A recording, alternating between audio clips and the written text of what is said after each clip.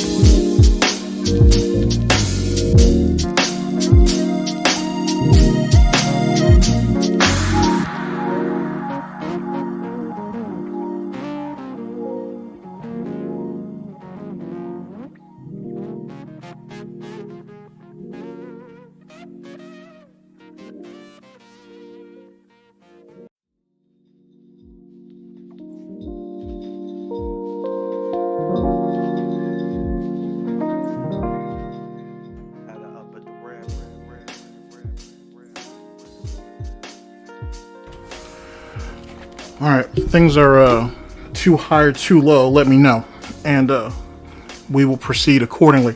How's it going, people? Welcome to another test stream. It's a thing. So, I won't hold you guys up because I'm sure there's so much fun stuff going on DSP's end later on today. So I won't keep you from that. A couple of things. We're going to work backwards a little bit. So I had a stream planned for Tuesday where we would go over the Tank Garcia fight, and I had a bunch of other stuff like the situation with the boxing event with Boogie and Wings, some stuff with Ralph, a bunch of other stuff, but life comes at you fast. I had another stream planned for Thursday, which had a bunch of nonsense in it too, stuff to laugh at, and yet again, life comes at you fast. So I'm not going to scrap those streams, we'll just do them another day, and we can kind of just address this shit the way it is. And then we'll go with this. We're going to go over DSP's pre-stream from the I think it was like the 27th or the 28th. We're going to go over that. I had someone cut it down, and yet it's still like over a fucking hour plus. So that's a thing. And we're going to talk about essentially that and some of DSP's options. His only real option is Twitch, to be honest. But we can talk about some of his other options, or I'll save that for another stream. We'll see. So that's basically what's on the platter. Hopefully you guys are doing well. I'll drop some snort bucks in the chat in just a second. And sorry, it's still like fucking early for me. So let's go ahead and get through some of our stuff here. As you guys know, Snortbucks Coffee Company, the best beverage company. That's who sponsors us. Big ups to Chio. And big ups to everything that entails. Next thing is Sunspot Gallery, Pigsplaining. Hopefully you guys are checking out his series. I have a link to the playlist down in the description. Please check it out. Please support it. Take a listen to it. There's a lot of great insight in there, and I think you guys will walk away with a bit more insight. So big ups to Sunspot Gallery as it pertains to that. Now let's talk about some news, gaming news, guys. That I find that is somewhat interesting, to be honest. So, I have spoken about the Street Fighter 6 beta and how people are still playing the cracked version of it. People have been playing the cracked version of it since the first beta, essentially, and a lot of practice sessions. You can learn a lot. Well, apparently, Capcom has come down, is about to, I should say. They're going to come down on pro players in particular if they continue to use the cracked beta after essentially today. Really, it was after yesterday. So, oh boy, I will link some articles down in the description later on down the line. You can check out, you can see what it says. It was on Twitter too, especially for Capcom Cup. So, what's going on, ladies and gentlemen? Let's be frank about it. Let's be frank. There's an arms race, essentially, for that $1 million grand prize. Everybody knows that. That's what Capcom wanted. It is what it is. So now it's gotten to the point where you have people that are literally out here crying, saying this is bullshit. There's definitely an unfair advantage, yada yada yada, and a lot of people are not going to really have a chance at the money, which isn't particularly wrong, to be honest. But if you float around the right circles, or if you know the right people, you can get into the cracked beta. Because if I could do it, then most people could. I mean, granted, I'm doing it through something else, but whatever. It's a whole nother situation. The point being is that Capcom is like, hey, that shit needs to stop. That needs to stop now before shit gets crazy. And the reason why is because there are people who are racking up time and have gained so much experience, and there are some silly broken combos out there that most people are not going to be able to compete. Now, is this thing warranted? Maybe, but it is what it is. Hold on just a second.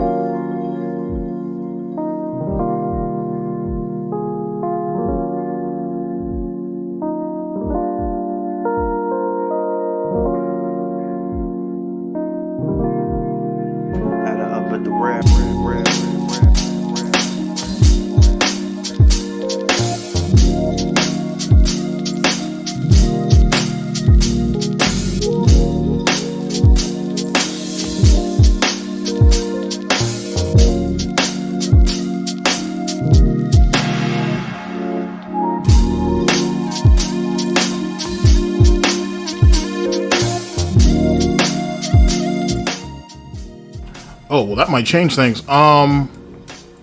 Okay, time is still on our side, but time is definitely the ultimate monkey. Anyway, back to what I was saying. I'm sorry. So anyway, pro players are essentially banned from doing that. If not, they will be disqualified from Capcom Cup. A lot of people are like, good. A lot of people are like, hey, does it really matter? You could adapt given enough time. And a lot of people kind of don't care. I don't know. I look at it like professional baseball without steroids. I want to see impressive shit that entertains me, to be honest. Do they have an advantage? Sure. I mean, but someone's always going to have an advantage. That right there, tells the struggle, essentially. At least that's the way I look at it. So we'll talk about that further, but there's a few articles floating around if you guys want to look at it and see what it is. It's the banning or some of the repercussions of doing it is fair, I think, but that's neither here nor there. But it doesn't really matter because some people will still do it anyway, and they'll get away with it up till Capcom Cup or even Evo. Well, at least Evo.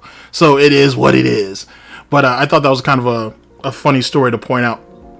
Speaking of Street Fighter 6, let's talk about another individual in question, if you will. And let's talk about that low tier cut. Excuse me. I'm sorry. Allergy. My bad. Sorry. Low tier god. Excuse me. Sorry about that.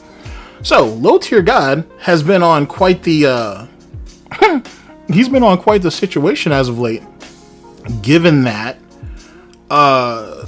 since the beginning of April, he's been trying to get himself unbanned from Evo, which makes sense because he's been banned for like 3 fucking years. So it is what it is. Then again, he didn't apologize, so whatever. He's been banned for 3 years. He's trying to get unbanned. He is also reached out to Alex Valle, aka Uncle Valle, aka the old man, and he is trying. Well, it's not a public conversation, but he's been speaking to him in private. The thought process, ladies and gentlemen, is that he is trying to get himself, trying to see if he has an open invitation to Wednesday Night Fights, which makes sense because Wednesday Night Fights is going to get him a lot of exposure, just like it did with Street Fighter V, and hopefully through that quote-unquote positive exposure, and what he feels he can still offer to the FGC, i.e. what he can profit from the FGC, I should say. He's hoping to use that as another angle to get back at back in the Evo, but he needs to know if he still has an open invitation for Wednesday Night Fights. I don't remember him being banned because that's really more of a local. It's not a tournament. As you know, Low Tier God and Cyril Blast 3 years ago got into this whole nonsense. Cyril was basically calling motherfuckers stationary, and amongst other things. Low Tier God initially started it saying that if you really want to be trans, don't you have to split your Oscar Mayer, and it's just all kinds of silly shit. And that's what led to what it led to. The thing is Cyril actually apologized, Low Tier God didn't. With that being said, yes, I'm actually getting ready to hit on that right now. So while Low Tier God's doing that, he's also mad at YouTube while trying to reach out to people at YouTube to get himself unbanned from YouTube. And then he just got himself banned off Twitch. I'm sorry. You shouldn't laugh at somebody's misfortune.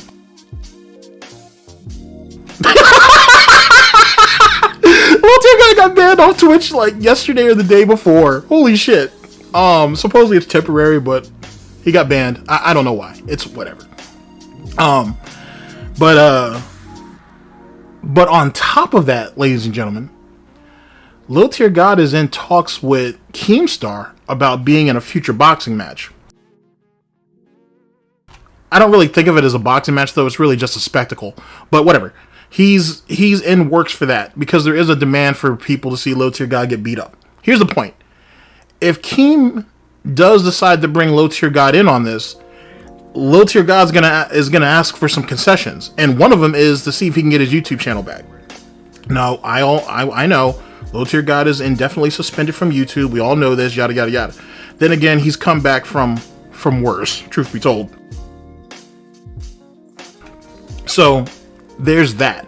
So I say that to say this: if you really want to end up fucking with your local LOLCOW, you do it the way it's happening with Low Tier God. He is at a point for the first time in a long time where he has a lot of opportunities that he may not have or he may not have gotten. And now everything's falling apart essentially. Because what good is he the Keemstar as it pertains to this boxing match or future boxing match if he can't promote himself anywhere? Yeah, he has Twitter, but fuck Twitter. He needs Twitch, YouTube, he needs both. And now he doesn't have either one, even though Twitch is supposedly temporary. It doesn't look good. It doesn't look good at all. And he's essentially been cut off at the fucking knees on the cuffs of Street Fighter 6 being made available literally in a few weeks. Like, well, in a little over a month. So, with that being said, womp womp to Low Tier fucking God. Hopefully he can get that shit worked out or whatever the case may be, because I'll be honest with you, I want to see him get beat up and humiliated on any fucking tournament he go to, especially Evo, and then him go back to his streams and bitch and complain about it and talk about flowchart shit and how people don't play the game correctly. I want to see all that, because essentially he's at least brave enough to do what DSP isn't, to be honest. DSP can sit in his fucking snort fort that's slowly falling apart and go ahead and yell and say it's PC has the advantage, even though I heard the other day that PC doesn't have the advantage. Whatever. He can say PC players have the advantage. He can go ahead and mind fuck himself and say that Xbox is better, even though there is some input delay on the PS5. If you played X Defiant, you know what I'm talking about. But neither here nor there. He can sit there and say whatever. DSP can say whatever he wants from the comfort of his own home. At least Low Tier God is willing to go out there and say it and deal with the bullshit that comes with it. That's all I'm saying. As it pertains to who Low Tier God is possibly going to fight, they'll probably just put him up against another big YouTuber, and then if that showing goes well, then they'll put him up against another LOLCOW or some shit. Like, there's a bunch of people he could potentially box. So it is what it is. But that publicity from this boxing match doesn't mean jack shit if the dude does not have a platform. That's all I'm saying. So Keem needs to kind of weigh out his options on that shit, because essentially he's just hauling dead weight. Womp womp. So there you go with that. So Street Fighter V, Low Tier God, Hurtful. Hopefully they get that shit worked the fuck out. Honestly. But hurtful nonetheless. Alright, so our next situation, ladies and gentlemen, is we're going to get to this video, which is should be fun, I suppose. I will start the ball on it, and I'll let it run for a minute, and then I'll jump in as I see fit. So let's throw that there. Let's throw some snort bucks in the chat. Hopefully you guys are all doing well. Actually, let me check and see what the chat's saying, just in case anybody has any thoughts on Low Tier God or that beta, or that whole situation with the beta bannings, and then we can move forward. Like I said, good morning and big ups to all of you guys.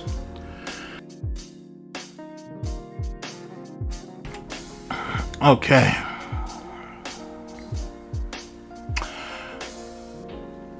Yeah, Low Tier God doesn't deserve anything. Trust me, I'm not advocating. I'm not advocating for Low Tier God to get anything. I'm just more amused on the idea that when it looks like things are starting to fall into place, shit's all fucked up. And I think it's hilarious. I think it's absolutely fucking hilarious. And it couldn't happen to a better person. So, womp womp. Why so early? This is just the time today that I have to do it. To be honest with you, probably worked out, being that apparently plans have been made that I have forgot about, or whatever the case may be. So it kind of worked out, to be honest. Yeah, he better not skip leg day if he's really gonna box. He better not skip leg day. But it's all a spectacle, though. It's not anything serious or anything that should be taken with any type of real consideration. If you guys are following the Wings of Redemption Boogie thing, there's allegations out there saying that the whole thing is rigged. I don't think it's okay. I see how it could be rigged, and there's definitely some collusion, but it's not the way. It's not a complete, like, okay, one of us are going to lay down, or it's going to be a double KO, or whatever the case may be. First off, it comes down to the fact that Keem, as the promoter, has dropped the ball. First off and foremost, he should have essentially Boogie and Wings' tight sizes, their shoe sizes, their glove sizes, and whatever else they need. He should be providing that as the promoter. So this way, these two idiots aren't running around looking silly. As it pertains to both of them talking and all that bullshit, yet again, they should be going through Keem for all of that instead of directly talking to each other, because that leads to the collusion. But yet again, it's whatever. But then Keem has another problem, because he has the Wings troll community that are circulating that age of consent thing, and people are kind of looking at that situation being like, ew. And so now that right there is going to be a problem in itself. Now, to be honest with you, that's a double-edged sword, because not only does it make Wings look like a bigger piece of shit than he already is, plus or minus a couple pounds, but it also gives Boogie incentive to actually, if he can, to actually win the fight. I would say knock him out, but that's amusing. That's not really going to happen. So there you go. Now, I did see a little bit of Wings' stream that he had yesterday, or maybe the day before, where he was outside or whatever. the guy seems fairly content with being outside in his yard, walking around, or doing all these things. So why not do it? Why sit there and fucking vegetate and whatnot and only be motivated to do anything because you've been offered 10 grand?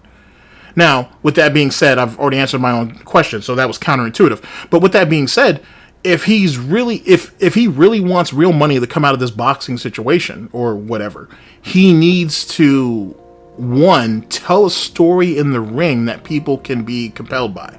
Him and Boogie need to do that.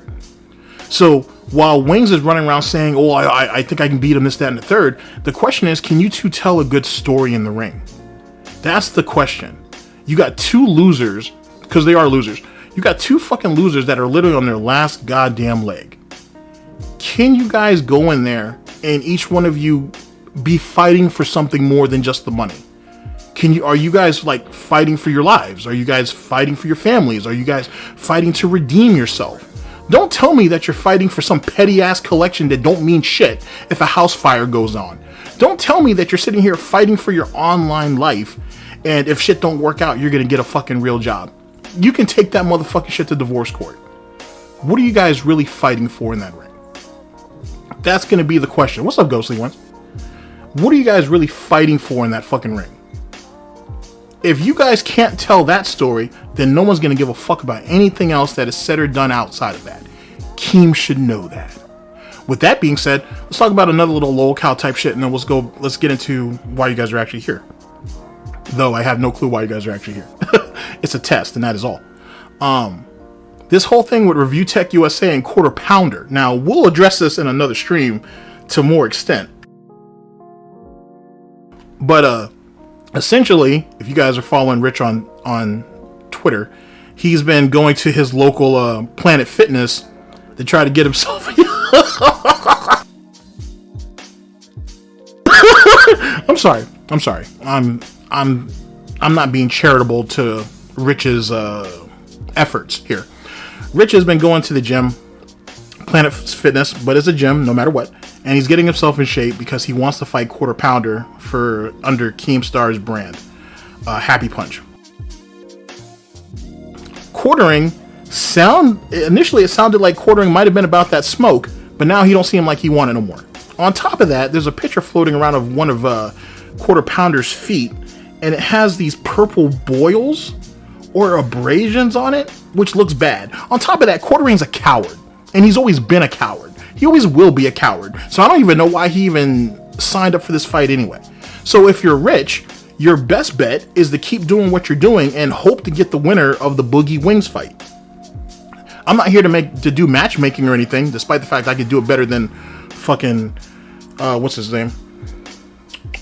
iDubbbz' fucking wife or pair or whatever you want to call her. I could definitely make better than what she did.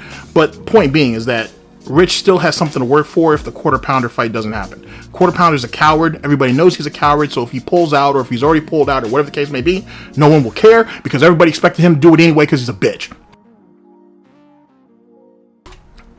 As it pertains to the overall spectacle of these celebrity fights and all this nonsense, it's a spectacle. That's what it is. It's not considered a real fight. No one's going to take it really, really seriously. After when Jake Paul lost to an actual boxer recently, all of that nonsense is gone. It's all just an amusement show. It's a carnival show. Nothing more needs to be applied to it besides that. So that's how it should be looked at moving forward. Is anybody going to actually end up fighting? Really, it's just good right now. It's just going to be Boogie and Wings, as far as I know. And then Low Tier God, they're trying to... Keem is in talks with him. And then Rich and Quarter Pounder. And even then, that fight looks like it's going to fall through. Quarter Pounder doesn't look like he wants any of that. That's right, actually. Good point, Beavis. Quartering has gout, so that might explain a lot too. So there you go on that. It is what it is. I mean, it would be if I'll tell you this: if you guys are following, what's his name, kingCobraJFS. If you're following him, you know that he just got himself a lizard, or I think it's a bearded lizard. I don't know. The point being is there's a There's a dead pool on that lizard. Let me explain, and it's kind of fucked up, but whatever. If any of you know Cobra, you know Cobra can barely take care of himself. So the fact that he has a lizard, or a pet in general, is egregious. Now let's talk about lolcows in history of pets, for example. Look at Amberlynn Reed with Wasabi and Twinkie especially. I'm surprised she never ate Twinkie, to be honest. I mean, because she damn sure ate everything else. Look at the neglect that shit was. Look at Chantel, Foodie Beauty, or Foodie Booty, or whatever the fuck you want to call that chick. She is in the Middle East right now, but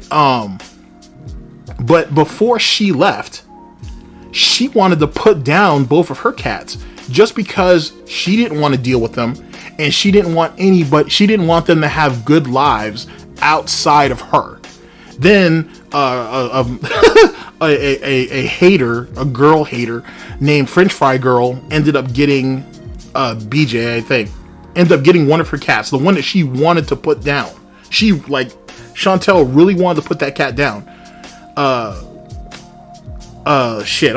French Fry Girl ended up getting the cat because her brother and her sister-in-law actually adopted the cat, and then they took the cat to the vet, found out this cat had all kinds of fucking problems and issues, and now Foodie Beauty is being called an animal abuser, and the proof is there, and now she's pissed the fuck off, but then she wants to try to have a redemption arc, so her second cat that was being taken care of temporarily, she wants to get that cat back, which makes no sense because you wanted to kill that cat too, so why do you want to go back and get that cat? Whatever. It's some type of stupid redemption arc. It's not going to work as bullshit. Now, look at fucking Wings. Wings supposedly has a history of mistreating dogs. Let's look at DSP. He ain't sat there, and DSP is such a fuckwad that he couldn't keep hamsters alive. But then, let me give you some real funny lore that people don't really talk about no more. Do any of you guys remember the Patreon plants? Anybody remember that? Let me paint the scenario for you. So, after Panda picked up and left DSP's bitch ass, DSP was feeling lonely because he's useless and he's a lonely person. And he decided, I want to get some plants. It'll help the house out, it'll help my allergies out, whatever. So he gets these 3 types of plants off Patreon money, if I remember correctly. And they end up dying.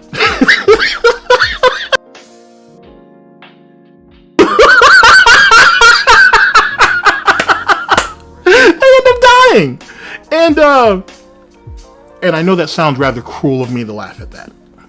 I understand that. Sorry, but I'm not sorry.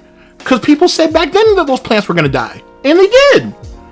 3 of them died. Not just one plant, ladies and gentlemen. 3. Uno, dos, tres. 3! 3 fucking plants died. And why did they die? Either because of PPP, which is poor plant placement, or he wasn't watering them. It doesn't matter. DSP couldn't take care of himself at that time. So this idiot wanted to have plants, even though, if you guys remember, the garden outside that Panda had already died out, and then the hamsters died. So a lolcow can't take care of themselves. How the fuck do you expect them to take care of another living organism, or being, or creature, or whatever the fuck you want to say? How does that work? Make that make sense! Oh, the madness of it all. Oh my god, so good. So good. Anywho, there's a death pool out on Cobra's lizard. The death pool goes as follows. Sorry, I want to try to hold it together. Okay, because for all we know, this lizard could be like the long lost brother of Tevin's lizard. Bearded lizard dude. And I'd hate to laugh at something like that. So let's not do that. It's alleged, some people think that the lizard won't last 2 months. Some people think that the lizard won't last 6 months. Some people don't think it'll make it past a year. And despite how gruesome that sounds, I have something even worse for you. The question is, what happens to the lizard's carcass after it dies. Now, if you guys know your Cobra lore, you know that he found a praying mantis once. I don't know how he killed it, but he killed it, and he ended up and he ended up putting it on a staff so it could be sold for some type of macabre type of reason. It was really fucked up.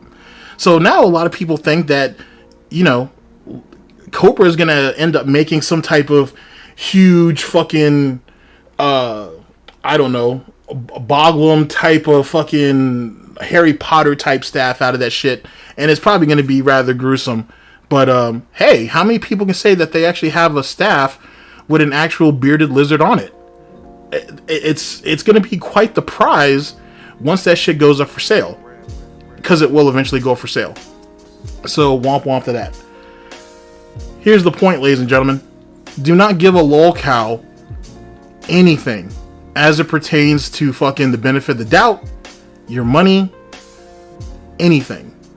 They will always take advantage of it. They will always make you look foolish. If you haven't figured it out this long into the game or this far into the game, I don't know what to tell you. I understand the whole human aspect and all that bullshit, because it is bullshit. But that's not bullshit. Let me take that back. I understand the human aspect of it because everybody wants to give people the benefit of the doubt, because everybody wants to see the good in people somewhere down the line. A lolcow is a lolcow for a reason. You can't humanize that. And I say that because they can't humanize it. When you're promoting something called tactical soap, but you're not actually using it to bathe with, but instead rubbing it on your clothes and then going out here lying, saying that all these women in this small place called Casper think that you smell really good, this, that, and the third, but you ain't pulling no pussy, I'm sorry. I find that to be something, there's something wrong with that statement. There's something a bit off about that. I'm sorry. It seems a bit off. So make of that what you will. Make of that what you will. Holy shit. Anyway, that's the news for the moment. It's funny stuff all around. Eventually there'll be timestamps in the VOD. Hopefully. That'll kind of let you navigate the way you want to navigate on that. Alright, so let me go ahead and get this video started for you guys, and I'll see you guys in literally like a second. Never trust a lolcow.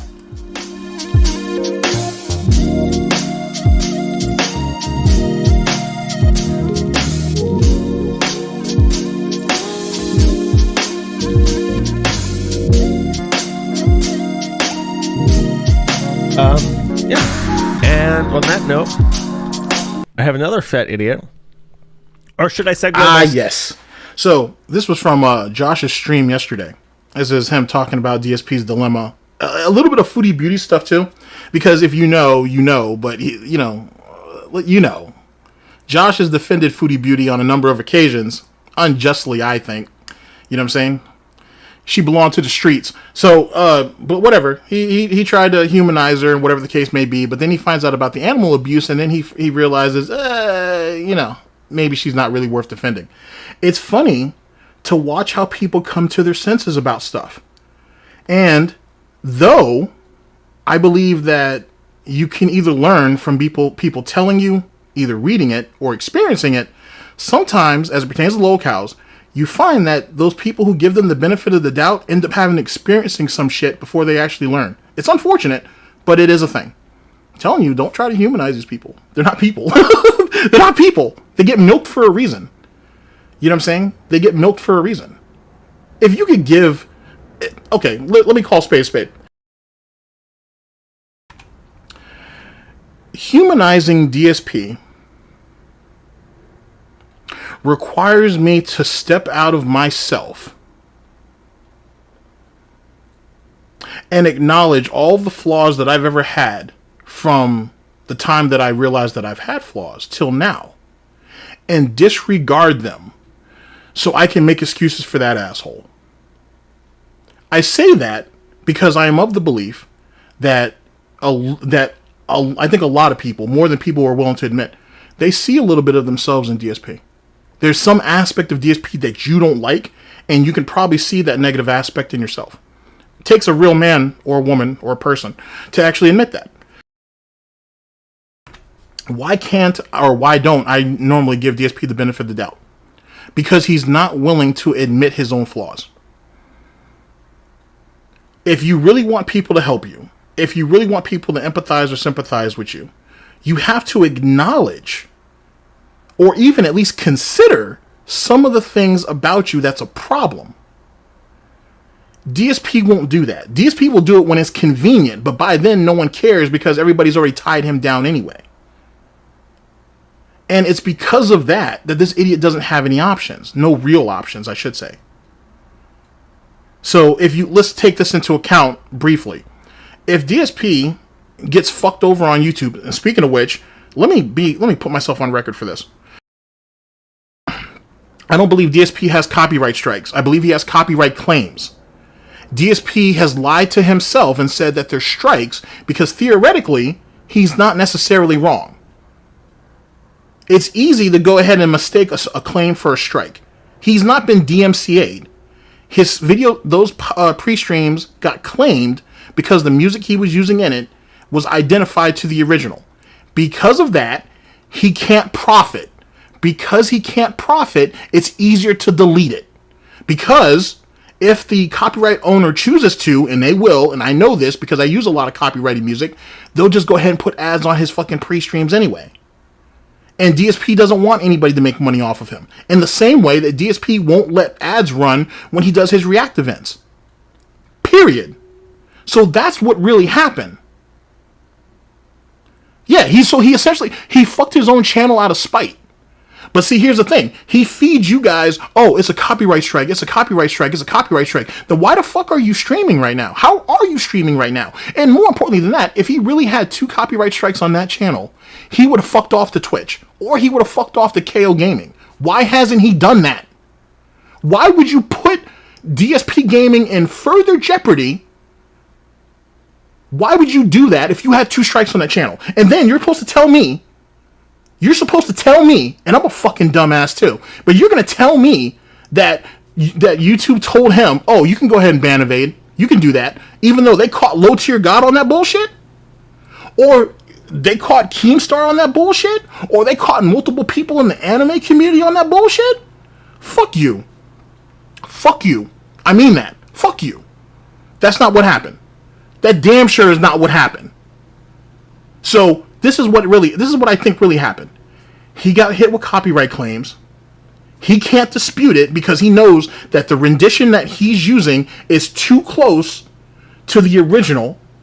And he said, well, I'm not going to let these people make money off me, so fuck that, I'm going to get rid of it. Now, I'll give him the benefit of the doubt right now, just a little bit, just like how he gives his wife, just a little bit. He thought, oh, well, if these things got claimed, maybe eventually they could get struck, so let me delete it. So he went ahead and fucked almost 400,000 views off the YouTube census over bullshit. Now, ladies and gentlemen, let's go ahead and establish a pattern. Back in 2015, when he got hit with those false copyright claims, right? He went, instead of letting YouTube or Machinima do their damn job, what did DSP do? Say it with me, class. He went ahead and just deleted those videos. Instead of letting the people, mainly Machinima, do their goddamn job and handle that shit. So he can blame Be Awesome One, he can blame Jackie Chen, he can blame whoever the fuck you want to blame. But here's the point. 3 fucking million views got fucked off because he's a fucking idiot. And no one's gonna tell me different. That's what happened. So now, and DSP never really recovered from that. So now, in 18 months, or no, 18, that wasn't 18 months, in 10 months, he was only able to drum up 400,000 views, and now he ain't screwed that off the census. The channel's dead. The channel's been dead. But now the channel's really dead. It's done now. He's sitting here crying to YouTube, and he's doing all this bullshit that he's telling you about, these 14 days or whatever. He's doing all that to try to get YouTube to ensure him protection in the future. He's not fighting copyright strikes. He got hit with claims. He's crying to YouTube about these claims and saying, you guys need to protect me in the future because I got all these haters and I got people threatening me here and I got people saying this and I got people saying that. That's what's really going on. There are no strikes. Because if they really were strikes, he might actually show them. Why not? Because if he's getting ready to do what I think he's doing, what he's been plotting to do for a little while since these attractor channels are starting to go down, he's trying to get back on side scrollers. He just needs to get rid of the opposition. And the opposition, in some capacity, kind of helped him with some of that. But essentially, he's trying to get himself back over there on side scrollers, and he's trying to change the narrative before he before he gets back over there. That's what that is. And if he can go ahead and sit here and say, these guys are striking me, and these guys are doing this, and these guys are doing that, and I showed my flagging history, and I only flagged what I felt that was in my right to do so, but now I'm being retaliated against, and I need protection, does that not sound a bit more reasonable than him saying that he's fighting for strikes on a channel that's damn near in the grave if it really had 2 strikes? Why not go back to Twitch? Oh, and let's talk about that for a minute. On a previous stream, I had talked about how some Twitch thought got her channel nuked 2 years ago and she came back on. Now, she didn't get demonetized. Her channel actually got hit. She was actually, there's an interesting story behind that. I'm not going to give you the full story, but I will say this. She was competing with Amaranth about 2 years ago during what's known as the Hot Tub Wars. And she was essentially Amaranth's chief competition. And then all of a sudden, she got fucked off of Twitch. I'm not accusing Amaranth of anything. I will say, like Pokimane, she's a pretty savvy businesswoman. And she will do whatever she can to protect what's hers. And when you got a bunch of thoughts out there that are willing to go ahead and put themselves out there the way they do, taking the number 2/number 3 thought off the census isn't such a bad thing. Now, Bella Delphine's a different type of thought. That's a different type of situation, to be honest. But we can... Talking about... Belle Delphine is different from Amaranth in the exact same... in the way that Pokimane is different from fucking Momokun. Like, Momoku. You're talking about just different sides of the fucking stratosphere and shit. It's just a different type of game that's being played with all that. But it's neither here nor there. So that's what that situation is. So as it pertains to Darksydephil, yet again, why not go back to Twitch? He's been off the thing for 2 years. Yeah, well, so does Amaranth. Amaranth has good business sense. She owns a bunch of a bunch of 7-Elevens. And then that whole little spat that she had with her boyfriend / husband / whatever that case may be, that drummed up amazing drama. And this is what people never really talk about, and it kind of makes me wonder why not. Amaranth let's say that whole Amaranth thing was real. Let's say it was real. With her and her boyfriend, few months ago, late last year, whatever that was. And, he really is emotionally abusive, maybe even physically, and he's really in control of her money and all this, that, and the third. Did you see how much sympathy bucks she racked up in that week and a half, and even the month or so afterwards? A lot of money. A ridiculous amount of money. If it's not true, and it was all just an act, if it was all a work, if you will, then she still made herself a bunch of money, and she ain't weaponized her simps and all those other guys into being like, oh, we may have actually a chance now, or, oh, I can be the protective person that you need. You don't need him, whatever. And it worked out. Financially, it worked out. On top of the fact, it helped her reputation. Oh, I understand people call you a thought, people call you this, that, and the third, but you are a person, and you are vulnerable. And now we have a better understanding that, your boyfriend / husband, whatever, is actually taking advantage of you financially. It worked out. It painted a narrative. And since barely anybody sees that dude anyway, he gets to be the bad guy behind the scenes, and he don't give a fuck because he gets to count all the money that comes in. And she has herself a quote-unquote second lease on life as it pertains to her reputation. Yeah, she's married or she has a boyfriend or whatever the case may be. But you know what? Maybe she would reconsider if the right man comes along. It was clever. It's not something new. It wasn't groundbreaking, but it's clever. Okay. As it pertains to DSP. So why not go back to Twitch after 2 years? My initial thought is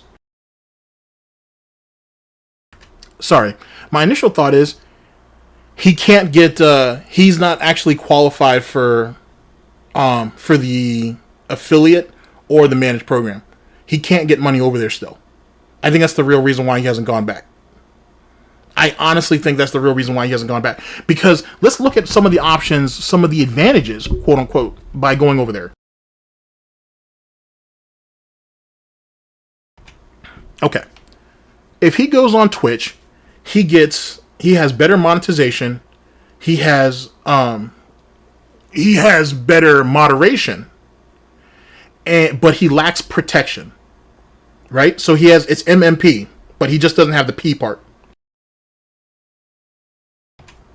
Over the 2 years that DSP has been off of Twitch, there's quite a few detractors who have made their way over there and are doing quite well. Now, I'd like to tell you guys, I really do, I really want to tell you this, that DSP couldn't go after any of them for any type of reason because most of them are either affiliate or managed partners, and DSP wouldn't be in a position to do anything to them. The problem is Real Talk Podcast, to be more particular.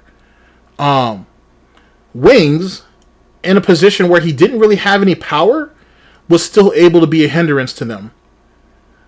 I'm pretty confident if DSP was motivated, and trust me, DSP is motivated, he could probably do the same way. Now, similar to what's going on YouTube, DSP has figured out, or whoever, the DSP cabal, whatever, they have figured out a way to hinder detractors and even taken a few of them off, hopefully temporarily. But the point is he's been able to hinder them. Now, truth be told, I'm surprised that some of these guys just didn't get demonetized off rip and then have to deal with the 60, 90 days to get remonetized. I'm surprised that didn't happen. But see, DSP's not smart. DSP would much rather get all these people to fuck off than try to demonetize them and hope that they won't come back on them. That's what happened. DSP, as I said in the last stream, going to DSP and trying to appeal to him or trying to threaten him or whatever was not going to be the play. This is the most power DSP has had over his opposition in a very long time. Why would he give that up? Even if it's a deficit to himself. Why would he do that? Honestly, why would he do that? And you should submit a claim if he does talk shit about you. Please believe he's going to talk shit about you, though. Please believe. I'm sure you've been around. You know how that works. So he's going to talk shit about you. And yes, you should file a claim on him. Absolutely. Will anything be done? Will anything be done off that first claim? Will anything be done off your third claim? Off your fifth? What if DSP pulls his own bullshit pignosis and say, oh, I didn't mean it that way? Or this, that, and the third. Matter of fact, and I hate to sound like an asshole about this, but given that situation that got him demonetized in the first place, which is him talking reckless and whatever, he'll just go to Twitch and point back to this right here and say, hey, you guys remember when you told me to fuck off your platform, but then you realize I didn't quote unquote say what I said, or it was taken out of context, or it was missaid, or whatever.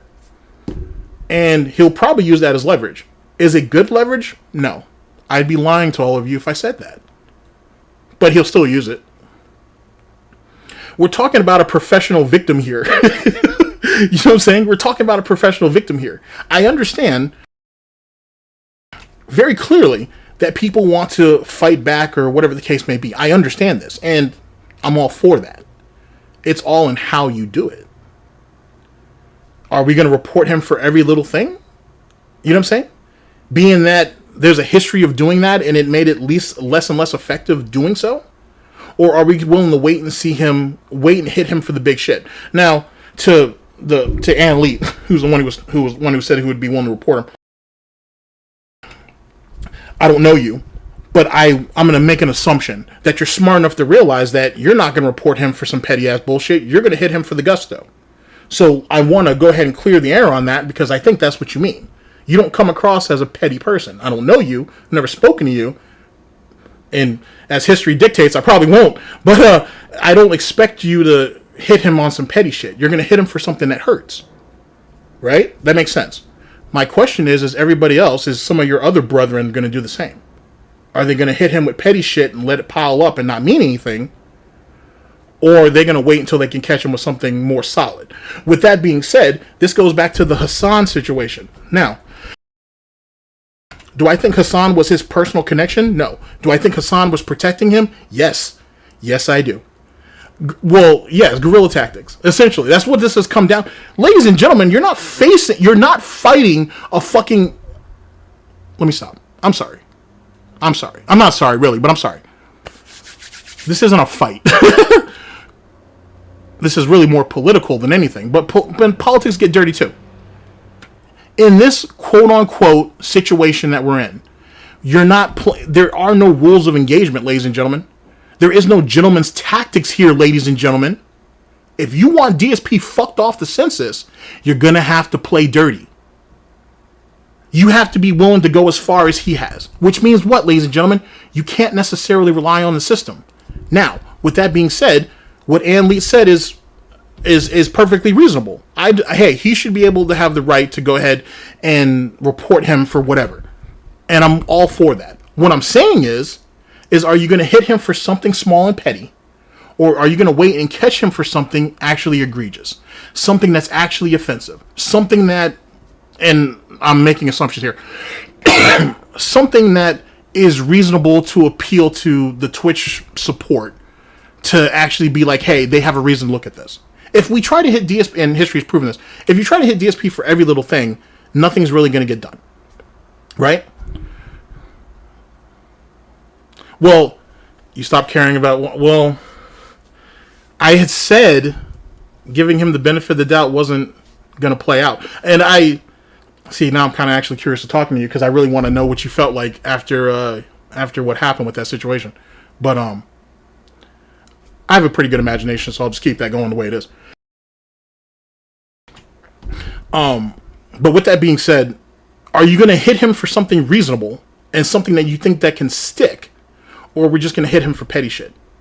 Now, someone like Ann, for example, ladies and gentlemen, should hit him if he can catch him on something reasonable, as well as, like I said, most of his brothers in arms.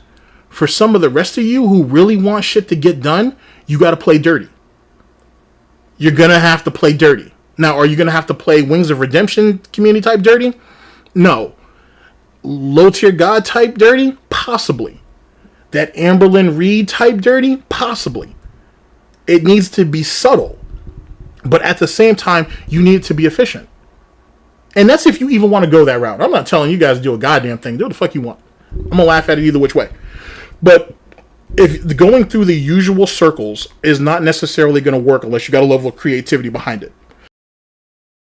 Like what Nigel from UKIP did, where he was able to get DSP's bullshit in an online article or whatever. Stuff like that. But here's the question. And here's the big question when you're trying to explain DSP's bullshit to people who are not familiar with DSP.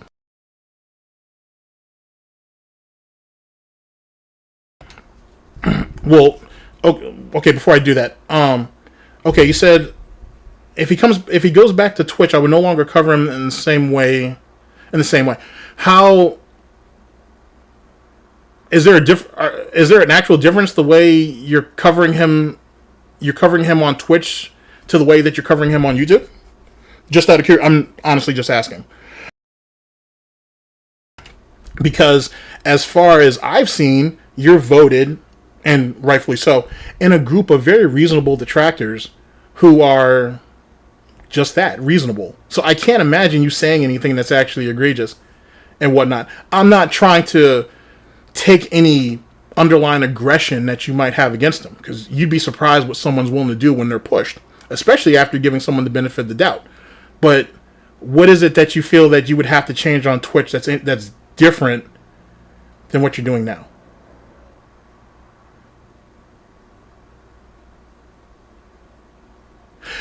How does Twitch define creator harassment? As far as you know.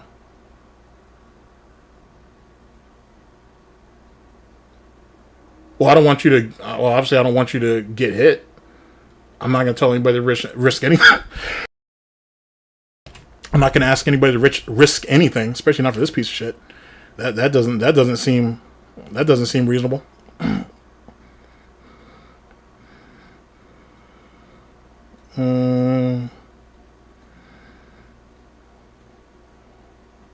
I see. So you would have to just break him down, but just with more consideration, is what you're saying. Because it can be done, clearly. Okay. Well, that's an interesting way of looking at it. I gotta say. If I ever dual stream, I'll have to...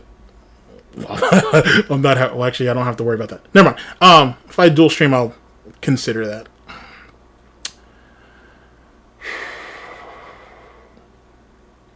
Okay, that's fair. That's fair. What happened to Anonymous? I'm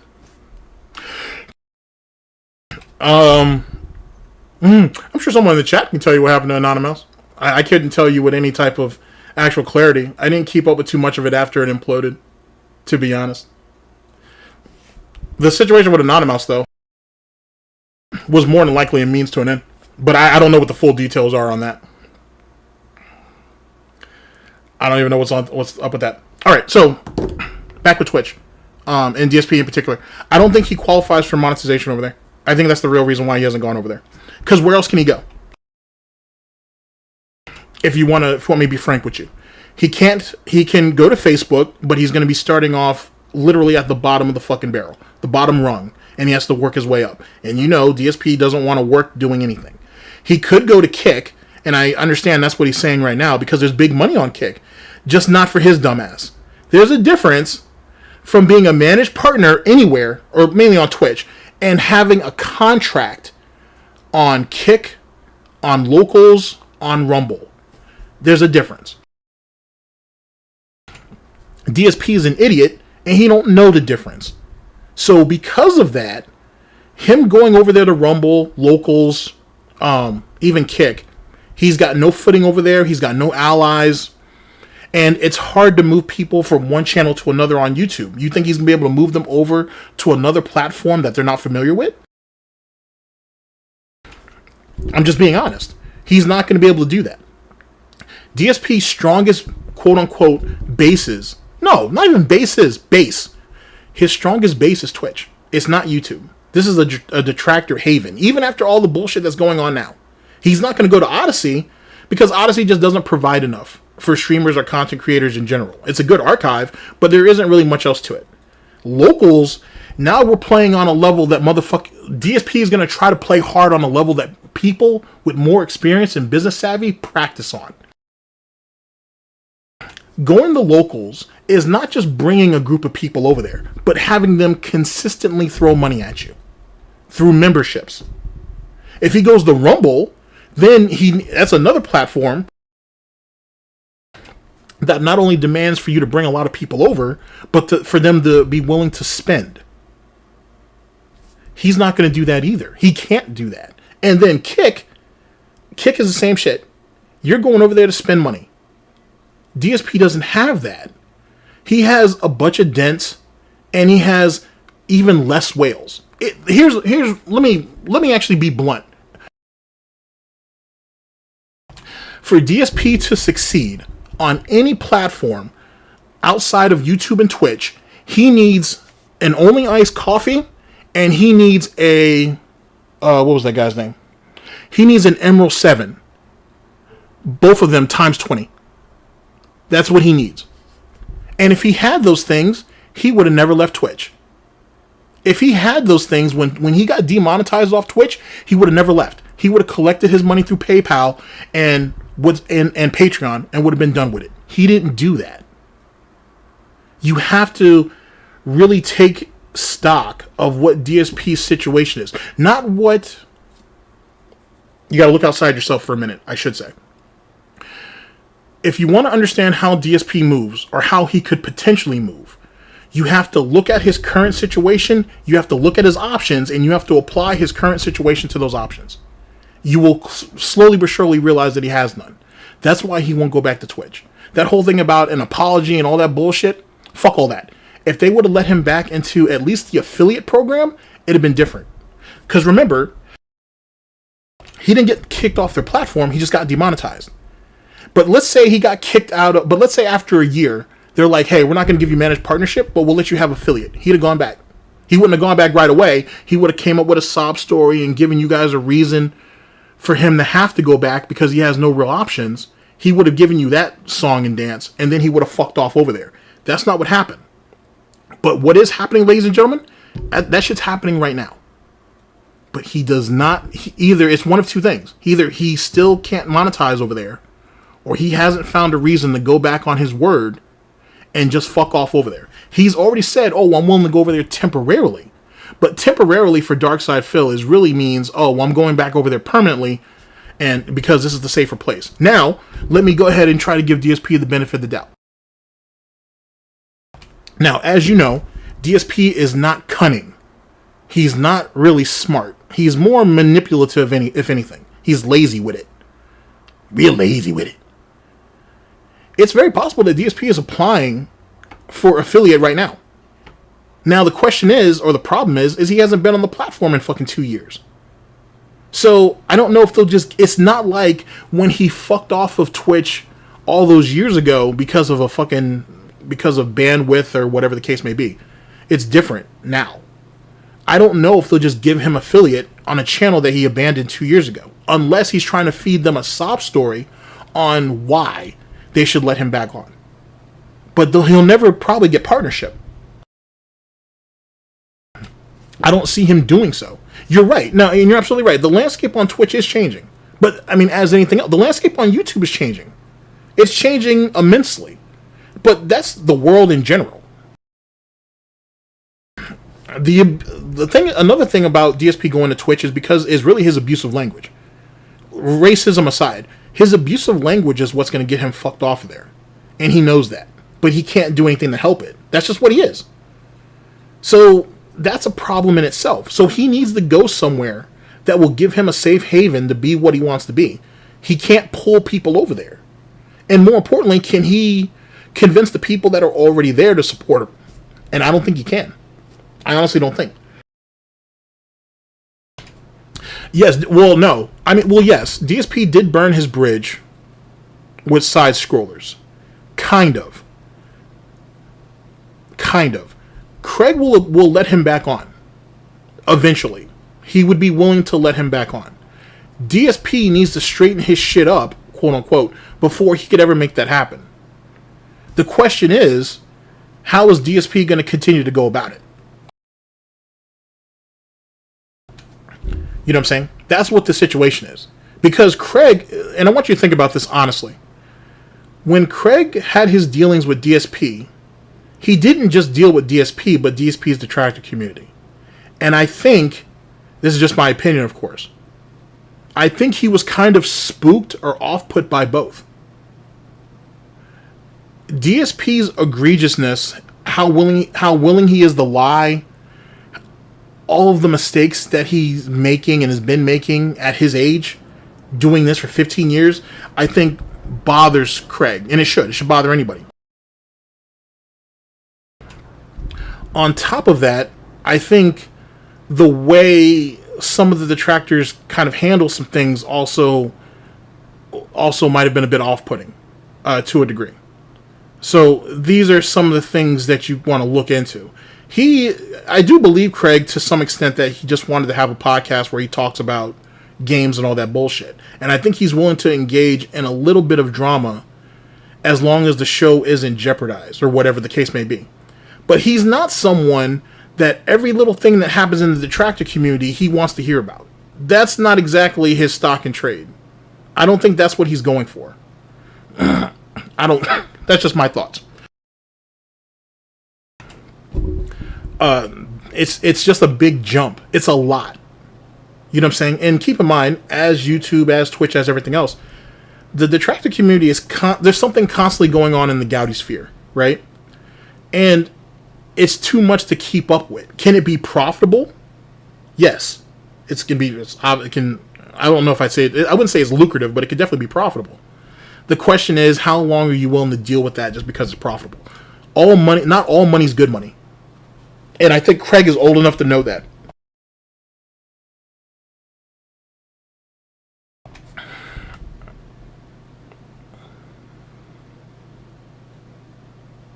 I wouldn't say it's actually double dipping. I mean, okay, you're right. I don't think there's really much gain from engaging in the drama, but I do think he wants to get DSP up there to actually talk about games, because it's drama, but drama that's controlled, right?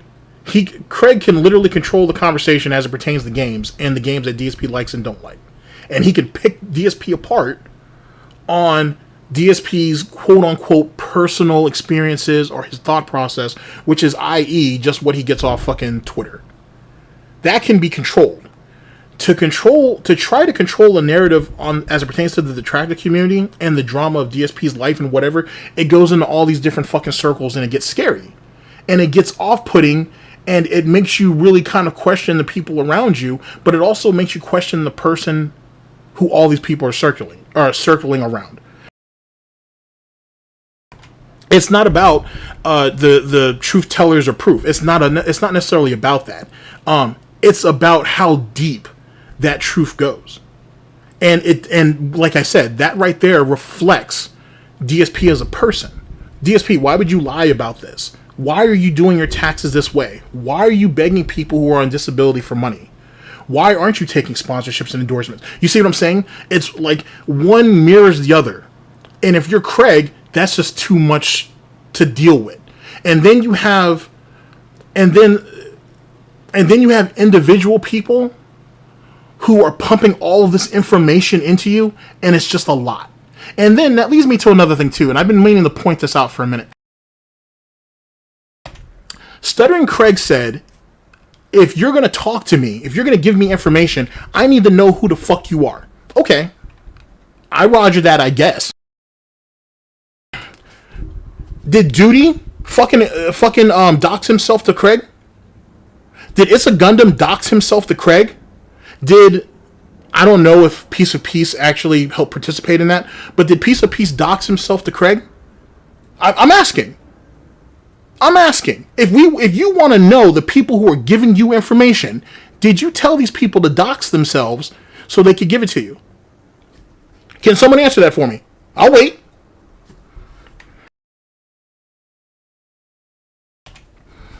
Big ups to the chat, by the way. Let me go ahead and throw some bacon in there. Let's throw some bacon in there. Oh no, I don't know if I have bacon. I mean, I have bacon, don't get me wrong. There's always bacon. Just disregard what I just said. Disregard that. Coffee first, then bacon. Let's see here. Bacon. Yeah. Because I understand the concept of you wanting to have an idea if the information is credible, but did we have to? But I something didn't sit well with me with the doxing part, and I get it because these are people he don't know. So don't be wrong. I'm naive, but I'm not completely naive to the situation. But did those people actually dox themselves? He's been a fan of Gundam for a long ass time. Did Gundam have to get on a fucking video call with him? Okay, let's not even say dox. Let's. Because doxing is kind of a different thing. Did these people have to reveal themselves to Craig so that stuff could happen? That's what I want to know.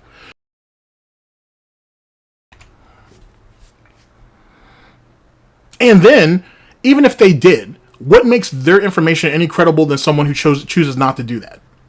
Which is kind of like my next thing. And yet again, if Craig is not a journalist, even though he's been trained to be a journalist, but he's not a journalist though, but he's trained to be a journalist, but he's not a journalist and he doesn't like that journalism doesn't have any, any integrity or any of that bullshit, but he did train to be a journalist and he knows what he's doing. Why is it that people need to reveal themselves to you? Some of the biggest stories in history were revealed by people under an alias. You know what I'm saying? Or who did it with anonymity. So what makes us any different? This is some bullshit online stuff. Why should anybody have to show their face to you who chooses not to already do it already just so they can give you information? It does kind of sound like a Philly type thing. But see, I think also early on, Craig was a sympathizer of DSP at first. And I think as more shit came along, I think he started to realize. And then I think as their interview went on, he really got himself fucking up to speed on how bad shit really was.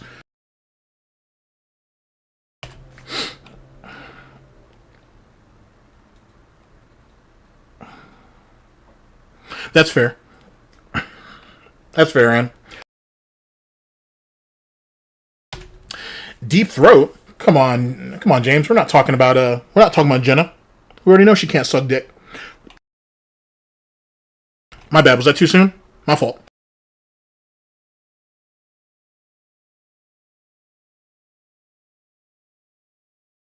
Well, like with any information that's provided, you have to sift through it. You know what I'm saying? You got to figure out what's what. Is she out yet? I don't know. I'm not sure if she's out yet, to be honest. Jail for her is kind of similar to jail for like Ethan Ralph. It's kind of something that they kind of need for a little while. They need to sober up, to be honest. I'm not saying that I'm getting off subject, but I'll bring it back around. As it pertains to Jenna and some of that hot shit she talks, if she was sober, I think she would actually act upon it. I think she would show up to DSP's fucking door if she was sober, and if she wasn't mentally clouded, if you will. But that's just here or there. Yeah.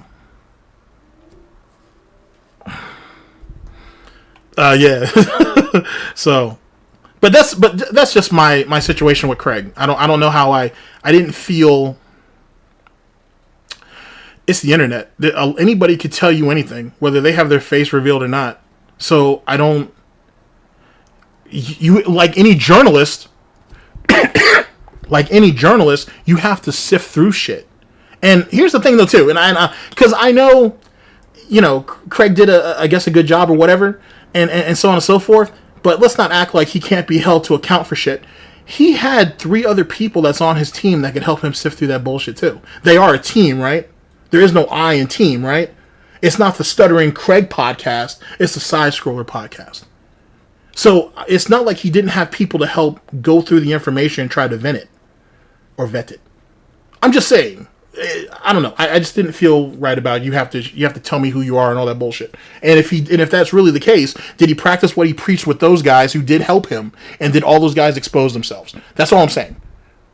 If that really happened, then fair enough. Craig gets then I apologize and whatnot. If he didn't do it, then I need answers, and I need an explanation. You know what I'm saying? Because I understand there's a bunch of little people there's a bunch of little guys running around on some bullshit. I get that 100%. But yet again, you as a journalist, you have to kind of sift through the bullshit and find out what's what. And there's enough information out there that you can do so. Just throwing that out there. Just saying. Just saying. All right. Let's see here. What were we getting ready to talk about?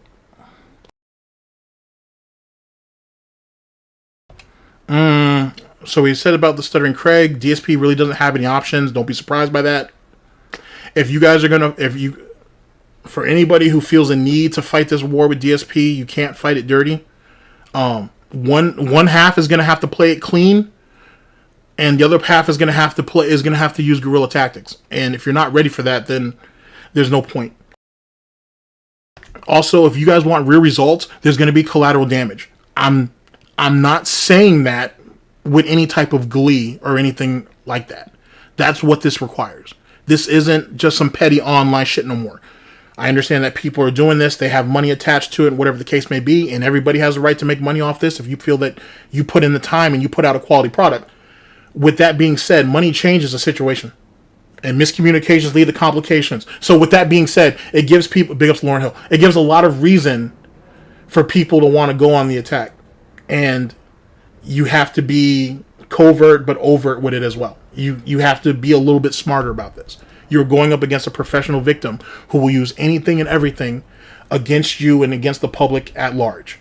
And DSP pulling the bullshit he's pulling now in the hopes that when he goes back on Sidescrollers, which he might, and he could say, hey, you took all these people's word for this. You listened to everything that they said and you didn't give me the benefit of the doubt. Now most of these guys are down. What does that tell you? On top of that situation with It's a Gundam looks kind of shifty. It does. I saw the video. He got demonetized last month. A lot of things happened last month. He got demonetized over a YouTube short, a joke.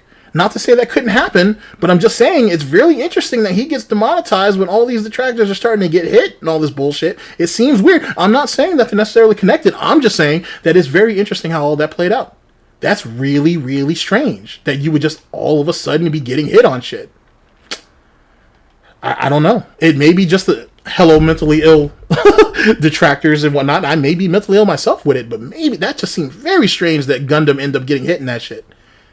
Yeah, Proper, you and me talked about that a little bit. It's really, really weird on how that happened.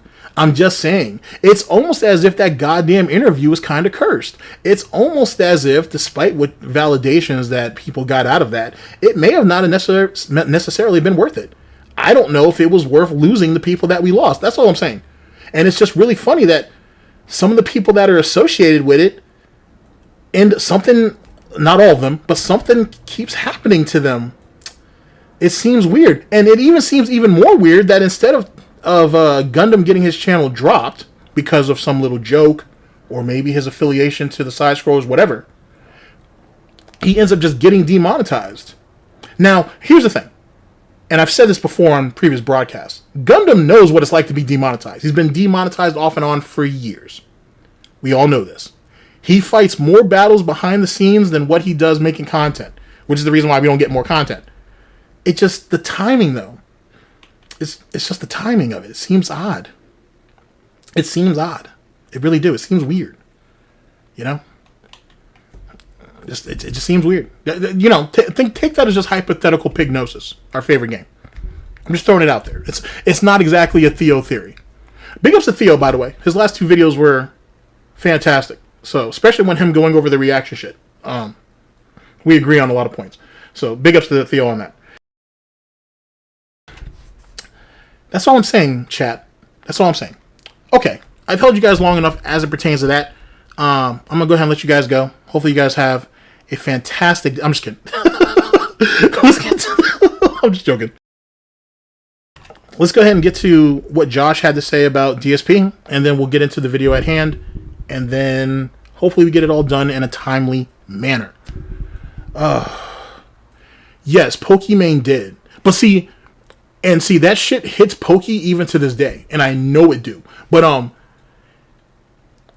and that's kind of the problem. There is, when you're successful, or if you want people to perceive that you're successful, I should say, you don't want anybody to intrude on that, right? Now, a bigger person can easily be like, all right, say what you want. That really doesn't affect me. Like, you know what I'm saying? Like, one person doesn't stop the circus, if you will. Now, we all have heard that, you know, one bad apple can definitely fuck up the bunch. But, truth be told, one person doesn't necessarily stop what you're doing. If anything, by you responding to them, it validates what they say. Sometimes it's just good to just let shit go, to be honest. And the proof of that, truth be told, is DSP. He could have just let some of that shit go. It really wasn't worth it to start, quote unquote, a war that he's been fighting for the better part of like 12 or 13 years. Well, really since the beginning, but whatever. It wasn't worth it. It really wasn't. You know what I'm saying? And this is coming from someone who is your favorite detractor's least favorite detractor. You can't, nor should you, nor do I listen to, you can't go after everything that's said. It's just not worth it. You know what I'm saying? Like, people are going to have their opinions of you, good, bad, or otherwise. It's just the way of the world. If you start taking that shit too seriously, you start looking like what Nick Rekieta looks like kind of right now. Where he tried to take his content into a more edgier direction, and then all this shit came out, and then he didn't respond well to it. Did it necessarily hurt the brand? Well, that was the brand that he was kind of developing. He kind of wanted to have the clean, insightful lawyer thing on YouTube, but then on locals, things could get a little dirty. Things could be a little degenerate. But we're all adults here, right? So, you know, it's all gravy. You know what I'm saying? And it's not that you can't have both, right? But you got to look at your circumstances, and especially with Nick, he was going through his bullshit with LawTube still. You know, all these not all of them, but there were some bad actors over there in LawTube who were bigging up Nick, and thank you for the opportunity, Nick. And, you know, I appreciate you helping me out, you know, learning how to monetize and learning all these other opportunities that I can have for myself. But then behind the scenes, they're talking shit about him. And then when LawTube couldn't be a thing and other people had a lot invested in that, and Nick immediately wanted to excavate himself from that situation because he knew where it was going to go if he stayed, then all of a sudden people have all these things to say. It's like that. It's like that. You know what I'm saying? Like, I could do an entire stream on some of Nick's shit. Like, it's really wild and whatnot. And really what that came down to, shit, I'm sorry, I keep going on this diatribe. The thing with Nick is when he got the deal with Rumble, this is after he got kicked off of YouTube, or temporarily. He got the deal with Rumble, and there's a lot of money out there on the line on this. I don't know what the exact figures are, but from better people and smarter people than myself, it's like it's high 6 figures, low 7 figures. That's real money, ladies and gentlemen. We're talking about a year. And he wanted that. He needed to negotiate his contract that way to make up for the money he was losing on YouTube. But then YouTube comes back, but he feels burned because of it. And Nick has a reason to. Nick was allegedly bringing in damn near $500,000 in super chats, maybe a little more, maybe a little less. And then he got screwed over the way he did. And that's kind of a shitty way of going about it. You have a reason to be upset. But let me reword this. DSP shouldn't mistake his situation and Nick's situation. Or DSP shouldn't mistake his situation to Dr. Disrespect's situation. And this is what I'm saying, and this is what I'm trying to put forth, that having a contract and then you being an affiliate are two separate things. So you've got to understand how all of that works and how all that plays out. Big ups for everybody who showed up, man. If you guys got to go, I get it. You know what I'm saying? There's better stuff out there, so take your time with it. You can always come back to this later. But Nick was making better money, a lot more money, and he had way more freedom. When you have way more freedom, then your time gets freed up, and now you got to do something to fill that time. And that's when he thought he could have this little thing on the side, and it could be kind of tongue-in-cheek. No one's going to take it really that seriously, and then shit got crazy in there. And then when Kiwi Farms got a hold of it, and then when other members of LawTube who weren't fucking with Nick at that time got a hold of it, then that's when shit got stupid. So, yet again, it's something that you can take into account and whatnot. But there's different levels of business, and the people who play on that level, it affects you differently.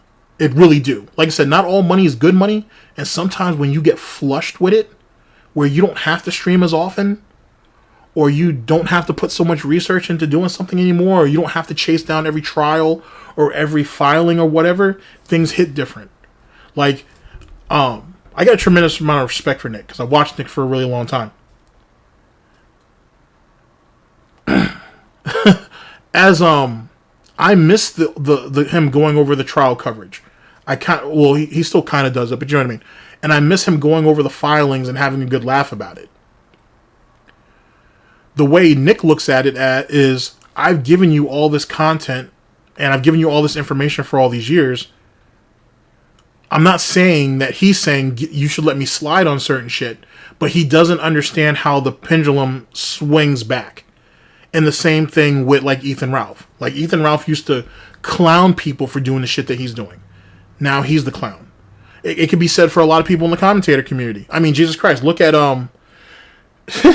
Leafy's had a very interesting couple days. But fucking name. Keffels tried to go at Leafy, and she fucked herself or himself or whatever. They fucked themselves off of Twitch or off of Twitter, and now they're over on Blue Sky, whatever that is. I guess it's like a Twitter alternative. And there's another person in the commentator community. He's really hated. Jaden, I think is their name. And they've been a Leafy stan forever.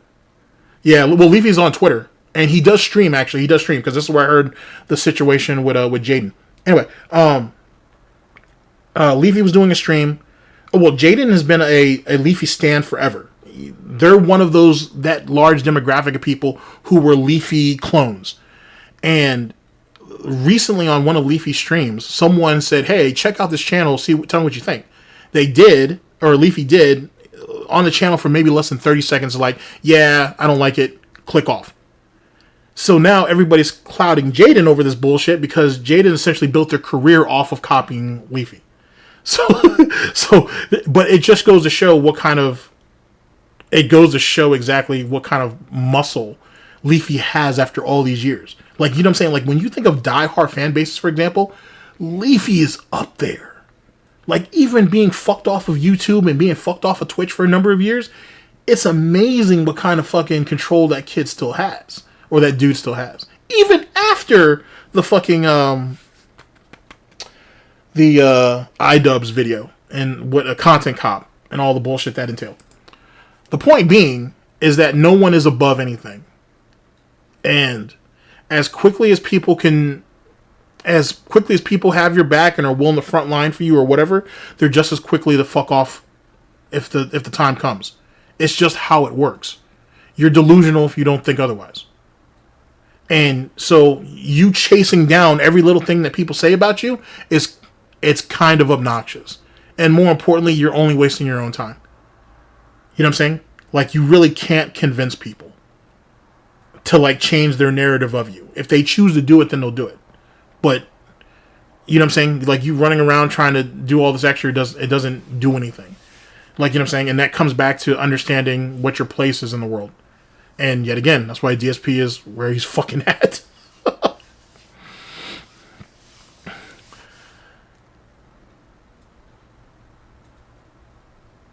That's probably true too, Wolfkeeper. That's probably true. So, all right, here. Let's. Anything else? And if not, I can get you into this. Well, yeah, that's the way I kind of look at it. Like, if someone formulates an opinion of you, it's just that. That's their business. It is what it is. You know what I'm saying? And people will see what they want to see. So if people agree with that narrative, then they'll agree with it. They don't. You trying to actively go out there and fight it is just going to make more people want to turn against you. You're giving them, you're giving that initial opinion legs, and you're giving it momentum, and you're giving it a reason to continue to grow. And there's no amount of protection from yourself or your clique or whatever that can really stop that. You're just going to turn everybody else. You're going to slowly but surely turn people against you. So, and more importantly, people don't have to like you. If they respect you, I think that's good enough. Honestly, people don't have to like you. They really don't. You know what I'm saying? More often than not, the people who don't like you will still quote you if you have a good opinion. You know what I'm saying? But you can't win everybody over. And why would you? Why would you want everybody to agree with you? That just seems... I don't want everybody to agree with me. And I have, like, really fucked up takes. Or I'm known to have them. So you don't agree with everything I say. And I'm not going to hold that against you if you do or you don't. It doesn't, it is what it is. Anywho, for the 20th time on my part, let's go ahead and see what Josh has to say about DSP's situation. Here we go. Yeah. And on that note, I have another fat idiot. Or should I segue by saying, speaking of Darkside Josh snorting, there is the snort Ranklin himself. Darkside. With that being said, and that's another thing too, money's not everything. Like, you know what I'm saying? Like, DSP making 100, 150,000, whatever he's making. It's not everything. It's really not. You know what I'm saying? Because look at what DSP has to do to obtain that money. And that's what people are quick to, like, people who are like, oh, you guys are losers, you guys are wasting your time on this loser, oh, you guys are just jealous because he makes all this money. Look at what he has to do day by day to get that money. Look at it. Look at how his life is. Look at how his life affects other people. Catherine is collateral damage for all intents and purposes. A troll didn't do that to her. DSP did. Look at DSP himself. His life is fucked. And he did it to himself. Because he wasn't man enough. Who's really jumping on DSP's doorstep? Honestly. DSP does not get the Wings of Redemption treatment. He doesn't get the low tier god treatment. Excuse me. He doesn't get any of those things. He's just some fucking hard on YouTube and on Twitch that people laugh at. That's it. You know what I'm saying? Yeah, we pick his shit up, we pick his stuff apart, we call out his lies, we say he's terrible at games because he is, and everything that's included to that, and that's essentially it. Very few people have done anything to bring the fight, quote unquote, to his doorstep. And yet, look at how paranoid he is. Now he don't want to go out there and do nothing. He's scared of every little sound outside. You're in a gated community. Remember, the same gated community that no one can get in, can walk down your street because it's illegal, despite the fact that's being bullshit. And yet you're still scared? Yet you're still scared? So now it makes me wonder, are you scared of the trolls, or are you scared on how your neighbors perceive you? Are you scared when he walks through the store or through the mall or whatever he's doing? When he hears laughter, does he immediately turn his head? Does he feel some type of anxiety when stuff like that happens? If that's the case, he brought that upon himself. That's not my fault. That's not Sunspot's fault. That's not Robert's fault. That's nobody's fault. That's his. You did that to yourself. You made quote unquote on the internet your prison, and then somehow, some way, you transferred that mindset from the internet to IRL. That's not my fault, nor is that my problem. I didn't do that to you. You did that to yourself. And you can fuck on about it. As it pertains to Catherine, hey, that's I've seen that meme about T. To be honest, it's a thing. I have a, well, I already talked about it, but I feel like T wasn't his friend. He was a stepping stone. He was a means to an end. That's what T was. Same thing with Scott. Scott, John, Howard, all Respect the Pack, OJ, all those guys were a means to an end except for John. Let me take John out there. I think DSP really cares about John. I honestly do. But I think everything else is just those guys were just a means to an end. There was no friendship, there was no camaraderie, none of that. They were just a means to an end. Whatever it took to get from one place to another. That's it. You know what I'm saying? DSP that's how he conducts himself. I don't know if I'd say they were his groupies. Maybe DSP in his head sees them as groupies and whatnot, and that's how he's able to rationalize it. To be honest with you, I lean towards the idea that they were looked at as employees, and that goes back to that Panda clip when they were at some type of convention or whatever, and Panda quote unquote pulled rank on John and said, you better be careful. I'm going to talk to your boss or whatever that was. That, and even though she may have tried to play that off as a joke, I think you saw briefly exactly what DSP thinks of the people that are around him. I really think that. So, womp womp.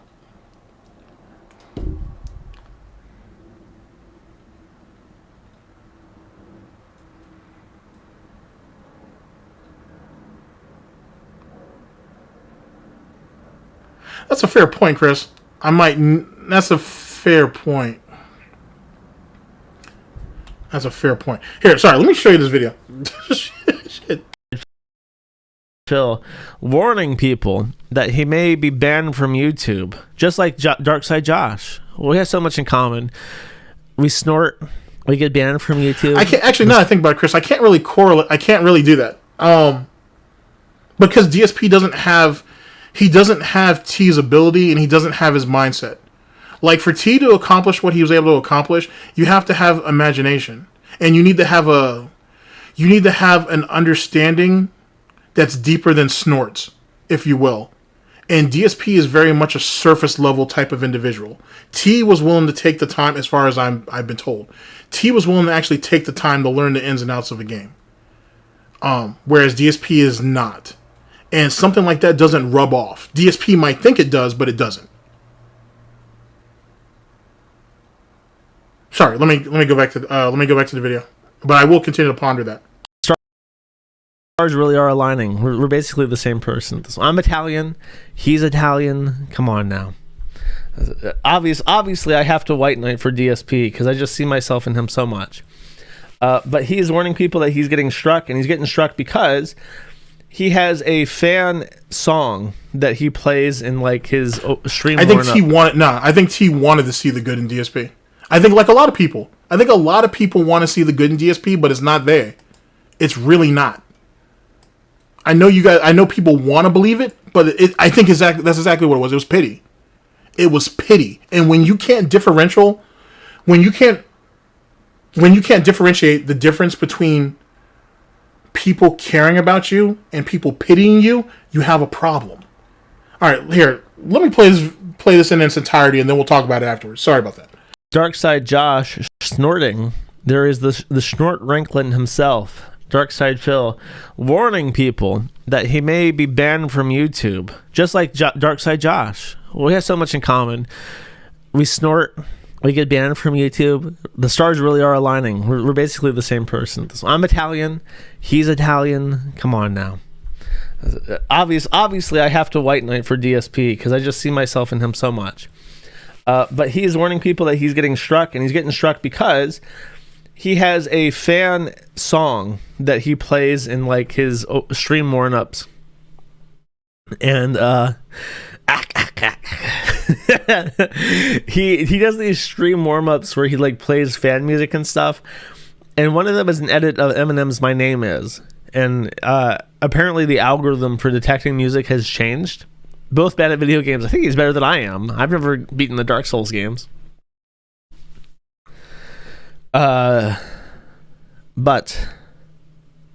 yeah, so the My Name Is song is getting struck again. So he's deleted hundreds of videos of archives where he plays this My Name Is song. So he's concerned that he'll get banned from YouTube, and he's deciding what platform to go to next because I think he's refusing to go to Twitch ever again. And over like some petty stupid shit. I can't even remember what. And he doesn't want to stay on YouTube because he is getting struck. So he's deciding what third-party dead-end platform to switch to next. Cozy, hell yeah, DSP on Cozy. Honestly, if DarksydePhil went to Cozy, he would be the most wholesome streamer on Cozy. He would be like the most straight-laced, respectable person to stream on that platform. He would take it over. He would find a whole new audience of young people.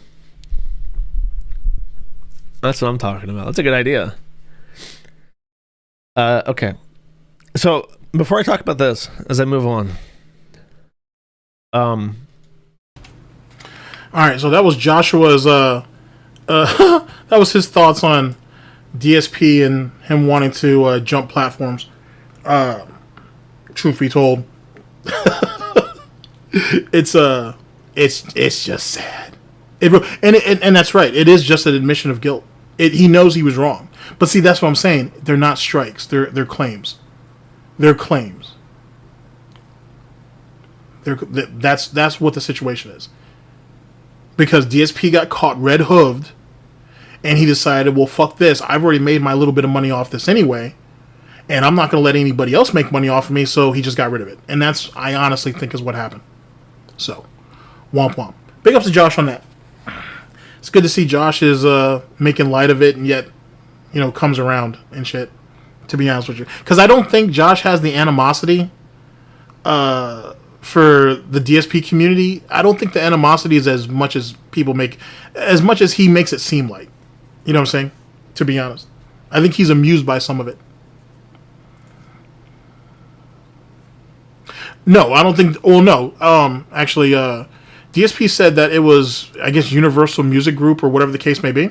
But I've had songs that was struck by was it BMG, by Universal, by excuse me, by Sony, and they didn't strike me. They either took the video down, right?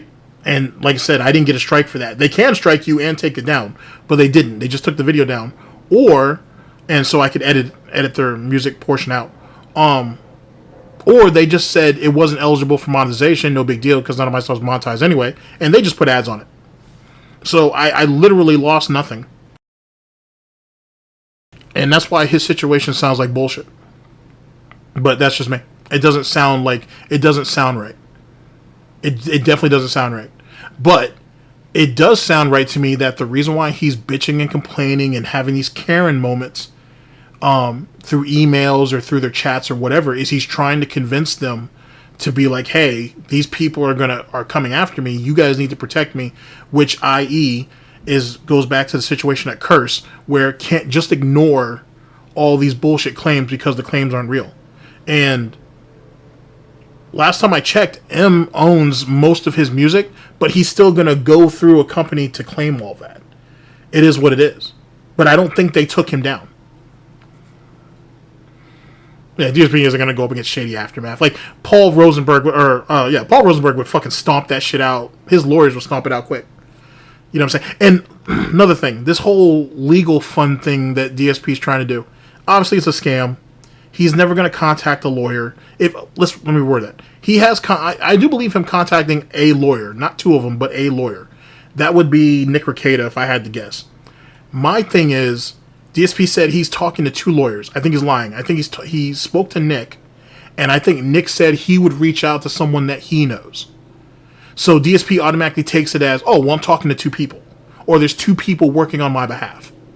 Like I said, DSP will take anything and stretch it to fit his narrative. Now, as it pertains to the money, either we're pocketing it or it's tax, or he needs it for taxes. But I don't think he's going towards a lawyer. I don't think. Yeah, but I think that was a bankruptcy attorney. I don't know if that really would qualify for copyright. It could, or she may know someone, I should say, that could probably get him in contact with someone. So if you want to count her as a second person, then I could probably agree with that. Yeah, he would go to fucking Nick. And why wouldn't he?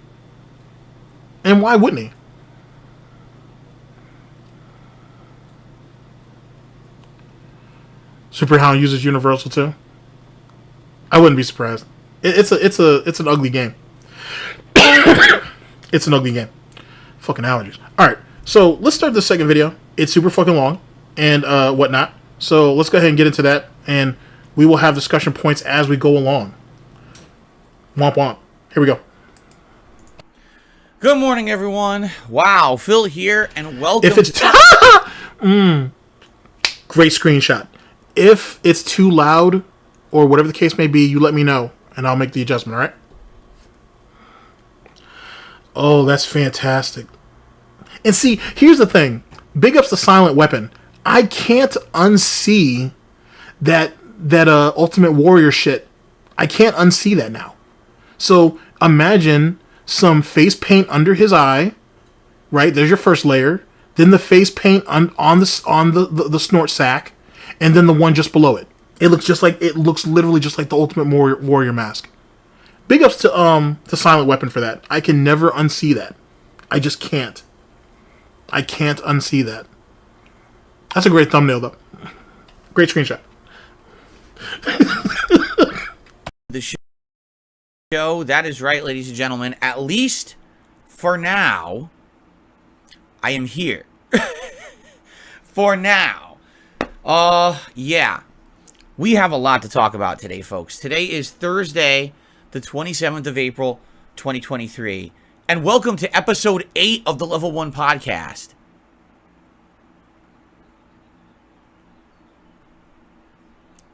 Yeah, right. Excuse me. So, we need to talk, everyone, and we will. This is going to be just to forewarn everyone, all right? This is wiping the snort sack. Where's the urgency, ladies and gentlemen? Where's the panic? You know what I'm saying? I haven't even cut any bacon off his back yet. If he was really about to lose his channel, I expect to see more than what I'm seeing. Instead of just watching this greasy man, wipe away fucking his sweat grease glands from his face. That's all I'm seeing. I'm not seeing any real urgency. I've seen DSP panic before. A lot of you have as well. So where is it? Nah, DSP's always been bad at telling jokes and whatnot. When it's immature, like toilet humor, that's one thing. But he don't know how to set up, he don't know how to punch, and he don't know how to finish. So, you know, it is what it is. Going to be a pretty lengthy show. This is likely going to be cumulatively covering a lot of information, some of which I very briefly explained in a special emergency video I had to put out 2 days ago. Last video I put out before my day off yesterday. In the meantime, since I put out that video, a lot has happened, which I would like to update you on. Some of it is good, some of it not so good, but I need you to know what's happening. There's been a lot of discussion, there's been a lot of communication, there's been a lot of stuff. I mean, really. So we got to talk, all right?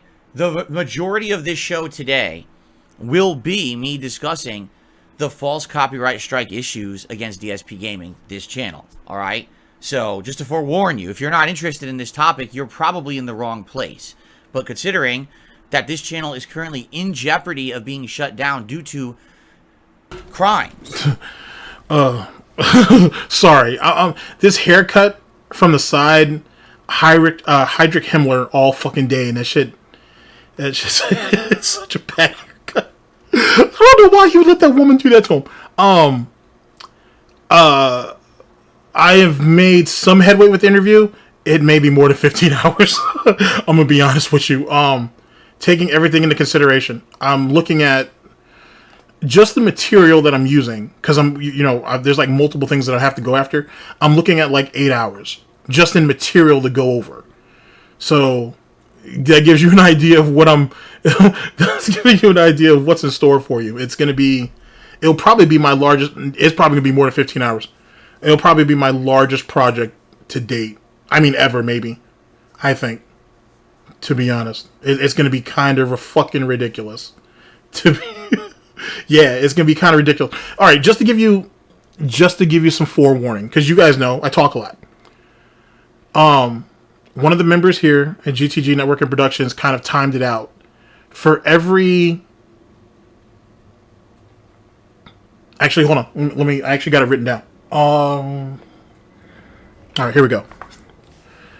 On average, for every 30 minutes of content that I go over, you're going to get 2 hours out of me.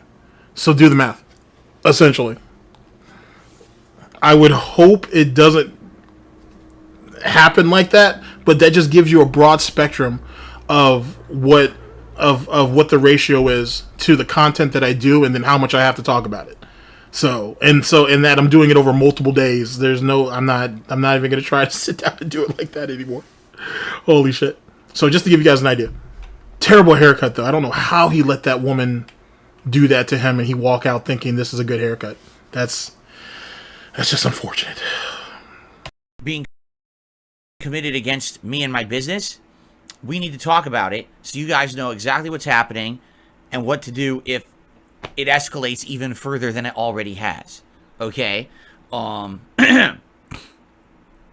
the way, today's main gameplay stream, again, if it happens, because right now, we're like riding on a wing and a prayer. And what I mean by that is like, at any moment, this channel could be suspended for stuff that I didn't do.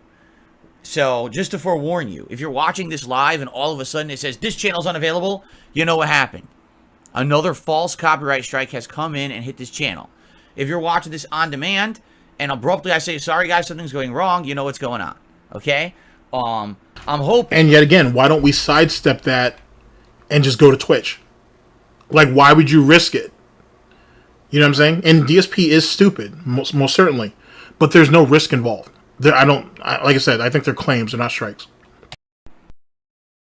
That nothing else happens. I honestly hope that we're in a situation where I did nip this in the butt, or nip it in the bud, or whatever the hell the saying is, before it escalated to the point where this channel is now going to be massively, permanently, long-term affected.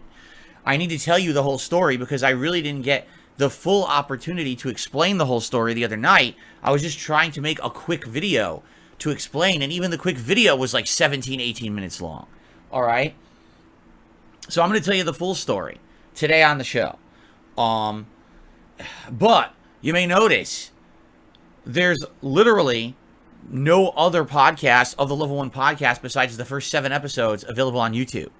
Actually, it might even only be the first 6. I'm not exactly sure. And you might say, well, what happened? Where are they all? Yeah, someone tell me what happened. I thought DSP strives to give you guys meaningful content. So why was he so quick to get rid of all of it? That seems odd. And he's been hammering home this concept of meaningful content for damn near the better part of a year, if not longer. So I don't know. Every move he makes is a bad business move. I promise you. Every move DSP makes is a bad business move. This podcast has been running since the fall of 2021, and around the middle of last year, it was like July of 2022, I rebranded it. It used to be called the Pre-Stream Podcast, and I rebranded it to call it the Level 1 Podcast. At that time, a fan of mine who had previously paid a former comedian named Andy Dick, who since then has fallen from grace and is not very reputable anymore, he had paid him to do a cameo referencing my name. Okay, now this cameo call had been available on YouTube for many years, and people have laughed at it because Andy Dick was a complete mess doing it, calling me Darksydephil and all kinds of weird stuff instead of just reading it normally. So people think it's hilariously funny, and finally this person realizing here's an opportunity for them to actually, you know, kind of jump in and help out, made a whole intro for the podcast. I should say, to the beat of the song My Name Is from Eminem, where it says My Name Is Darksydephil or Darksydephil, with my green screen footage from many years ago superimposed over it. Okay? It does not use the song from Eminem at all. It utilizes an instrumental beat that is not even sampled from the real song. It's a sound-alike, purposely transformed enough. No, it's a rendition, but if the rendition isn't transformative enough, it'll be hit. And I can tell you that and prove it because I am... Okay, so I'm a big fan of... Anybody who follows me, you know I like my anime and shit like that, and my manga or whatever. Okay, Cowboy Bebop has a song called Rush, I think it's what it's called. And that shit is fantastic. And I think I played it in one of my broadcasts and shit on the main channel, and it got claimed. They didn't strike the video down, it got claimed. So I found renditions that were pretty fucking good. And I played a few of them on stream over here. They almost all got hit. Now, do I give a fuck? No, it was a good song, so I went with it. Here's the point. The point is that the rendition, right, sounds very, very, very, very similar to the fucking original. That's it. DSP sits here and tells you, oh, they took an instrumental, or they took the beat, or they took the background of it, and then, you know, Andy Dick's talking, and then I have the green screen in the background. You're sitting here and throwing up fucking word salads that don't mean shit to me. You're giving me empty calories. What you're telling me is everything, that whole intro is transformative enough that they shouldn't have hit me for the fucking song. No, it's not. Womp womp. The fact that it took this long for them to catch you is what it is. And I can say that because I was using a song on the main channel for a hot minute, and sometimes it would get hit and sometimes it didn't. The reason why is it depends on how early that I cut in as the instrumental is going on and how much of my voice dominates the actual instrumental itself. So sometimes the actual system didn't pick it up. And that wasn't something that I did by design. That's something that we found out by accident. Period. So, you know what I'm saying? Yet again, and if he wasn't wrong, if he truly believed what he said, why he delete the evidence? Womp womp. Not be claimed because it's not from the real song, right? This would be like if someone listened to the song Nirvana Smells Like Teen Spirit, and then a garage band played a cover of the background music of it that's slightly changed on purpose to not sound like the song, but then someone says, you just played the song, we're suing you. Like, what? I think that's called a cover, Phil, and covers sometimes get hit too. There's a process to go through for that stuff. Just like there's a process when you're doing reactionary content. Maybe, just maybe, you could have asked them, but you won't do that. You could have watched some people who do reaction content for a living and see how their videos are structured, and you'd have a better understanding on why they didn't get struck. You know what I'm saying? But whatever, that requires research, and that requires, you know, forward thinking, and that requires common sense, and what you know about any of those things. So whatever. You can't do that. That's not legal. If anything, even if you wanted to argue that, you know, the song was used, it has to go to a court of law. It can't just be slammed with copyright strikes and takedowns. That's actually a fair point. I'm not sure if you need to have permission to do a cover. I'm not sure. That's actually a very fair question. But there's a big demographic on YouTube of people who do covers. I mean, it's a lot. It's fucking a lot. So that's actually a fair point. It's something to look into for sure. And yes, the YouTube's ID program is fucking notorious, but it's even worse on Twitch. That's why Twitch got boring. Because back in the day, you know, some years ago, you used to be able to play an entire album on Twitch, like M's, whoever you liked, and whatnot, and nothing would happen. It was just part of the stream. But shit has changed over the years and whatnot because the music companies realized these guys are damn near making themselves millionaires, and they're doing it using, you know, basically our intellectual property. We need a cut of that. And that's what led to that situation. That's why the rise of like your Spotify and iTunes type artists really is like the big thing now, because most of them look at it as just publicity, and so there's no need for them to go after you. It actually works to their benefit. Or why you had people like T-Pain who basically went to a judge and legally had it put out that any music that he owns, meaning that he has the masters to, can be played on Twitch, and he's cool with it. As is what's happening to my channel right now, okay? So, in reality here, this is ridiculous. The whole situation is so dumb. But I'm going to tell you the whole situation in a second. So basically, I've been using this intro to my podcast since July of last year. So just do the math. July, August, September, October, November, December, January, February, March. Okay, and that makes sense. Sorry, I'm gonna put his pale hooves up there for a second. That makes a lot of sense. That if you want to distribute your cover, you would need to have permission, which essentially means you're buying into that. That does make sense. I can see that. That's why you have lawyers.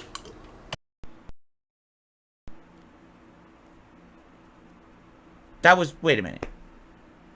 July, August, September, October, November, December, January, February, March, April.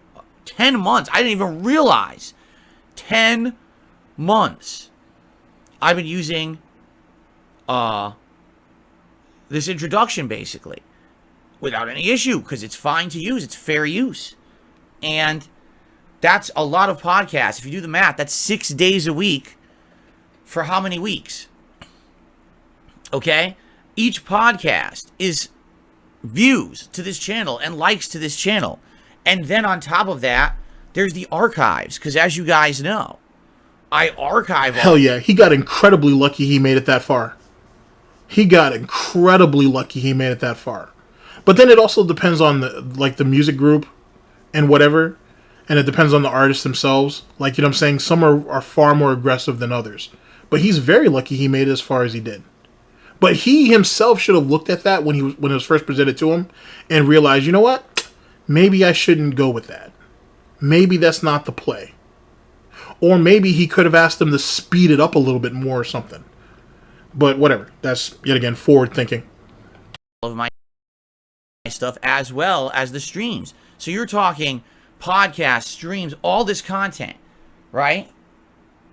And now it's all at risk because, as you know, basically my trolls are very upset because something is happening on YouTube that I have nothing to do with. False strikes are being issued against my trolls for my content, and I'm not doing it. I don't want anyone doing it. I've outright stated publicly, do not issue copyright. Nice Nazi salute. My trolls or detractors. I don't want that. I don't want anyone abusing YouTube's system. You may think you're a white knight or whatever. You're not. I'm not asking you to do that, and I don't wish it, and I want people to stop because it's riling people up in the wrong way. But see, that doesn't protect you, because when you go back to 2017, when we got those leaks, when he basically was telling someone, hey, I need you to find videos out about the escort. I need you to watch them. I need you to timestamp them. And I need you... This is crazy what this motherfucker did.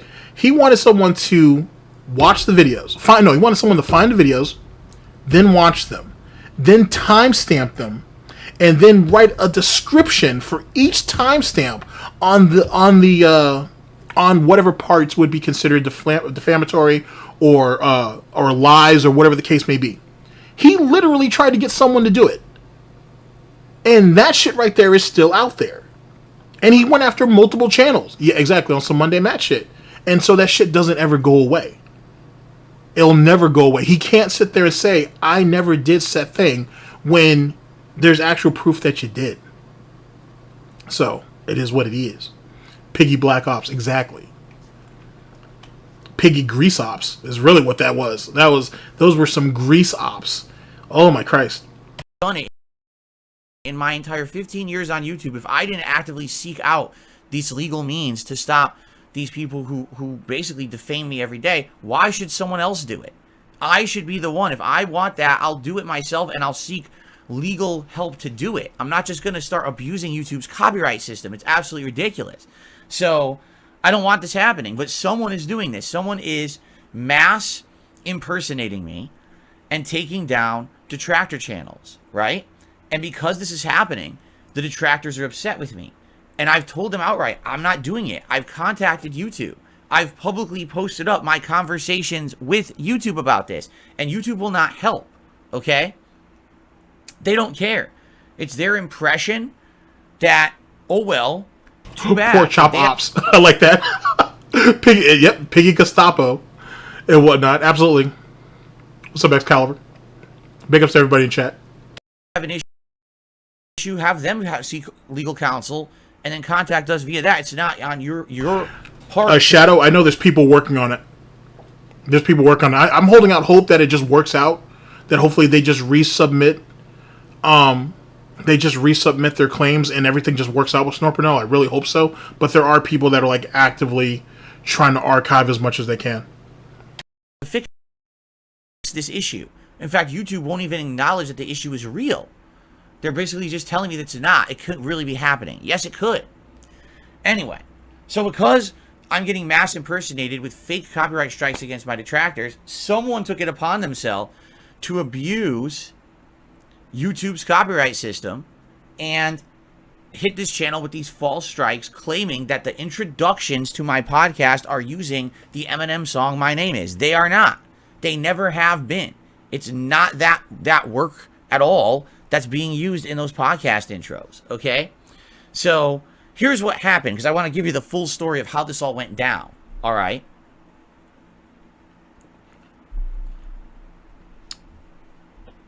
So I basically was streaming the other night, and what was I streaming? Oblivion, Elder Scrolls 4 Oblivion, the Shivering Isles DLC. We started up. It was really, really interesting. And as soon as I finished streaming, you know, I went over to my computer to shut down the stream and then to start uploading. And you know, I go to my dashboard. It's not even just that, Chris. I have like if I really look at our archives, because I usually keep the original video that we go over, I have at least 2 years worth of Snorpernell stuff. Maybe 3, if I go back far enough. I know I have every video of this year up until Snorpernell stopped uploading. So, I mean, I'm not that helps. Trust me, there are other people that have been on this shit, but at least it's something. So I have a decent archive myself. And what happens is when you get a copyright strike, a giant pop-up hits you in the face, basically, and says, you have to look at this first before you can do anything else on YouTube. So I get hit in the face by a pop-up that says, you have received a copyright strike. And I'm like, oh, that's not good, obviously. That's not, and listen, that don't sound right either, because if for example, if I make a video and I upload it, and it has copyrighted music up there, like I said, eventually it'll come up. Like, he'll say that, hey, this is copyrighted or whatever. So the fact that he was able to get away with that as long as he has is bullshit. I'm telling you, it's not a strike. It was a claim. I understand that he's trying to induce pignosis on all of you right now. I need you to resist it, okay? This is Gouty Jedi mind tricks. Don't fall for it.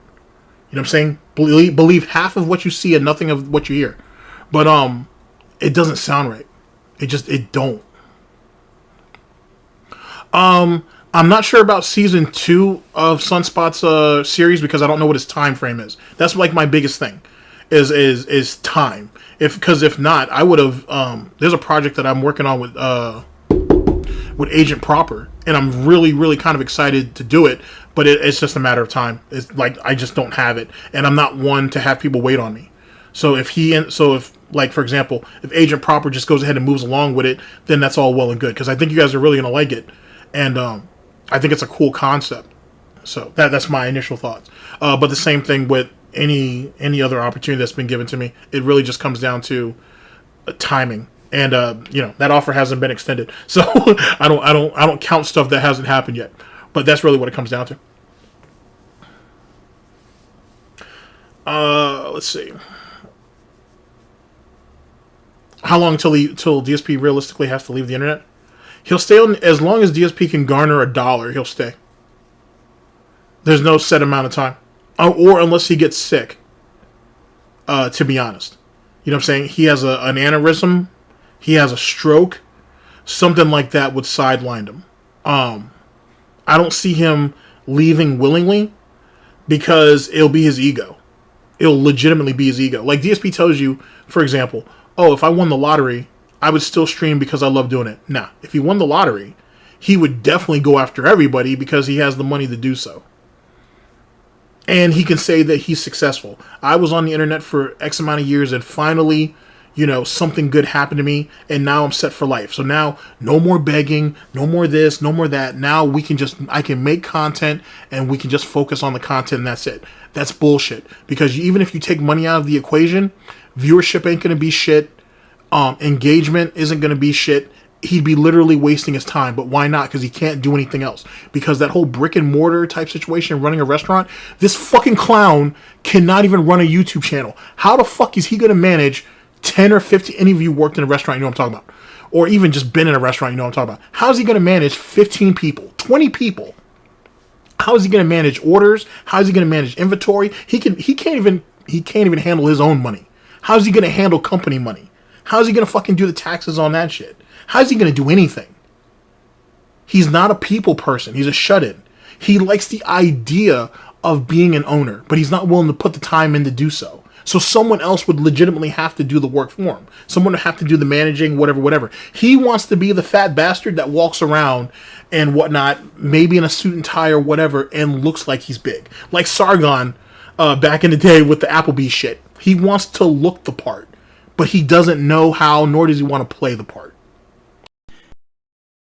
And it's this bullshit claiming that I'm using an Eminem song in the intro to my podcast, which I'm not. It claims that there's a company claiming the song, even though that company doesn't own the legal rights to the song. I looked into it. And I agree, Paul. He would blow the money, whatever the amount was. He'd blow it in a couple years. Easy. And yet again, you're right. He can't cope with the pressure. Because what happens when you have a couple of people in the restaurant, for example, who say, I don't like this. This wasn't what was advertised to me. This wasn't this wasn't that. How's he going to deal with that? DSP has, for all the quote-unquote customer experience he doesn't really have any customer service experience. So he's not going to be able to do well in a situation like that. How do you handle disputes with vendors? What happens when food prices go up and you can't negotiate it? So now he has to go back and recalculate the budget to meet the demand. What's he going to do when he finds out, or when he comes to the realization that certain menus or certain items on his menu don't do well or don't perform as well as they could? Because here's a little bit of a thing.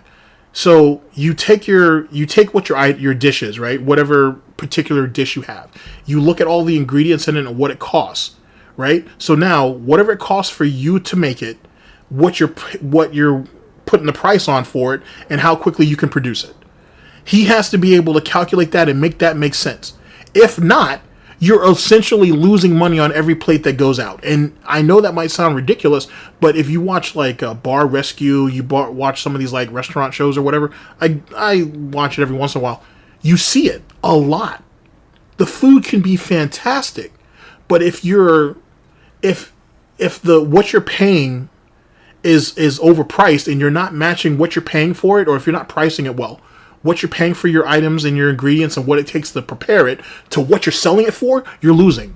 How is he going to do that? Craig already pointed it out. He's in a business, quote unquote, he's in a business with a really low overhead. How the fuck is he in debt? How the hell is he fucked up the way he is? You know what I'm saying? So imagine putting him in the head of a restaurant. It just don't work. And then if someone writes a review, for example, on, oh, I think the food here is bad, I think the management's bad, this, that, and the third, he's going to spurg the fuck out. And then here's the most important part. Let's get back to the video. DSP is a creature of habit. So let's say there are 30 items, and 30 is probably too much, given the volume or how big the actual venue or the building is. But let's say he has 20 or 30 items on the menu, and only 10 of them are actually selling. 10 of them are actually good. He will, instead of trying to revise the menu, or trying to figure out what is about these other 20 that he could redo, recreate, or whatever the case may be, he'll just keep pushing the 10 that are already there. And eventually people will get tired of it. And he's going to get upset when people get tired of it because there's no real variety in you know what I'm saying, in what he's providing. And by then, he would have already forgotten what those other 20 items are. So it doesn't even matter. On top of that, DSP is a jealous person. So now you're going to bring somebody in. He has to hire people. He has to hire managers. He has to hire waiters. He has to hire cooks. He has to hire people with real experience. People that are going to make him look silly.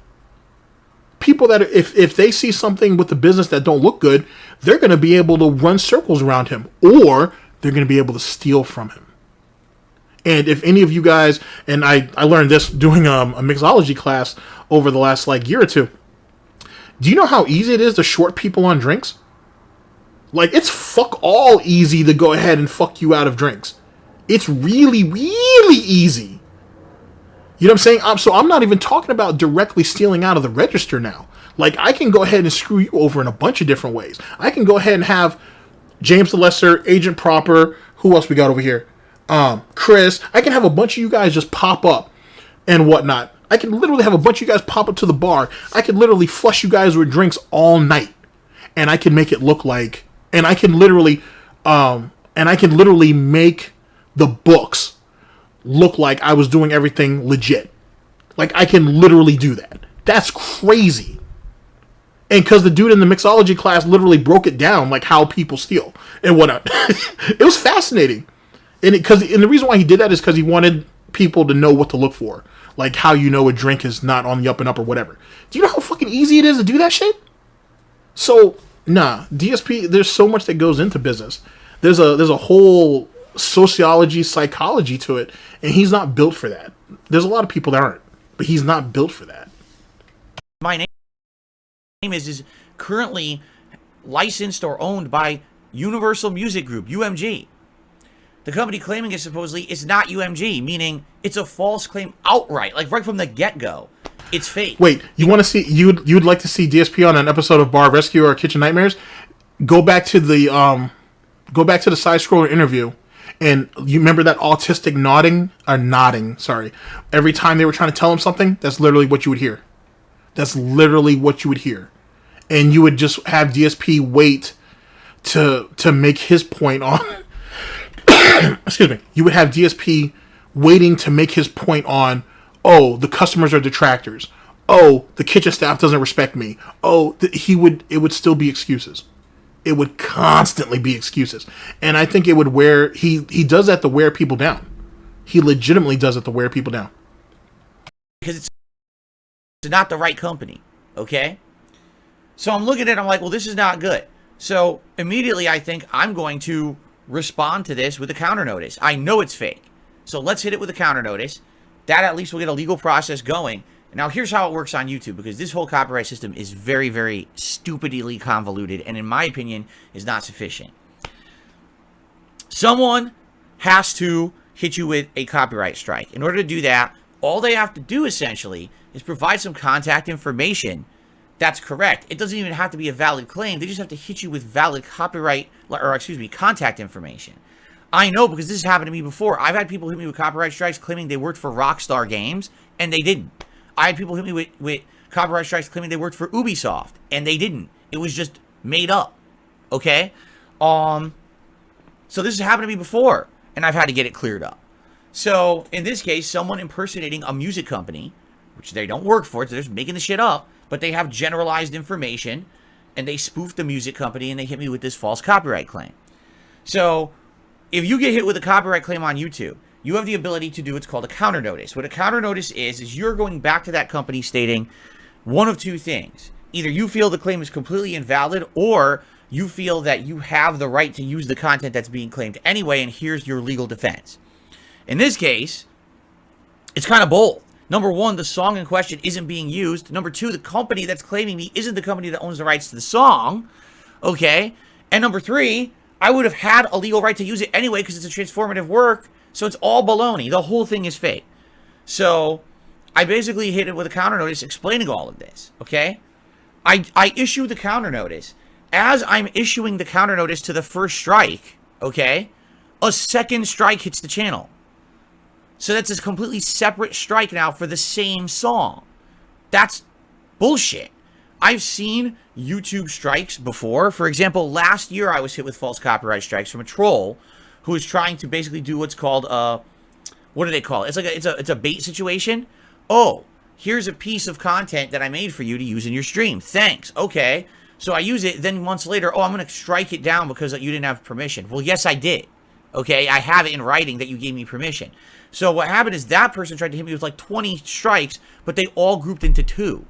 What YouTube is supposed to do, which they don't always do, and this is the problem with YouTube, is they don't consistently even follow their own rules. If you get strikes for the same piece of content, you're supposed to get 1 strike for that content. So if someone is striking... Oh, no, no. Okay, so anime community reference now. So, there's a guy named Geekdom101. He might be familiar to some of you. Goes over Dragon Ball content in particular. At one time, it must have been last year, it might have even been the year before, this dude caught like 7 strikes over I don't even know how many videos. But here's the real kicker. On some of those videos, multiple parts of the video were getting hit for separate were being hit for separate strikes. It was like that. If you guys go back to the Call of Duty community, for example, when shit was greasy, there were people who were doing edits or compilations or whatever, and people were doing copyright strikes on other people just for certain cuts within the same video. The no. The game has changed, old man. The game has changed. For a piece of, anything, whatever it is, you're only supposed to get 1 strike per piece of content. YouTube hit me with 2.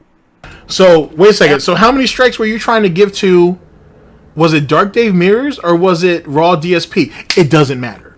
But when you showed your flagging history, you were flagging shit day after day after day after day after day. So were you trying to give the guy multiple strikes to try to obliterate him? Was that you protecting your copyright? I'm just asking. I'm just asking. Oh, no, you're right. Claims is what I mean. You're absolutely right. So what was that about? I don't know. I'm just asking. I'm like, that's not even right. Like, the way they did it is wrong. I know because I've gotten this before. Each piece, like, it should be 10 claims, 1 strike. Okay? Not 2 claims, 2 strikes for the same piece of content. It doesn't even make sense. So I'm like, well, this is horrible because I can tell you exactly what's happening. Okay? This person who is lying and impersonating a music company basically issued like 100 single strikes. And they're hoping they're all going to hit my channel and shut it down. Here's how YouTube works. If you get a copyright strike, nothing really happens. If you get 2 copyright strikes, still nothing really happens. And I know this sounds weird because people seem to be under this impression. Wait, if we're talking about actual strikes, isn't like the first time, allegedly it's supposed to be a warning, but it's a one-time warning. Then after that, you lose privileges. Like, he should have lost his ability to stream, theoretically. I'm not sure if uploading, but he definitely should have lost his ability to stream. And that clearly didn't fucking happen. And you're not a managed partner on YouTube or whatever. Yeah, he's in he has a direct contact or whatever, but he's not a priority. is what I'm trying to say. So, because Jesus Christ, if Rich could almost be taken down by a... Funny enough, this is one of the rare times I'm not laughing at Rich. I'm laughing at fucking, what's it? Quantum TV. Oh, no. Oh, no. Quantum out there, allegedly, obstruction of justice, and then domestic abuse? Oh, Quantum. What's wrong? I know those gay jokes were hitting you hard. I don't know why. You should be confident in your heterosexuality. But you seem to get really, really upset about that. And then allegedly you wife beating? Holy shit. God damn. That's wild, Quantum. If that's true. Allegedly. That's wild. Holy shit. God damn. Does Quantum TV got to string up a bitch? Holy shit. God damn. That shit was ruthless. Oh my god. Seeing him in those prison and those jail jumpers, my boy, and that face he had, just imagine your wife or your kids seeing that face, and then the beating that comes next. And then you got all these dudes out here taking a victory lap on your ass. We'll save that for another stream. We will save that for another stream. Holy shit. Strikes against your channel, you can't upload and you can't stream. I thought that too. But last year, I had false strikes against this channel, again, from that troll, and nothing happened. I was still able to stream, and I was still able to upload, no problem. So I guess YouTube, either this was a rule everyone thought existed and never did, or YouTube changed the system.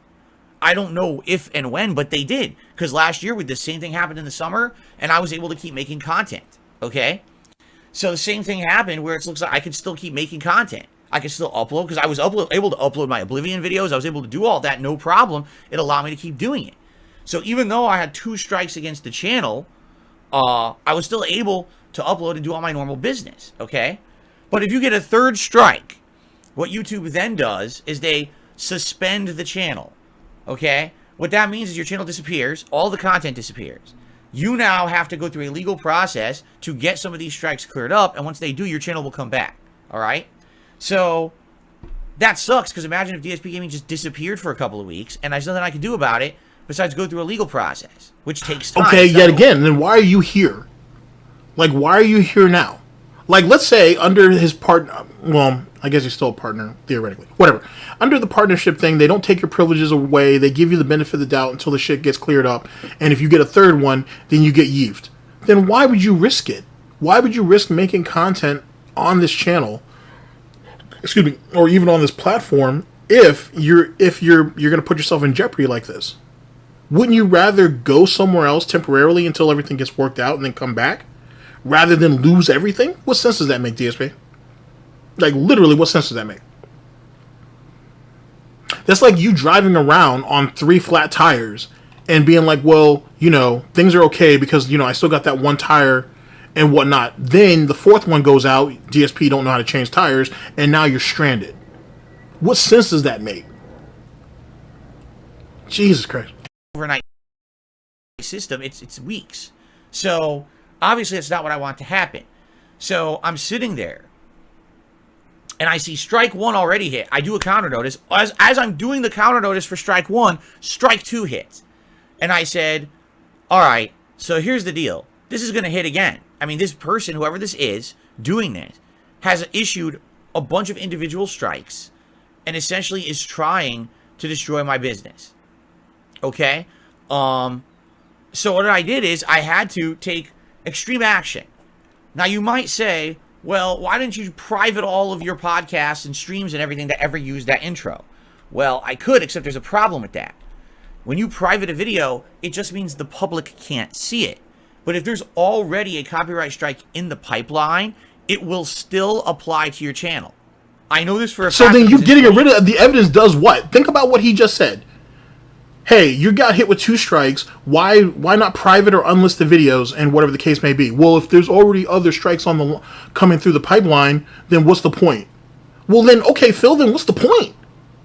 If you have 2 strikes with potentially 3 or 4 or whatever else on the way, why not just private the videos and shit and continue your contact with YouTube? Because, ladies and gentlemen, even if the channel goes down, he's disputing allegedly. He's allegedly disputing the strikes. Once the strikes, the quote-unquote strikes, get disputed, then the channel comes back up. So what is he doing? That's why I'm telling you they're claims. They're not strikes. They are claims. They are not strikes. And he's trying to safeguard what little bullshit he has left. Which is very possible. I think was that Zach Bell actually brought that up, that he may be trying to squeeze what's little left out of YouTube before he bounces, which is very possible. But I don't think they're strikes. I think they're just claims. And like I said, he's already gotten his money out of it, and he knows he's wrong because that's why he deleted all the content. And because he not only did he delete the pre-streams, by the way, he deleted the actual VODs for the streams too. So he fucked himself all the way around. Whatever. 15. One of the first times I was ever really negatively affected by this issue. I had all my videos privated that I thought would be affected, and I still got a second copyright. What happens when he fucks up on Twitch? He'll run back to YouTube. And that's what he'll do. He'll play ping pong, just like what allegedly Superhound did to him the last time, where he made DSP run back and forth between YouTube and Twitch. Same shit. He'll literally do it again, or whoever will end up doing again when the time comes. He has no options. He legitimately has no options. And here's the thing: for all of YouTube's faults, or whatever the case may be, he's dying over here. DSP is dying over here on YouTube in Minecraft. He's dying. You know what I'm saying? He's dying. He might as well go ahead and jump ship now while he can. And then now he has everything he needs on YouTube set up. Hey, you guys want to give me super thanks? You can. Hey, even though I'm not streaming over there, you guys can I think they can still throw him a super chat even if he's not streaming. Nah, I think it's super thanks. I think just super thanks is probably what his best bet. The point I'm trying to make is that he has options on YouTube even if he leaves the Twitch financially, besides ad revenue. So he might as well just take the plunge. But DSP, as he's showing here, is the type of idiot that he has to be kicked off of a fucking platform before he's ready to move. And that's not smart business. That's not being smart at all. And he makes it sound like it's such a huge deficit for the audience or whatever the case may be, and that's just not the case. It's not true. He's overvalued himself. For it.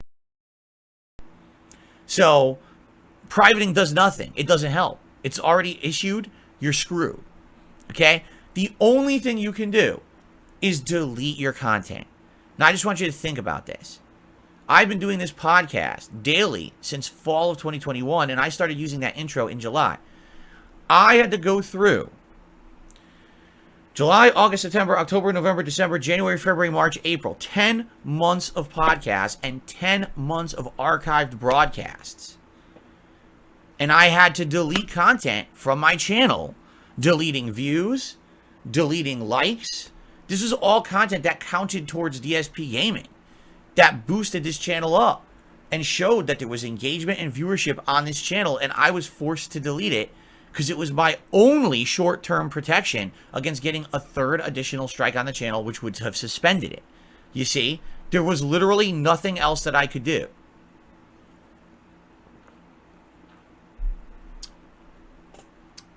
That's terrible, but that's the only way.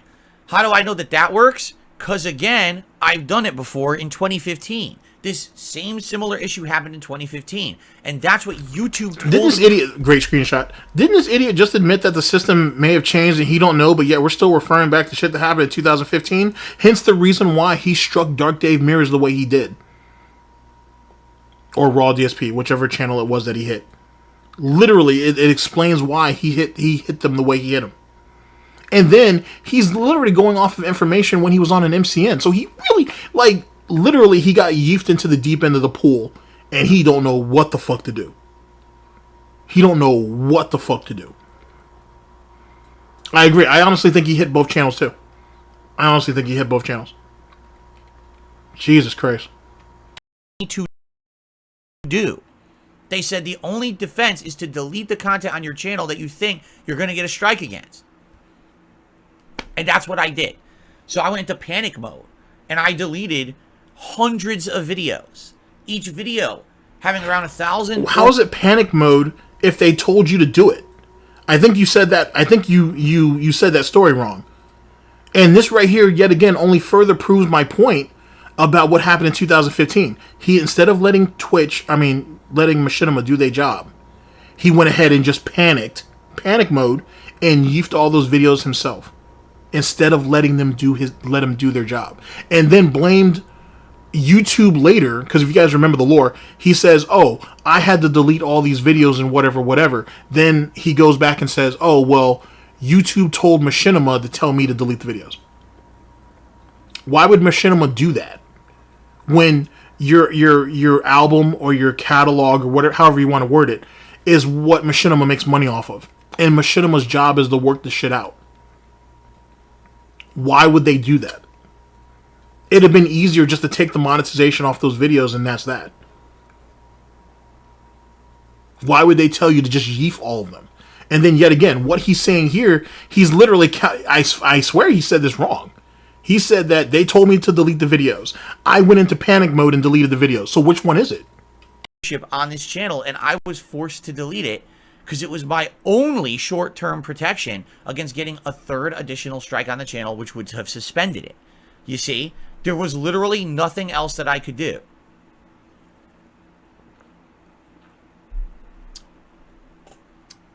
That's terrible, but that's the only way. How do I know that that works? Because again, I've done it before in 2015. This same similar issue happened in 2015. And that's what YouTube told me to do. They said the only defense is to delete the content on your channel that you think you're going to get a strike against. And that's what I did. So I went into panic mode and I deleted hundreds of videos.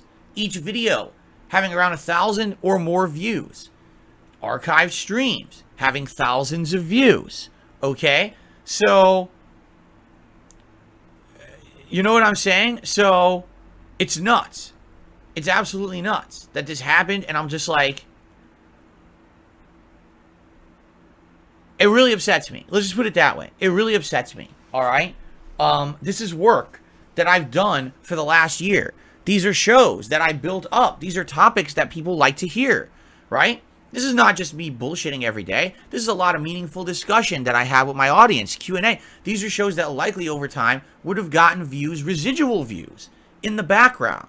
And now this is 10 months of my life deleted that I shouldn't have. If it was so meaningful and it had so much value, why didn't you fight for it?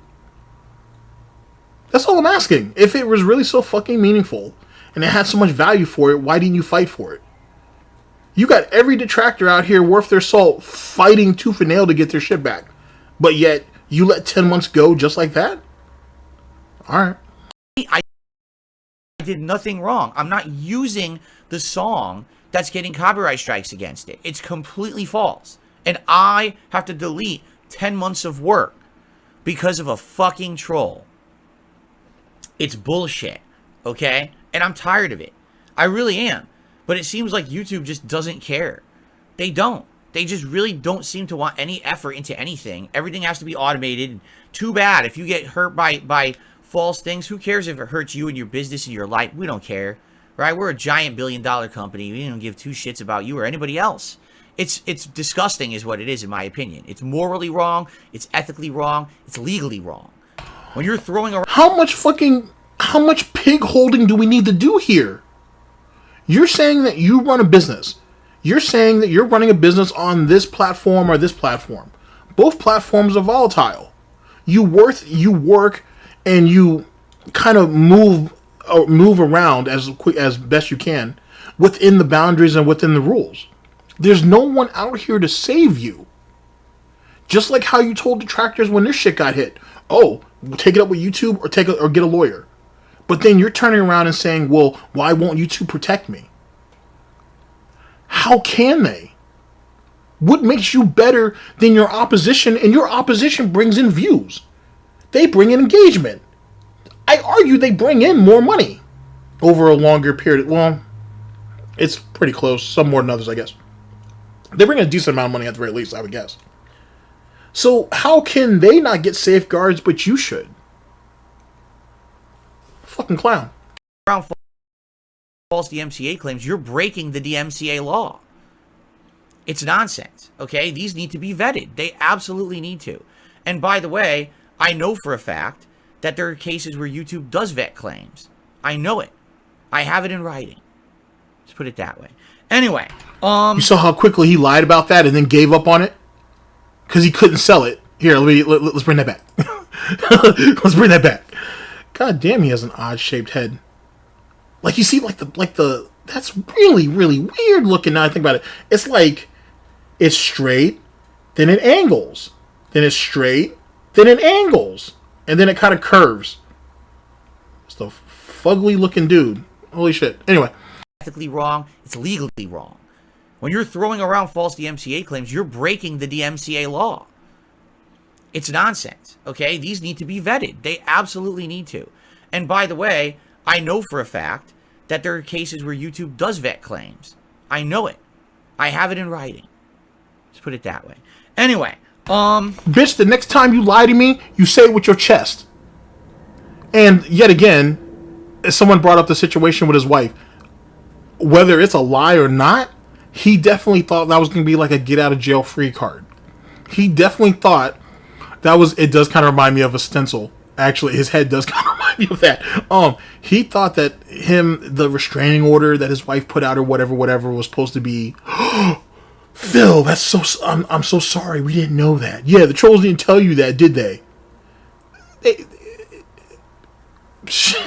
Craig gave no fucks, and Adam gave less than a fuck. To be honest, it fell flat, and this right here is no different. And even if you did have that in writing, that they go ahead and they vet through, or they vet through certain shit. They vet through certain shit. Who cares? You're not them. Whoever it is that they're making that concession for, you're not them. So it doesn't matter.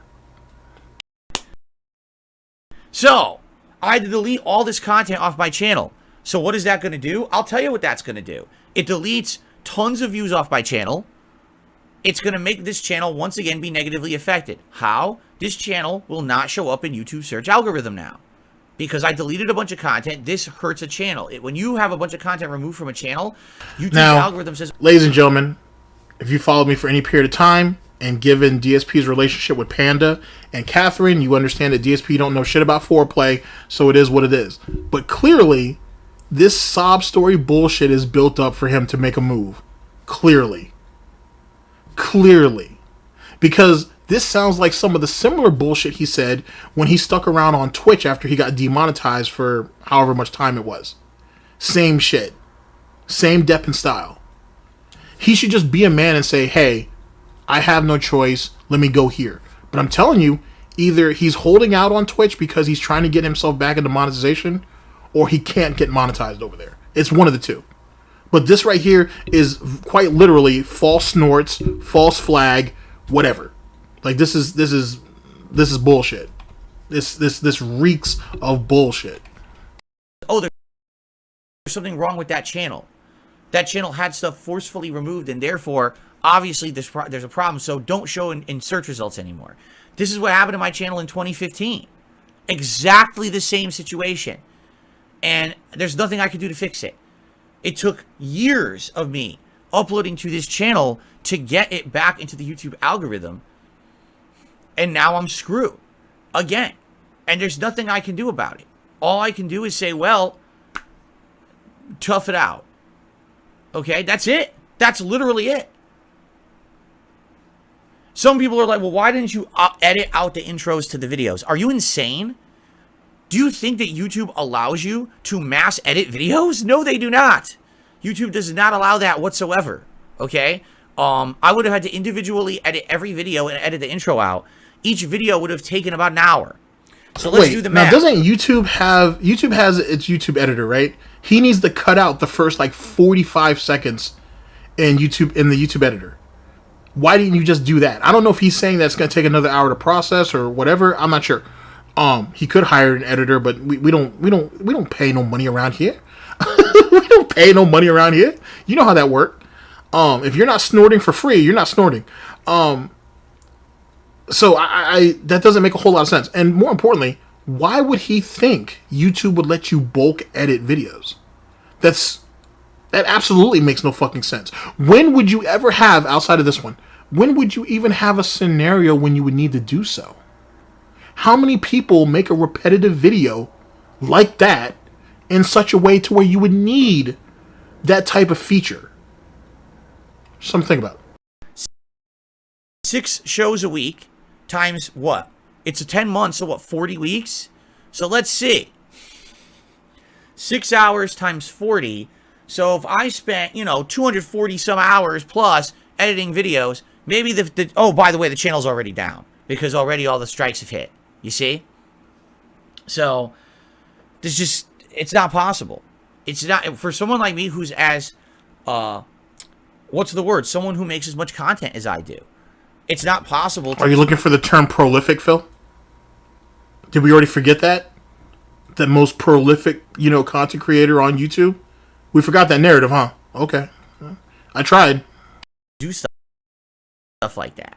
If I was a giant YouTuber who employed a team of people who could have went in to handle it, if I had a high-up contact at YouTube because I'm a giant YouTuber with millions of subs and makes tons of money on YouTube, maybe I would have had some defense against this. I have none. I don't. All right? I'm small potatoes. No one gives two shits about me on YouTube. Did you see that? I want you guys to pay attention to this. I pointed this out in videos before, but you need to see it. You have to see it for yourself. When he talks about his disadvantages and he immediately puts his head down as if a child who's being shamed, for example. Take it all in. Do stuff like that. If I was a giant YouTuber who employed a team of people who could have went in to handle it, if I had a high-up contact at YouTube because I'm a giant YouTuber with millions of subs and makes tons of money on YouTube, maybe I would have had some defense against this. I have none. I don't. All right? I'm small potatoes. No one gives two shits about. That's what I was talking about. Where's his pride at now? About me on YouTube. They never did, to be honest. Even when I was a big partner at Machinima, YouTube said, delete your videos. They didn't care. They said, the process is the process. You can't go around the process. Once the process is in effect, there's no stopping it. Delete your videos. So that's what I did. Again. Okay? So, the good news is, after deleting the videos, alright, no additional strikes have hit for now. I'm sorry. I'm catching a flashback a bit. Tevin did an old video. Praise be. Tevin did an old video a long time ago about when DSP... he caught some strikes or whatever the case may be. Excuse me. And he was supposed to lose his streaming privileges. And somehow, some way, Machinima was able to... excuse me. Machinima was able to sidestep that and allow him to still have his streaming privileges while they were still working everything out for him. Big ups Jackal's Lair. So he cannot say that Machinima didn't do stuff for him when quite literally they did. Like, they let him get away with a lot. Matter of fact, when you think about the whole situation with Nintendo, when they were trying to monopolize the content that was made and those who could profit from it, Machinima still allowed him to monetize Nintendo content because he was a managed partner, whereas everybody else essentially had to go under the Nintendo community program, or they just couldn't monetize their Nintendo stuff. I know it's older shit and whatever, but still, he can't say that he wasn't given breaks or they didn't care, they didn't give him opportunities. He had a lot. He fucked those things up, though. Anyway. Yeah, exactly. He took them for granted. But, I mean, DSP takes everything for granted, let's be honest. Alright. And I've put in 2 counter notifications against the 2 videos in question that were, hit with copyright strikes. And now here's what happens. Here's the legal process that needs to take place. There's 10 business days that need to pass, okay? Within those 10 business days, this company that supposedly, which is not real, I'm telling you, they're fake strikes, the company, this music company, would have to go to court and issue court orders to say that they're going to sue me for the use of this song in my videos. They're actually going to spend thousands of dollars to go to court and sue me for using a song that's not even in the videos in question. So I want to think about how ridiculous that would be if a company thought to do that when the song is not even there, right? Like, it wouldn't even make any sense. So it doesn't make, it's stupid. And he doesn't realize how. It's funny too, because I feel like he kind of sees how bad his narrative is, but he can't let go of it because it's all he has. DSP, I want you to think. Let's talk about how stupid this is. If you think it's bullshit, and you think that in 10 days they're going to end up dropping their claims, but let's go ahead and go with the piggy narrative. They're going to drop the strikes in 10 business days or whatever the case may be. You're still fucked because you've already deleted the videos and the streams. Hence the reason, ladies and gentlemen, on why I think they're claims. Hence the reason, ladies and gentlemen, I think he keeps harassing YouTube. He wants YouTube to protect him from any bullshit in the future. And it's not going to work out the way he thinks it's going to. Because if you just go by his particular narrative, even if it was a fake company, even if the company decides not to go ahead and counter his claim or whatever, it doesn't matter. They already win. Because he's already deleted the streams and he's already deleted the videos. He already wins. So what's he going to do? He's going to ask YouTube to go ahead and bring it all back for him? They're probably not going to do that. Especially since the channel didn't go down. So he fucked himself. God damn, dude. Literally the definition of a motherfucker trying to ice skate uphill. it's not going to happen because the claims aren't real. Like I said, it's not even the correct music company supposedly issuing the claims. It's just bullshit. So basically, there's nothing I can really do about it besides sit around and wait 10 business days. All right? When 10 business days have passed from me issuing the counter notifications, okay, these copyright strikes will be removed from the channel and we'll be back to normalcy around here. But in the meantime... No, you're back to a dead channel. That's what you are. You're back to a dead channel. If what the... Let's say that this was a real business. Let's say a company really struck him. Let's say he was really striked, right? And let's say he already deleted everything. Theoretically, they got what they wanted. So it doesn't matter. They don't need to reply back to him or YouTube. They can let the strikes, if they are strikes and they're not, they can let the strikes go because they got what they wanted.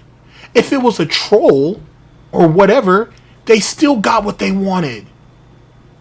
They crippled him even more. We should have gone out there and given him the old Philly treatment in the back of the barn a long time ago. Even if you go by his narrative, he still loses. God damn, how do you not see that?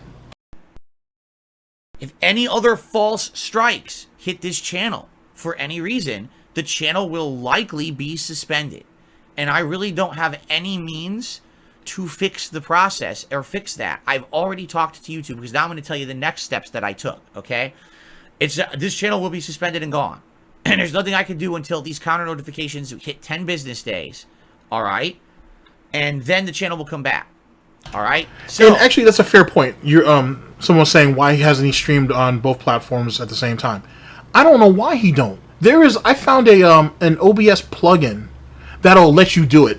You're gonna have to fiddle with it a bit, so you know what I'm saying. We'll see what's what. But if it works, that's essentially what I plan to do. So I can go ahead and spread my toxicity on YouTube and Twitch at the same time. It's gonna be fantastic. But there's other ways of doing it too. There's other ways of dual streaming. There's a bunch of them. Why he doesn't do it is because it's an inconvenience. DSP is a single-minded individual. He can only focus on one chat at one time. He can't do both. And he's so paranoid that he can't trust his mods on either platform, really. So he can't do that unless he's supervising. That's why he talks to these people like they're kids. You understand? That's why he says, like, belittling shit like that. That's how you... I mean, essentially, that's how you would address a child. You know what I'm saying? It's belittling. But that's how he looks at these people. And he's lazy himself, so he's not going to do both. Even though he's been known to lurk in his Twitch chat every once in a while and whatnot. Just a couple of days ago, someone on Twitter had reported on it. A couple of days ago, they said that DSP was messing with his channel over there on Twitch. So clearly he's preparing for something. And here's the truth. And here's that being said, here's the facts. It doesn't matter if he jumps ship or not.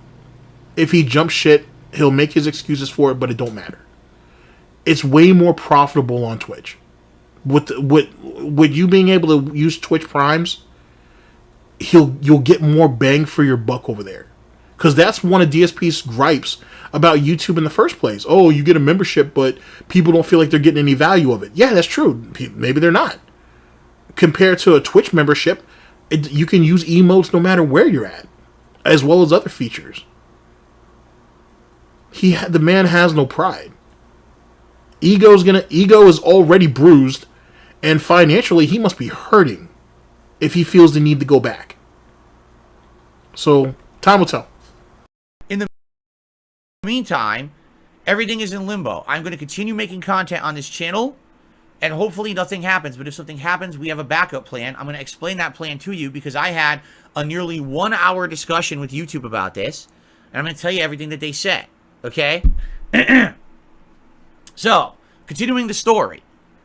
After the false strikes hit and I issued the counter notifications, alright, I went to talk to YouTube about this. The first thing I did is I wrote a very lengthy email to YouTube's legal department. Legal at whatever.youtube.com. They have a legal email address. And I explained to them two things. I said, number one, someone is issuing mass false copyright strikes in my name. This is a massive legal issue for you because someone is abusing your system and I'm trying to notify you via the chat that it's happening and you're ignoring me. I want some action taken on this. Please contact me.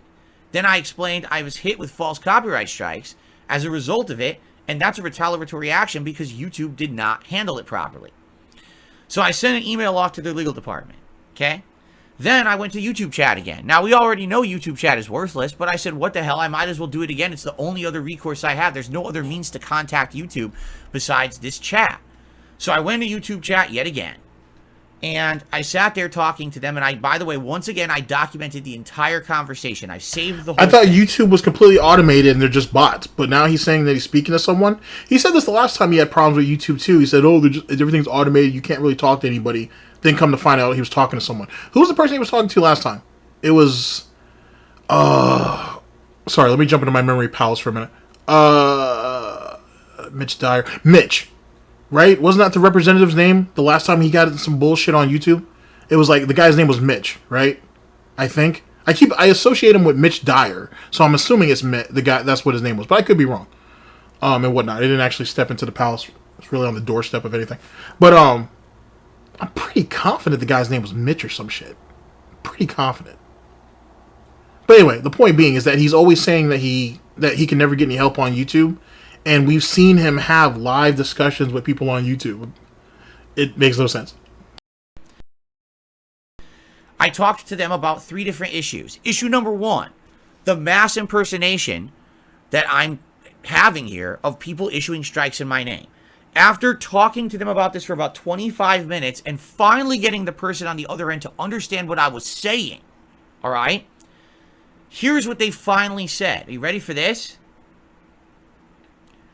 It's not your problem because you're not doing it. It's the problem of the people who are being hit with the false strikes. They either need to use the counter notification system to get the strikes removed, just like everybody else, or they need to get a lawyer and have the lawyer contact us, and then we will talk about it further. That's exactly what I was told by YouTube help chat, support chat. Is there's nothing I can do whatsoever because I'm not involved in it. Don't get involved in it. Do not even, there's nothing I can do at all. The people who are getting the false strikes need to use counter notifications or actually have a lawyer contact YouTube on their behalf. That's what I was told. All right? And I X to doubt on that. Chat, I'm going to need some X's in chat. X to doubt on that. X the doubt on that shit. That just sounds suspicious as fuck. Anywho, I think the real reason he brought up the false impersonations or whatever is he has something to point out to YouTube and be like, hey, I'm being accused of shit. Look, these are the people who are doing it. This is why you need to give me a pass. You need to give me a pass right now because these mentally ill idiots are coming after my fucking neck. And here's the proof of it. So that's why you guys need to protect me. All that extra shit he talking about YouTube told me. They told me. Fuck all that. That sounds like bullshit. That completely and utterly sounds like bullshit. It sounds like convenient cover. It sounds like convenient cover to make a case on for YouTube to try to protect them. That's really what it sounds like. And if they don't act the way DSP, if they don't act the way that DSP wants them to, it gives him even more probable cause to say, I have no choice but to jump ship because these people won't help me. That's literally what it sounds like. I said, so to make this clear, you're saying you want someone to sue you. And the person responded, no, that's not what I'm saying. I'm saying have a lawyer contact us. That doesn't mean sue. That just means have a legal representative contact us. And I was like, so I want you to think about this. Essentially what YouTube is saying is, unless you're rich, you have absolutely no defense against crimes on YouTube.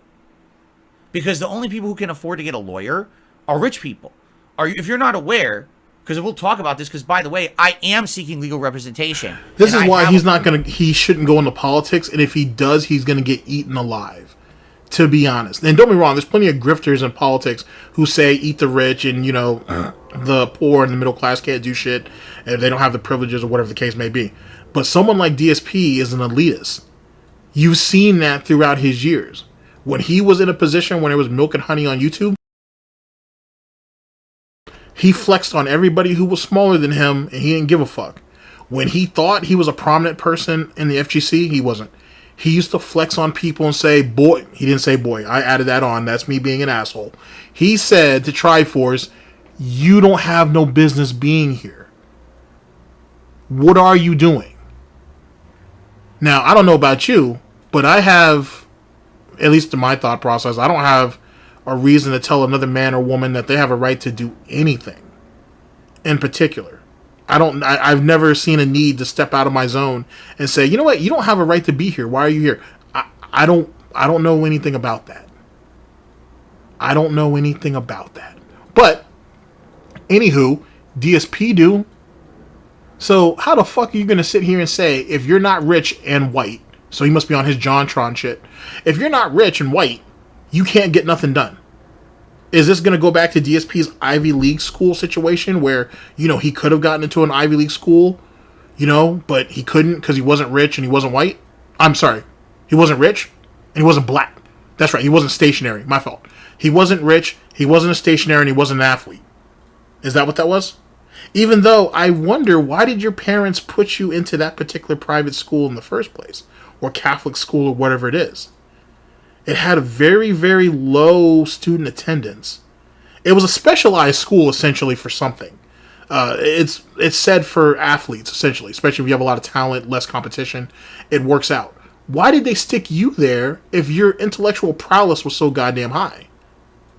But then DSP lies and says, he said it before, that, I went on a partial scholarship and I had the work to pay for the rest of it. I went on a partial scholarship, but my parents actually paid for it. When I was in that, I think he said it when he was at like a Texas Showdown or something. He was in a room with someone at an FGC tournament. He said he went on a full scholarship. And he had his roommate also went on a full scholarship, and that's why their dorm was so nice. The night where those two really hot chicks passed out in their room and shit, and they had to hide the drugs inside of the PC or whatever that bullshit story was. Someone hit the fire alarm, the boyfriend who was mad because his bitch was in DSP's room. Semantics. Here's the point. It sounds kind of stupid. It sounds kind of lame. You can fucking get a lawyer on retainer, Phil. It's not that expensive. I mean, he got a bankruptcy attorney. I mean, so it's not. Are you rich, Phil? I'm just asking. I'm just a mentally ill detractor. What the fuck do I know? Already spoken with two. Oh no, that's not the hot Latino the hot Latina story. That was him in grade school. I don't even know why he drummed that story up, because he was in his 20s when he said that shit. It was just a weird story. No, this was this college story that he had that's complete fuckery. I think Mr. Stuffs has the VOD on his channel. It's hilarious. If you're looking for a good laugh, that college story is fucking hilarious. All kinds of inconsistencies, don't even sound right. Just so you know, okay? And I'm going to tell you what happened as a result of that. Lawyers are incredibly expensive. Do you want to know the running rate of a standard lawyer? About $300 an hour. That's not an exaggeration. An average lawyer, just to talk with you, they will charge you $300 an hour for their time. So unless you're rich... Have you retained their services, or are you just going in for a consultation? I'm sorry, I'm just bringing too much logic into this bullshit. You guys aren't here for that. You can't actually protect yourself, which is bullshit, right? So that's what YouTube is under the impression. If you are rolling in dough, have a lawyer talk to us, and maybe we'll discuss how broken our systems are and help you. But if you're not rich... Actually, yeah, those guys in that room definitely... They probably definitely were all kind of looking at each other sideways and probably laughing at them, but sometimes you got to just feel... I don't know. I don't have no sympathy like that, but sometimes you just got to let a person talk. That's all I'll say. Sometimes you just got to let them talk. It'd have been easy to call DSP out or whatever, but it's clear he wanted to be part of the cool kids, and what... It's clear that he wanted to fit in. I'm sure someone told a story before that was similar. Hence the reason why someone recorded it.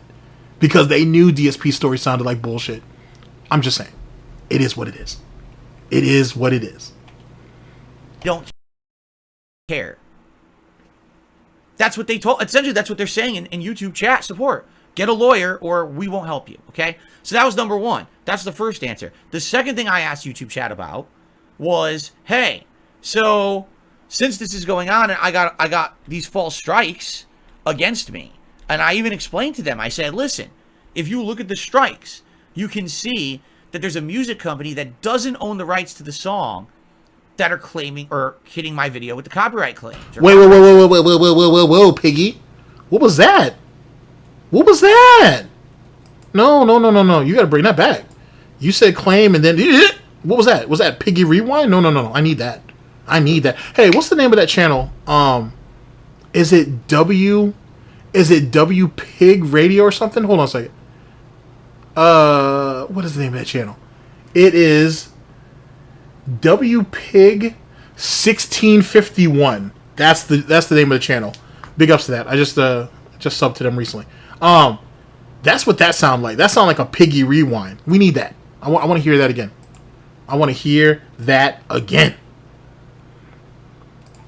To talk with you, they will charge you $300 an hour for their time. So unless you're rich, you can't actually protect yourself, which is bullshit, right?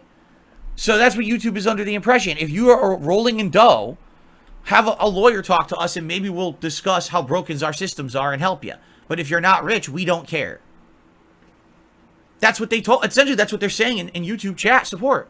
Get a lawyer or we won't help you, okay? So that was number one. That's the first answer. The second thing I asked YouTube chat about was, hey, so since this is going on and I got these false strikes against me, and I even explained to them, I said, listen, if you look at the strikes, you can see that there's a music company that doesn't own the rights to the song that are claiming or hitting my video. And here's the thing. He set that up. If you hear how he was talking, he said strike twice.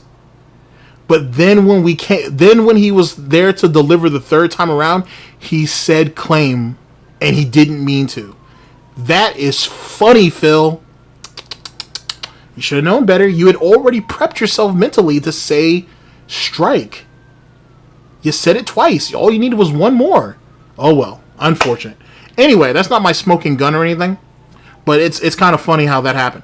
On top of that, this right here should tell you a little bit about DSP's psychopathy as it pertains to getting shit done in the world. He believes money moves everything, and it does to an extent. But if you are socially inclined, that also helps too.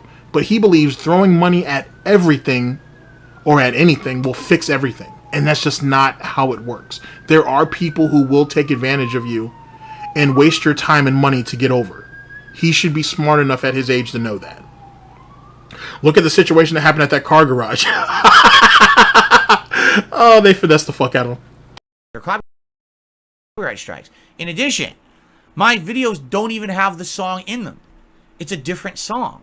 So not only is the company incorrect, it's obviously a false impersonation, but also the content is not even in the video. So how can you tell me this is a valid complaint? And they said, well, of course the YouTube chat support person doesn't do that. They said, we don't handle the complaint here. We have a copyright department. What you need to do is issue counter notices. And it's up to our copyright department to determine if the claim is valid or not. And if they outright can tell it's fake, they'll just get rid of it. But if they can't tell, if there's, what do they say? If you can't prove within a shadow of a doubt that it's fake, then they're just going to pretend like it's real because they don't want to deal with a legal issue. So they'll just pretend like the claim is real. Even if there's mostly evidence saying it's fake, they don't care. They want to protect their own butts. Okay? So,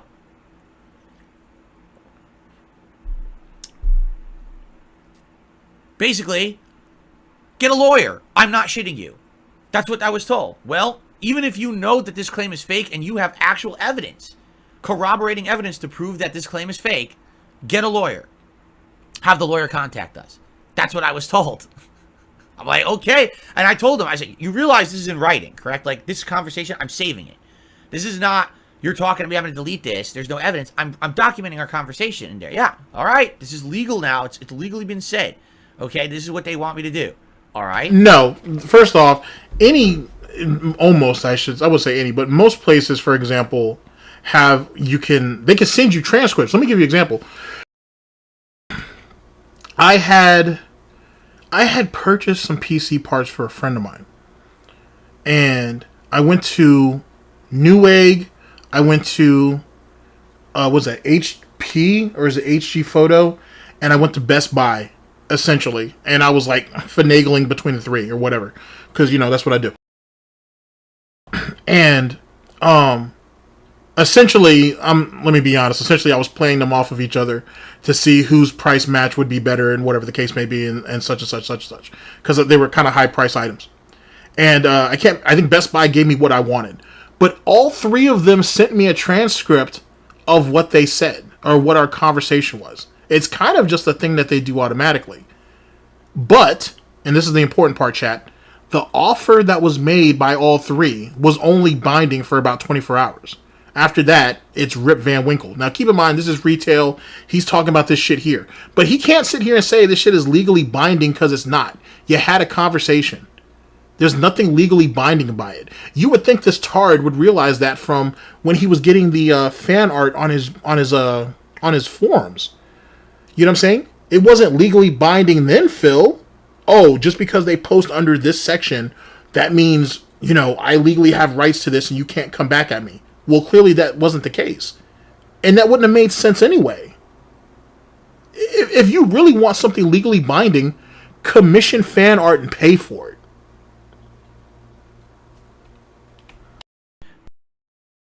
So there you go. Now, this is so ridiculous. Okay? The third thing I talked to them about was what happens if DSPGaming gets falsely shut down. Let's say a third strike hits. I said, I've deleted all the stuff.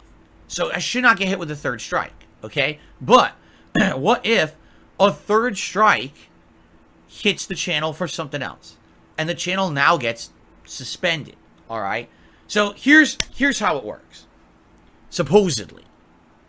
If your channel gets 3 copyright strikes against it, and you have taken no recourse, like no defense against it, your channel shut down. And it will stay shut down forever. Unless you get the strikes removed somehow. Okay? 3 strikes, you're out, essentially. Alright? Now, excuse me. I have counter notices in, and the counter notices were accepted and forwarded to the false claimant. All right. So I already have 2 legal processes in place to protect the channel. If a 3rd strike hits, the channel will not be deleted. The channel will essentially just be suspended. So then why'd you delete the content? Ladies and gentlemen, I'm an asshole. You know this. You know this! I'm a bit spurgy too. You know this.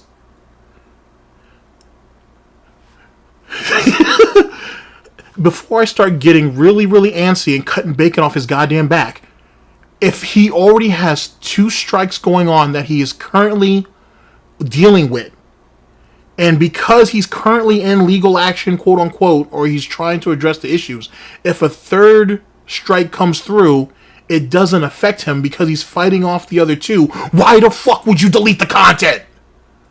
Why? Why are you deleting content if you're fighting it?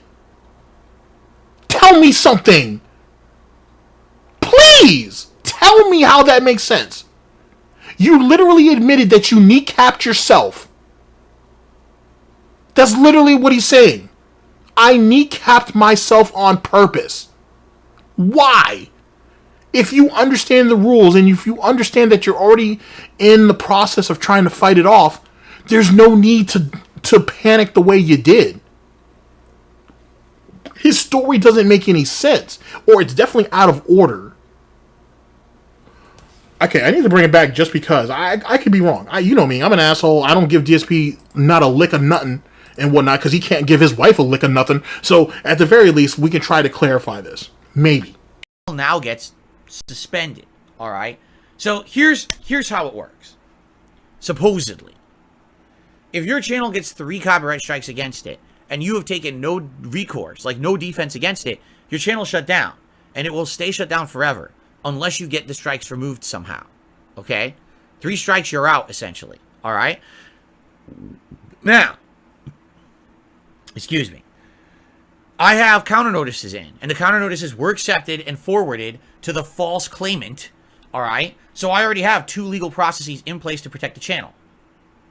If a 3rd strike hits, the channel will not be deleted.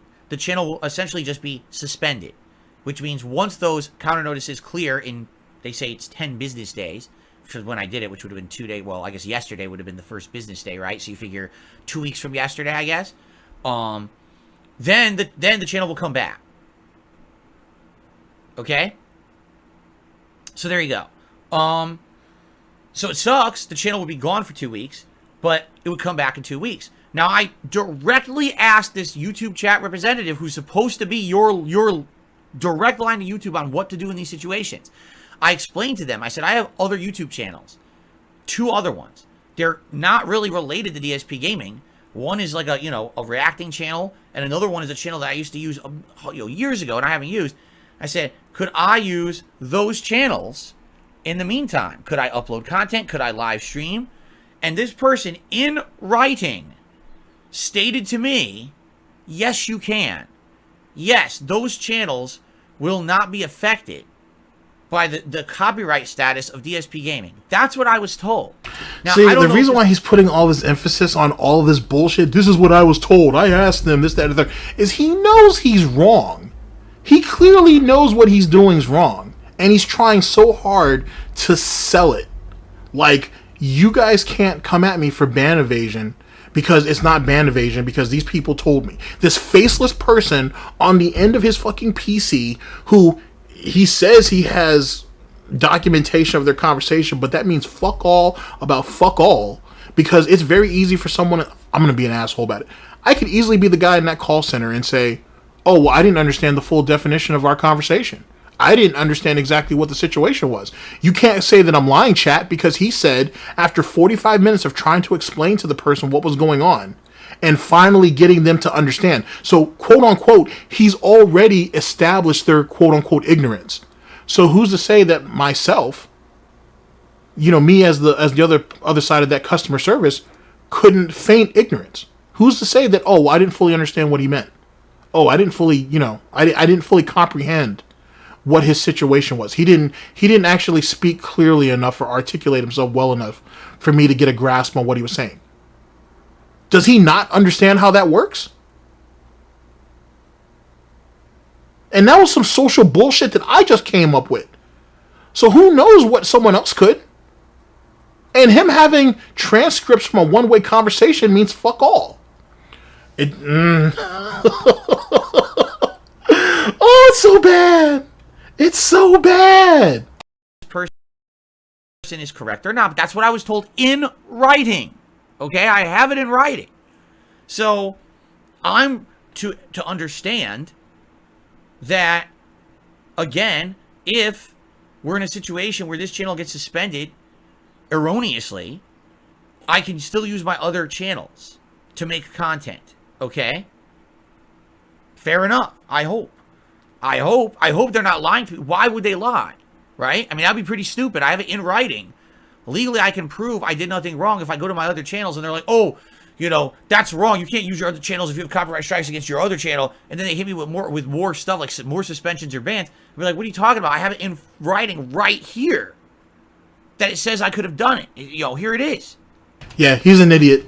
He's an idiot, but I'm telling you, he's attempting to, I should say. He's attempting to sow the seeds on how he's going to try to get the fuck off YouTube, worst case scenario. He's already getting ready to paint them as incompetent. He's already kind of putting out the doubt that they may have lied to him. Why would they lie to me, dude? He's already setting everything up that he needs to get the fuck up off. And then here's the crazy part, because most of you may not see it this way. He's doing all of this for detractors, not for his fans. Let that sink in for a second. All of this subterfuge, this piggy subterfuge, is literally just to try to make a compelling case against detractors. He's painting a narrative for his detractors, trolls, haters, and critics. The fan base are going to pretty much eat this up except for the few outliers. So that's what all this is for. All of this empty calories is for nothing except to try to serve up an empty platter for detractors, trolls, haters, and critics. Isn't that sad? Isn't that sad? And this is coming from someone, I should say, who I talk myself into circles too. You know this! But it's not empty calories. It's actually incredibly fattening, to be honest. But that's what this is for. Ugh. And it's terribly set up.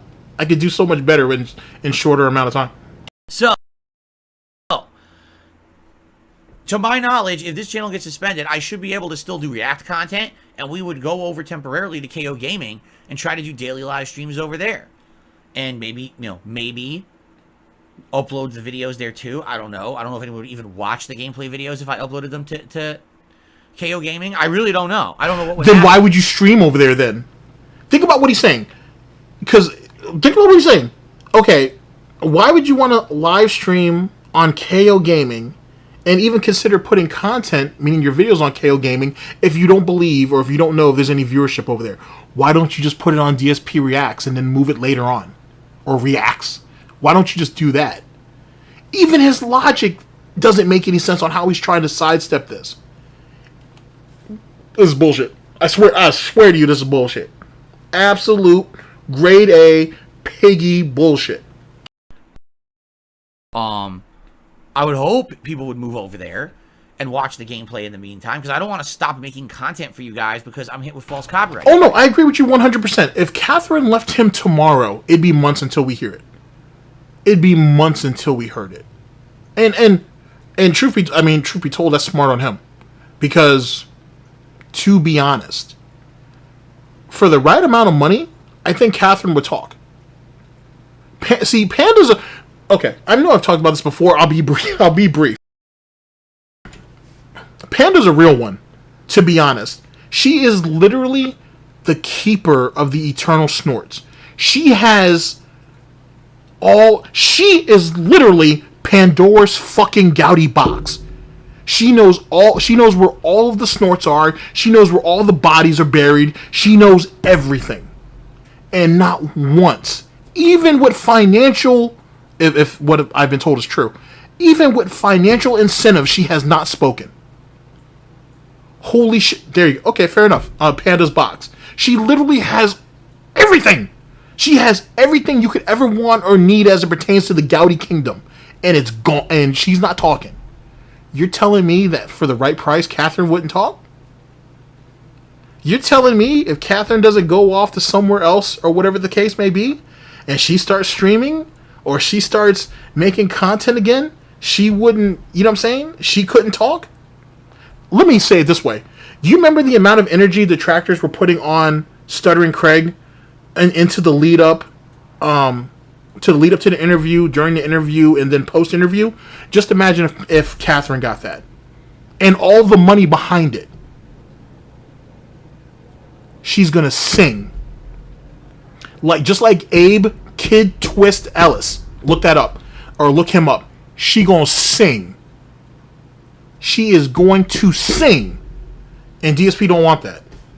So put her on ice for a few months, and then whatever, then he could just say that she's a liar, and or say, you know, people misunderstood, and then keep it going. That would be preposterous, right? So, that's what I was told. Now I have this whole conversation documented. So question number 1. Oh, also, and yeah, I think if Jenna was able to convince her that something could happen, but even more importantly than that, Catherine doesn't leave empty-handed. Catherine, they don't have a prenup. I know they don't have a prenup. I'm confident in it. So Catherine's definitely walking out with half. Half. She's walking away with half. How do I stop people from impersonating me and hitting everyone with false strikes on YouTube? Answer: you don't. You're not involved. The people getting hit with the false strikes need to either hit counter notifications or talk to a lawyer, have a lawyer contact us. You have nothing you can do. That was answer number 1. Question number 2. What about these false strikes I'm getting on my channel? All you can do is issue counter notifications. If you want anything further, have a lawyer contact us. That's what I was told. Question number 3. If this channel gets suspended for these false copyright claims, can I still use my other channels to make content? And the answer was, yes, you can. Do so. So I have it all in writing. I saved this whole conversation. All right? Then I reached out to a couple of lawyers, which I'm going to talk about in a moment here. Okay? So you guys know what's going on with that. Because I do have some, information, some updates for you here. All right? In regards to that.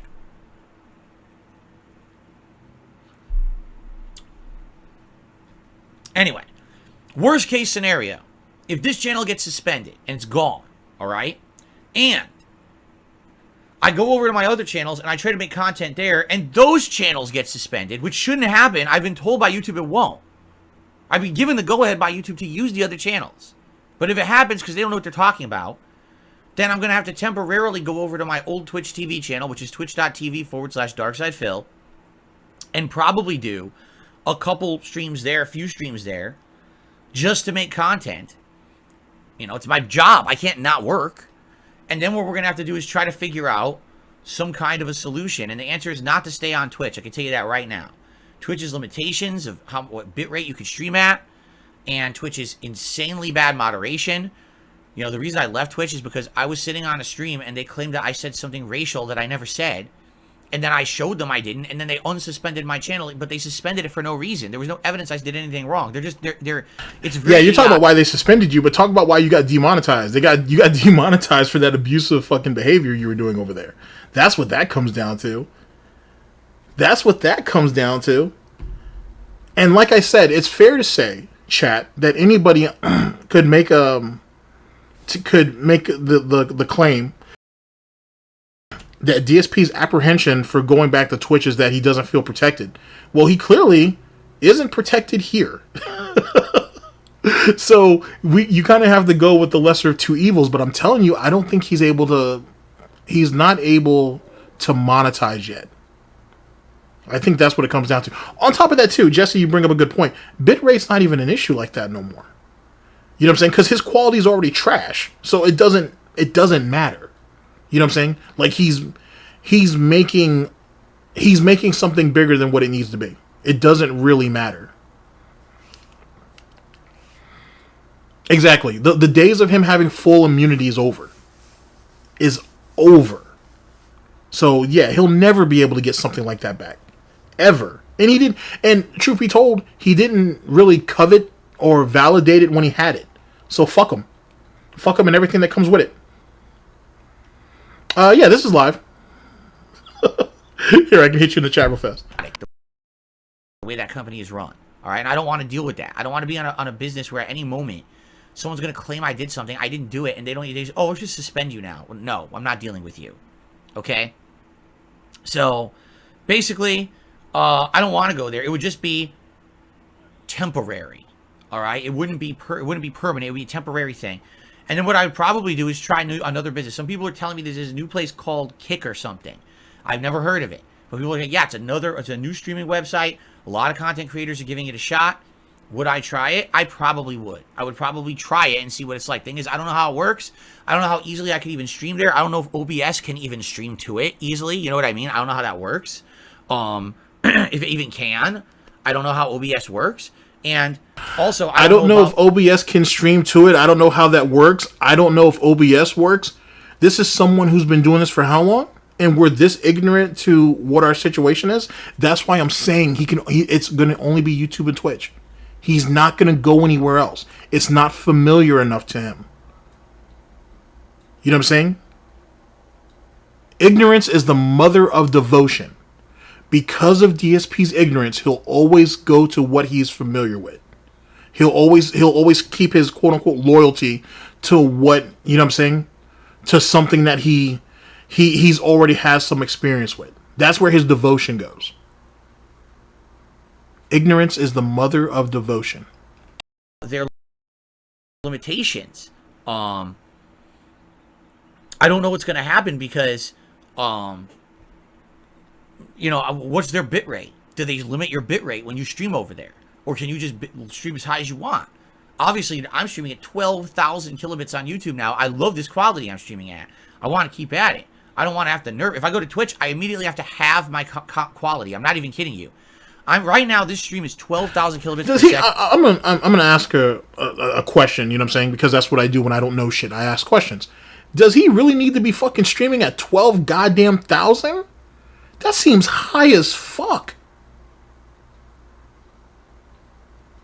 That seems obscenely high.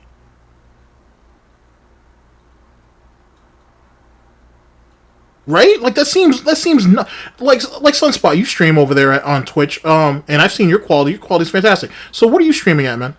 If you don't mind me asking.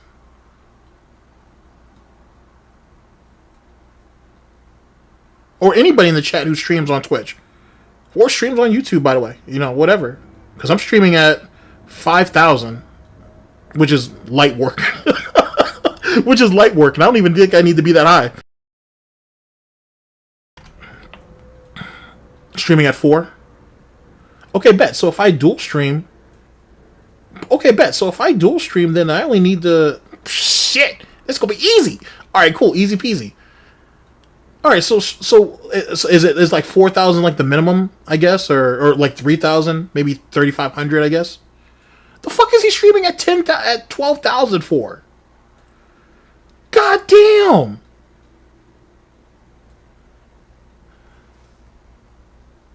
Okay, between 5 and 7 sounds reasonable. That sounds reasonable as shit. But what the fuck you need 12,000 for? 3 is the minimum? Okay, fair enough. I can live with 7. I would be able to live with 720. I could do that. That's not even a big thing. Like I said, I have to mess with that program to see if I have to stream at the same quality on both or not. 51 is for YouTube. Alright, big up chat. Jesus Christ, though. Yeah, DSP's always believed in quantity over quality. But 12,000, though? 12,000? That explains why his internet might be shit. Ew. That's ugly. 6,000 is the average. Alright, big up chat. God damn, that's just obscene. 12,000? If I go to Twitch, I have to stream at 6,500 kilobits. That's not even good enough for smooth 60 frames per second in 720p quality. It's not even good enough for that, and that's what they're limiting you to do over there. It's preposterous how behind the times Twitch is. Okay? I don't know if it's really worthwhile to see you fail in 720, to be honest with you. That's just me personally. Watching him fail in 720 and watching him fail in 1080 seems the same to me either which way. Womp womp. So I would hope Kick will allow me to stream at a higher bitrate if I have to go over there. Now the thing is, I don't want to go over there. I've been on YouTube for 15 years. I have built a community. I have built a business, right? My whole history is here. You know what I'm saying? And can you imagine if 15 years of my now keep in mind, this is the same cuck in 2017 when he got himself fucked off of Machinima that said that, you know, my whole excuse me, my whole career was pretty much on YouTube for the most part, but I have to diversify.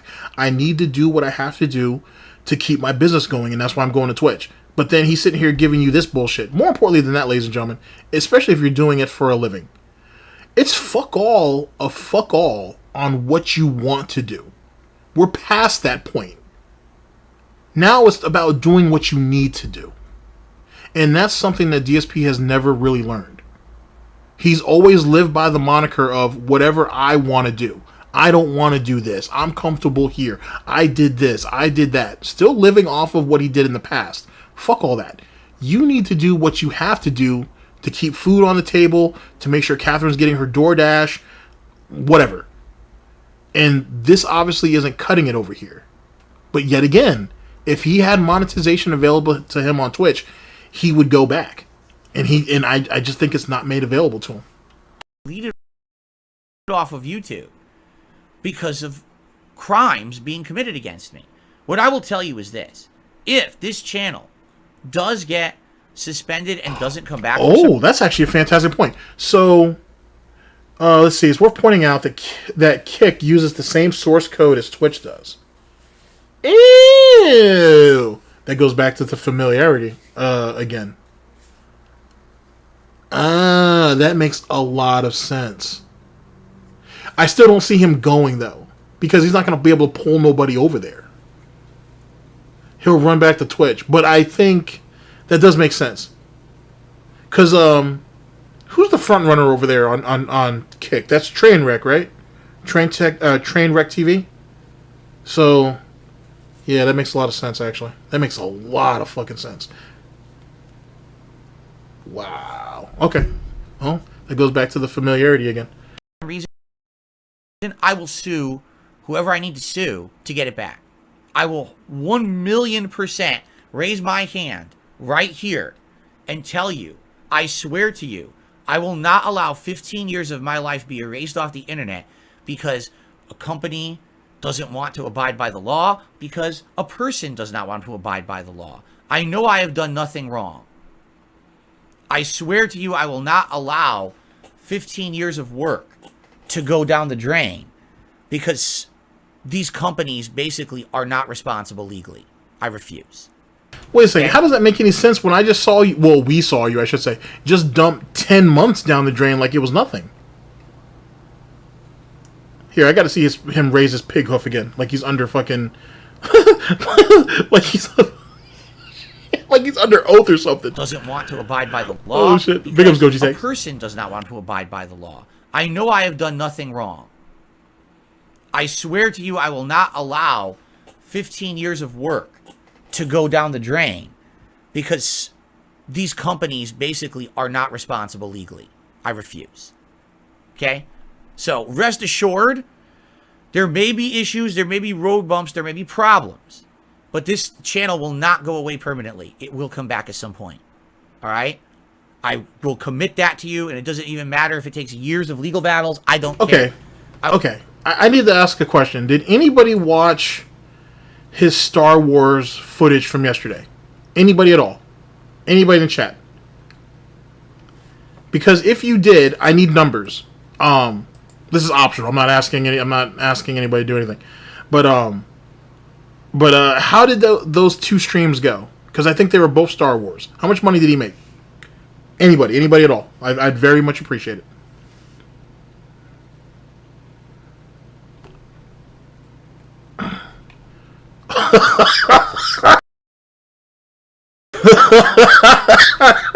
Oh shit! Oh shit! Oh, it failed on him. Oh, $200 on a fucking opening stream. Total of $50. That's unfortunate.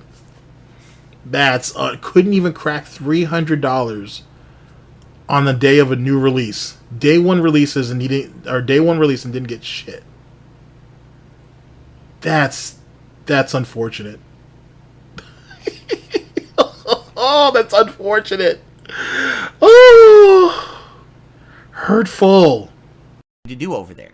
It's preposterous how behind the times Twitch is. Okay? So, I would hope Kick will allow me to stream at a higher bitrate if I have to go over there. Now, the thing is, I don't want to go over there. I've been on YouTube for 15 years. I have built a community. I have built a business, right? My whole history is here. You know what I'm saying? And can you imagine if 15 years of my history is deleted off of YouTube because of crimes being committed against me? What I will tell you is this.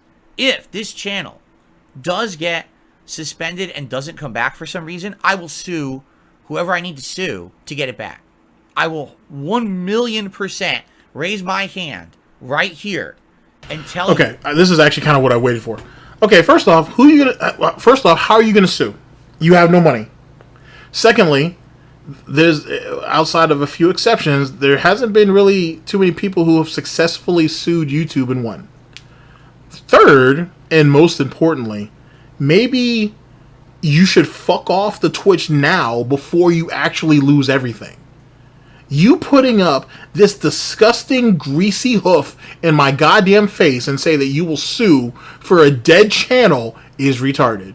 I'm sorry. Hashtag I'm not sorry. Fuck you.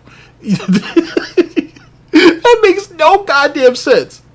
You're going to sue Phil for a channel that you just admitted to us to kneecapping. You legitimately kneecapped this channel as if it wasn't already limping along already. And now you say you're going to turn around and sue for it. Really?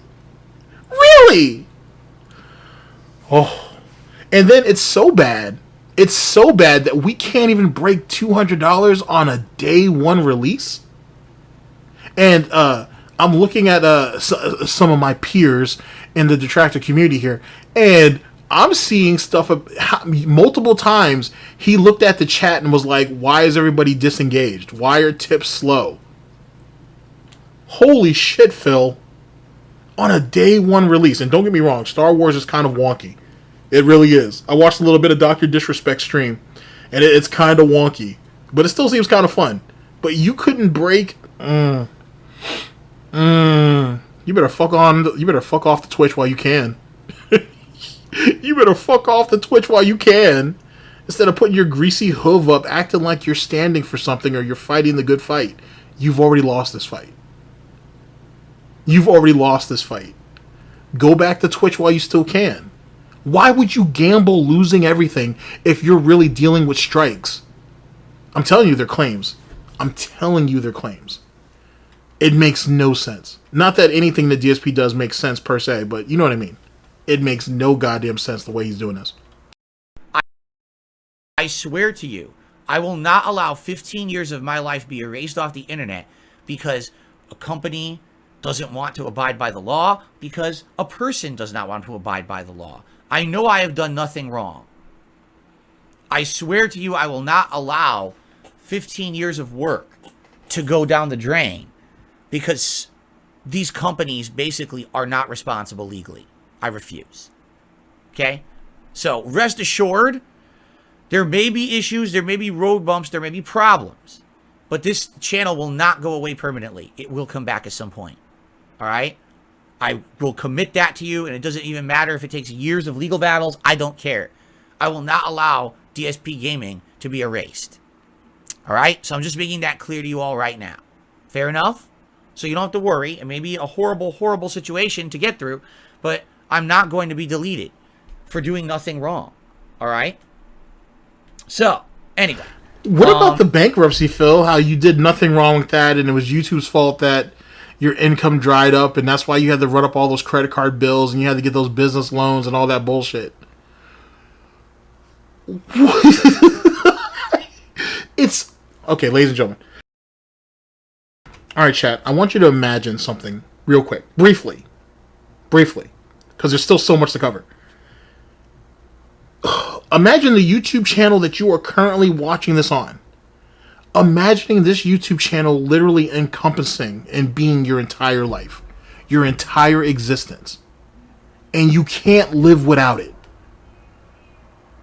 Your ego is so fragile, your self-worth is so non-existent that all of your self-worth is based on this one little YouTube channel that is fragile and means jack shit to jack shit.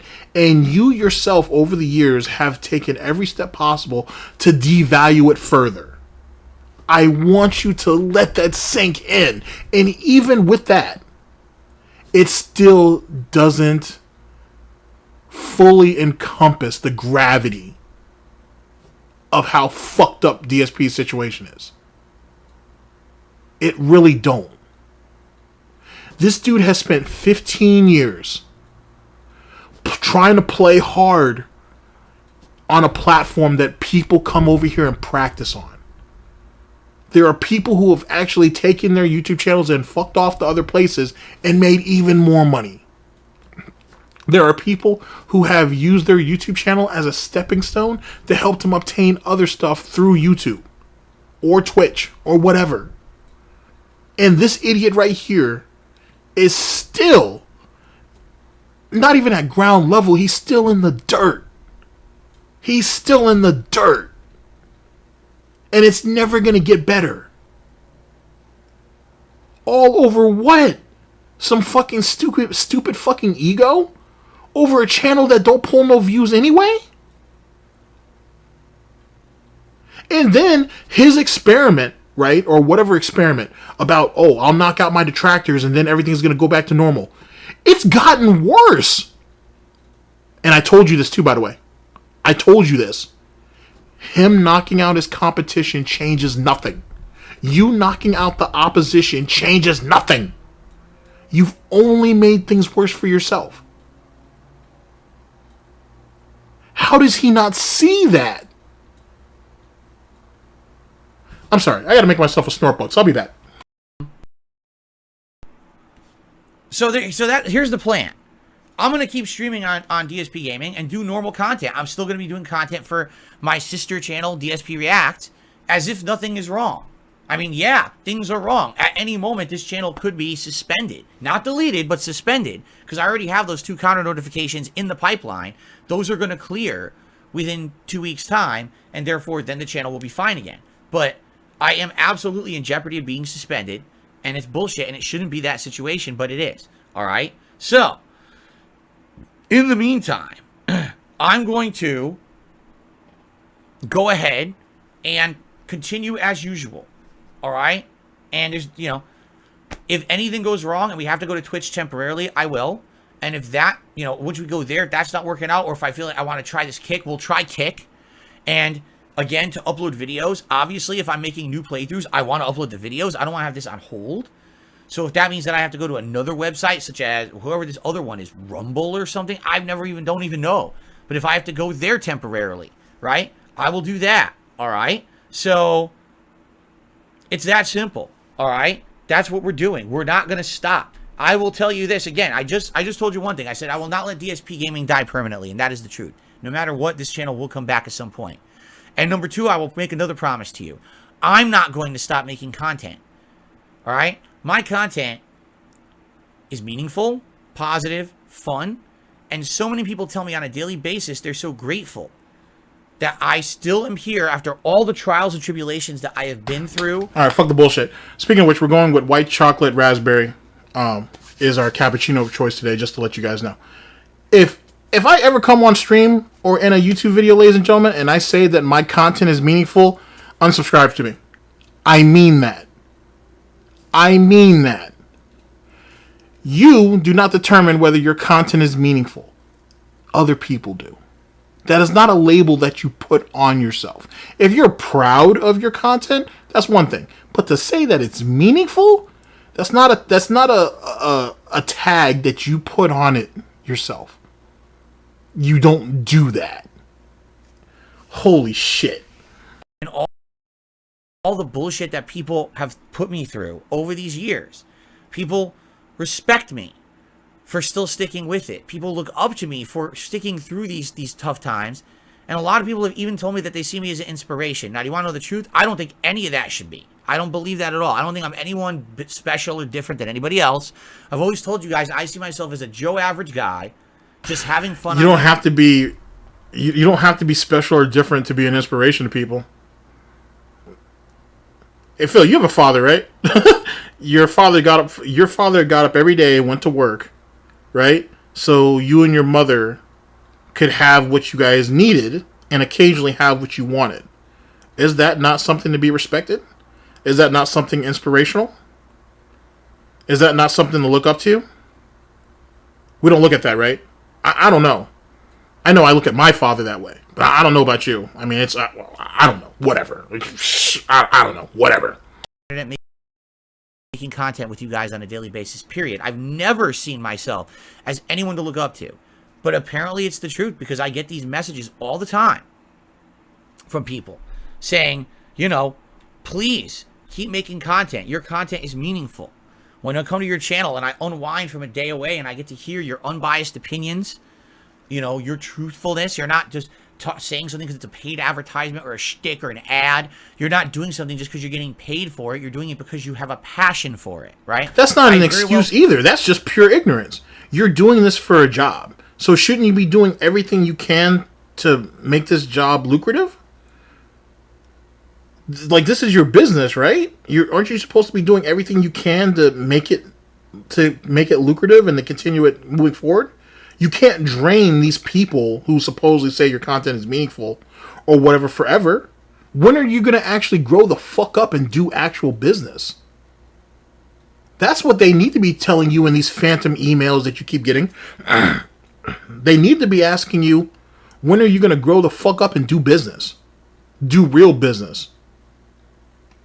Could have been a much bigger content creator. I was a bigger content creator, but because I didn't become the kiss ass that a lot of other content creators did, the PG golden boy promoting content and shilling shit, that's why I'm the guy who's the whipping boy of the internet. Very truthfully, that's the reason. That's not the reason. That's just the situation. You're the whipping boy because you went after other people who did those things and they have obtained more than you did. Not just materialistically, Phil. They accomplished something. They are regarded as successful content creators that other people inspire to. You can sit here and keep trying to pull this sellout, shill, whatever nonsense that you want. It's not going to get you nowhere. Matter of fact, I'll give you an example. So, as you guys know, I follow the FGC. Mike Ross has recently... I can't think of the other player he's teamed up with right now. But Mike Ross has essentially started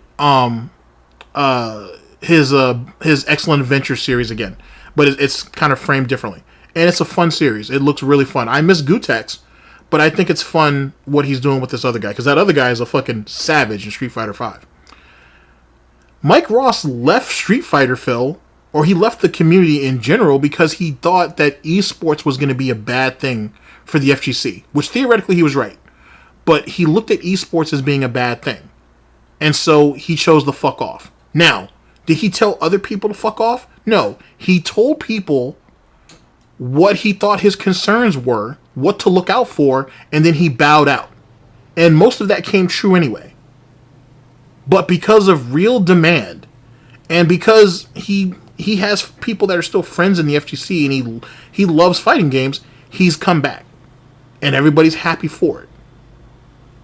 Now, I want you to try to equate that situation to your situation. Mike Ross is incredibly profitable. He always has been. You are not. You're a bum. You're a loser. You're a failure. You've never accomplished anything. And what little that you did accomplish, if someone wants to give you credit for, was a fluke. It was luck. Dumb luck. Literally, you just happened to be there and that was it. And I know people. I've spoken to people who said they've watched you from the beginning. God bless them. But you were trash then and you're even more garbage now. You filled a niche at a time when there was a whole lot of demand and there wasn't a whole lot of surplus. Then more people came in. And more people came in with better quality. Not just all this massive quantity, this inflated, essentially, commodity that most people didn't give a fuck anymore. Now people wanted some quality to go along with it. They didn't, what is it, Phil? They didn't want that El Cheapo, cheap knockoff Chinese shit that you like to call. They wanted real quality. And once those content creators came in, people like, well, really you got blown the fuck out. But alas, is that really the end of our story? No, it's not. Because you could have gotten better. You were right there with everybody else when all these new things were happening. You didn't want to do that. You wanted to be the king of the raw Let's Plays. You wanted to be the most honest motherfucker on the internet. And that's what became your brand. Right on your fucking oddly shaped forehead. That's what became your brand. You chose to live and die by that. And so, alas, that's what happened. You slowly plunged yourself into the abyss, and you've been drowning ever since. And you can't, nor will you, do anything to try to fix it. And you can sit here and sit on these false morals about bullshit, and say that I did it the way I wanted to do it, and that's why I was persecuted, and that's why all these edicts were put up there on the internet that I'm a failure and I'm a loser and this, that, and the third, but I did it my way. No one gives a shit. No one gives a hot fuck about any of that. And that situation with Keemstar proves it. Now, don't get me wrong. Keem has been scheming on wings for a long time, especially financially. He's been wanting to get wings in a financial situation for a minute. We'll talk about that later. But Keem has been doing that for a while. But Phil, I don't know not one person who is rational, dent or not, who's going to turn down $50,000.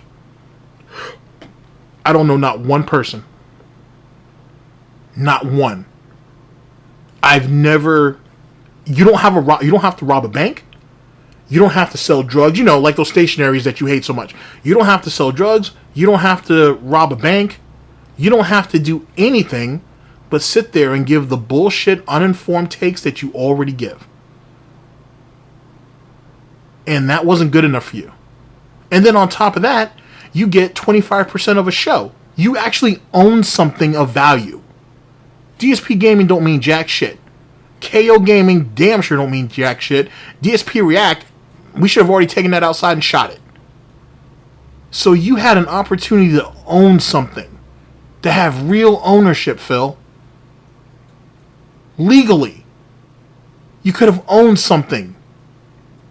And you fucked all with fuck all because of personal prejudice. But then you want to get mad about, oh, Twitch thought I said something that I didn't say and they kicked me off the platform. I want you to think about this for a minute, chat. Real ownership. He really had a chance to be part of something bigger than himself. And fucked on with it because of some personal bias that don't mean jack shit. That is fucking phenomenal. And then here's the crazy part. He didn't even really have to do any work. All he had to do was show up once a week, once a month, whatever, and give his hot, uninformed takes and then fuck off. It was essentially one day where he does a pre-stream podcast on someone else's platform. And he thought that was a bad idea. He thought that was going to hurt his brand.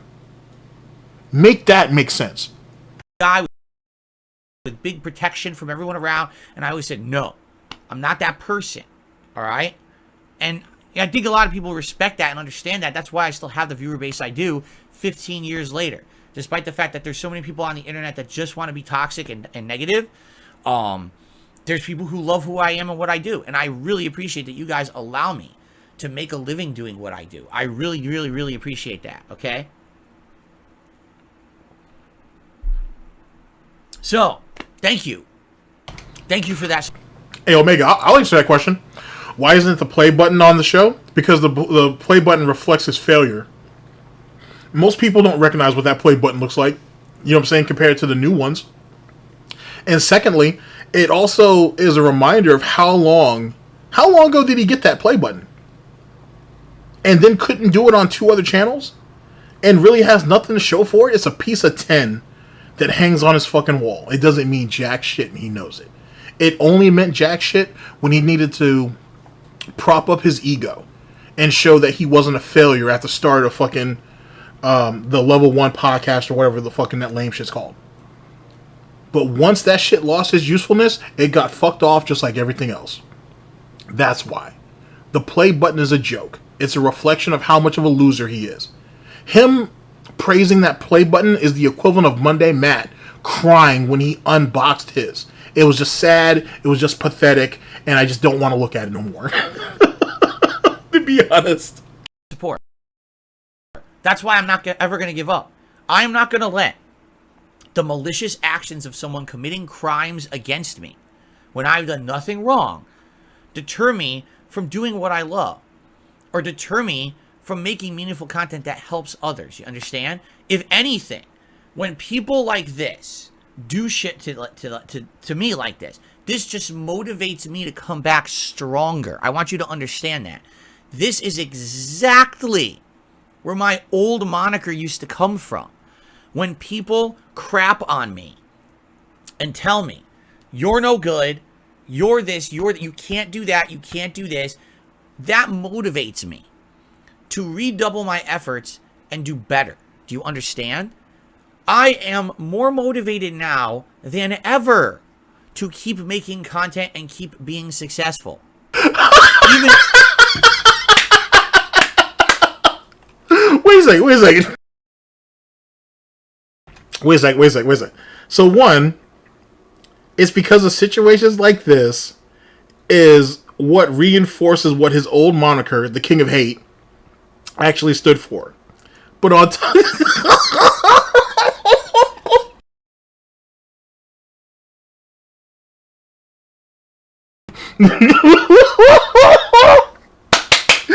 And now I am more motivated than ever to do what I'm doing. Be successful. Oh shit.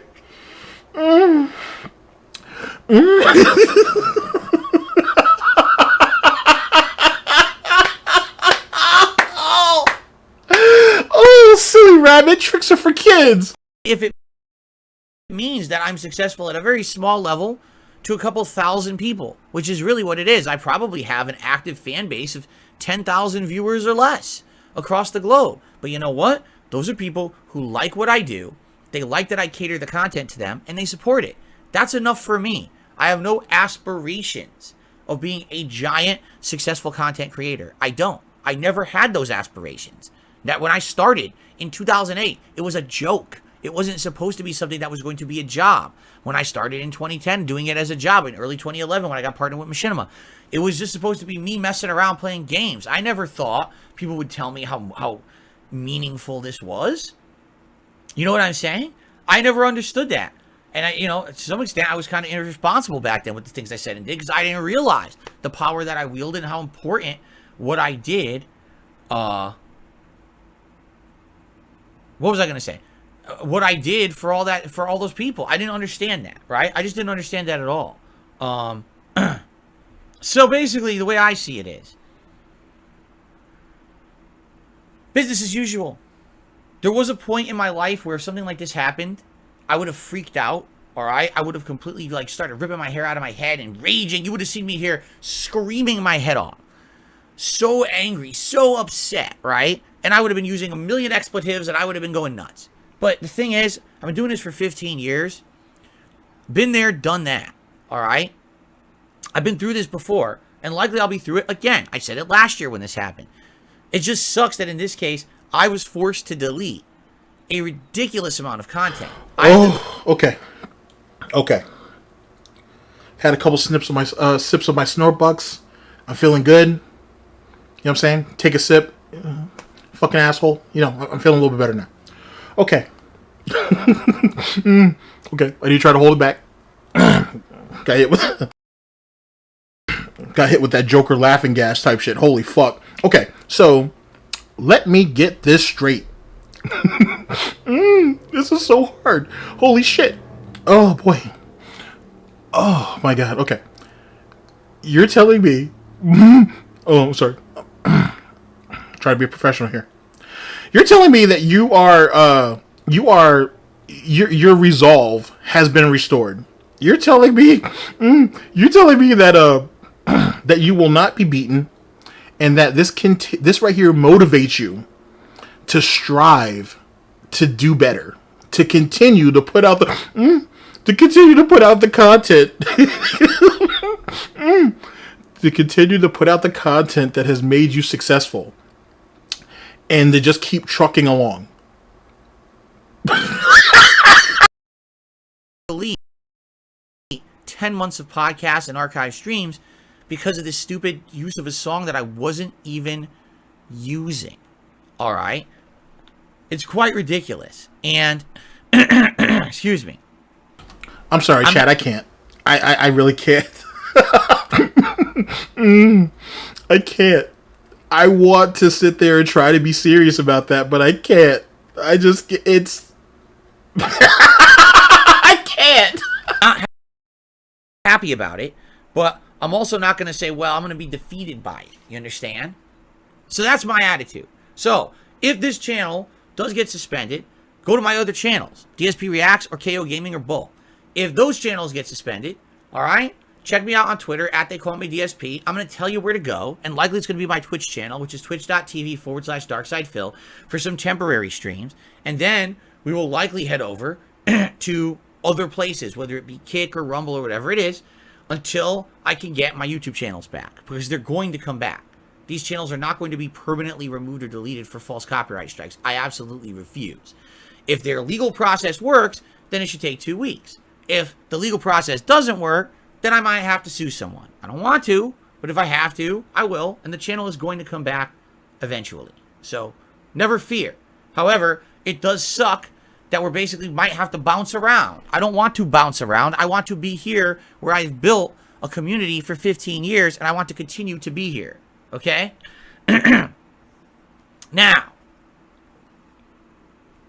in the meantime, I have spoken with multiple lawyers. Okay? I have. And basically, I can confirm with you that YouTube does have a behind-the-scenes process for which they protect big content creators from this issue. Because you might say, wait a minute, Phil, you're small potatoes, right? You're no one. You're affected by this. Are you going to tell me that these big content creators out there who definitely have their haters and definitely have their issues or whatever, right? You're going to tell me that they don't have the same issue? How do they not have their channels get hit with false copyright strikes and get taken down? The answer is because if you're big on YouTube and you make YouTube a lot of money, and likely you have money for a lawyer to pay them $300+ an hour, all right, you get extra protections. It's not fair, but it's true. I will. Oh God. Okay. I'm sorry, chat. I couldn't. I don't know if I just got affected by the Joker laughing gas or not, but goddamn, dude, it's too hard to take that seriously. I just can't. Holy shit. I'm gonna die laughing all that shit. Okay. This idiot just told us that he can't that $300 is too much and whatnot, but he'll sue if he has to. Now he's saying that he can confirm that other content creators, if they have the money and if they have the means, essentially is what he should say, that they can sue. And he says it's unfair. You've been doing this shit for 15 years. You've made hundreds of thousands of dollars a year. And you don't have, well, we know he don't, but you don't have like $5,000 in the fucking bank just in case something happens? Are you fucking serious? And now you're sitting here basically saying, oh, woe is me, I can't afford $300? How embarrassing is that? He can pull $300 in a couple of days. But he's saying that, oh, I can't afford to do this? I can't afford to try to protect my business? But yet he'll take Catherine out for him and Catherine need to eat out on their day off, though, right? That's a priority. Need to do that. I worked all week, dude. I need to have my treat.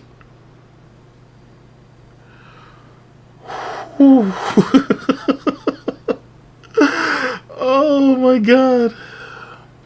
It really is sad. I gotta be honest with you, and take it as between the snortbucks and all the laughter, I've had a moment of clarity. That doesn't mean I'm sympathetic to this piece of shit at all, but just take it that I'm having a moment of clarity. He should be embarrassed that he said this. He shouldn't be embarrassed that this is online. Don't get me wrong, times are hard for everybody, especially financially. I get it. I think we all get it. But you've done something for 50. Oh shit, for 15 years. For 15 years, and you don't have $300 to help save it, to help secure it. Oh, but he's successful though, right? He said this whole situation has motivated him, has reinforced his resolve. has reinforced his resolve to continue to come back stronger and keep providing the content that makes him successful.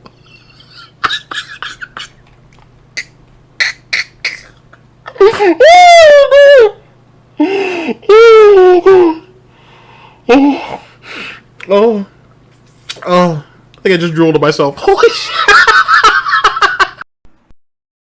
It's bullshit, in my opinion. That happened. How is that fair and equal treatment? That because someone is big on YouTube and rich, they get protections, but not the other person. So one person gets protected from crimes, but not the other. Can you explain to me how in a court of law that could be justified? One person, you're just, sorry, unprotected, just get hit by crimes constantly. Sorry, nothing we can do. Oh, big person who's rich? Okay, we'll help you. Wait, huh? I'm pretty sure in a court of law that's not going to fly. I'm pretty sure, legally, any business should be giving the same level of attention to crime to any person that it affects. Okay? But the point I'm making here is, that's why the big-ass YouTubers out there who have millions of subs, who get millions of views on every video, who are rolling in money and who make money big time on YouTube, don't get copyright strikes against them for bullshit like this. Because those people are protected. They have another air of protection and scrutiny.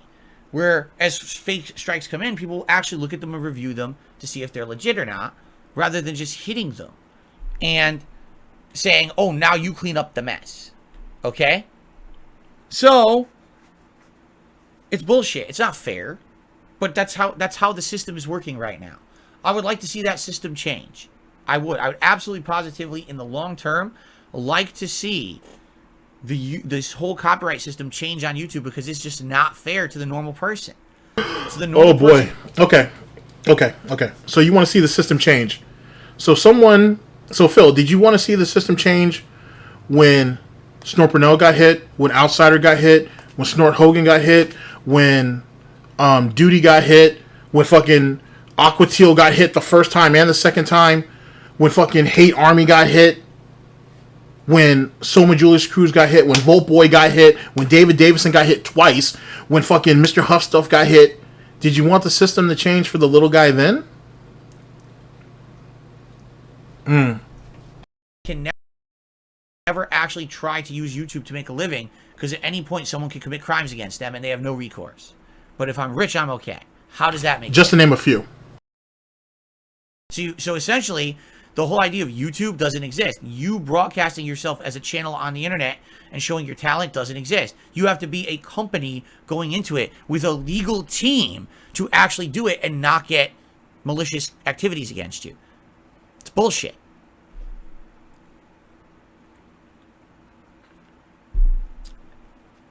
I mean, it's right there in the documented chat I had with YouTube. They said it twice. Get a lawyer. Have a legal representative contact us. But the legal representative is $300 an hour. So just to have them contact you, probably I'm going to owe them $1,000. What are you talking about? How is that fair? I'm supposed to be rich. Anyway, this sucks that it's happening. It is what it is. I am going to seek some legal representation. All right? You know, the problem is I'm not made of money. And, you know, I just went through a bankruptcy 3 years ago. So I don't have good credit. It's not like I can go out there and be like, yeah, I have all this money and credit that I can put against it to pay for it. I don't. All right? So we'll see what happens. Okay? And go from there. I don't, again, I don't know what's going to happen, if anything. I don't know if anything will happen. It might just, fall on its face and have no positive outcome from it. But at this point, since I'm in a situation where this is happening to me regularly. It happened last year. It's happening now. And I have someone apparently mass impersonating me, and YouTube won't even take care of it. I think this is something I have to do. And I very much likely might have to seek help for it on the internet and do like a legal fund. And say, hey guys, I'm sorry, but I need help to do this. I can't afford it. I need help with it. Can you help me out? Can we do like a fundraiser or something? Oh, shit. Oh, now we want to have a fundraiser for legal to cover legal funds. Oh my god, this is what we've come down to. We're doing fundraisers and donation drives essentially to cover legal fees.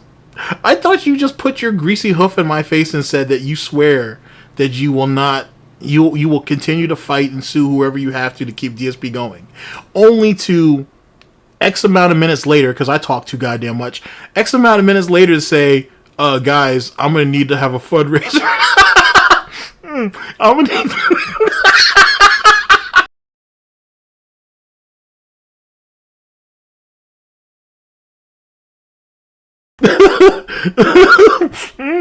I need to have a fundraiser to get the money up so you can fund my legal counsel.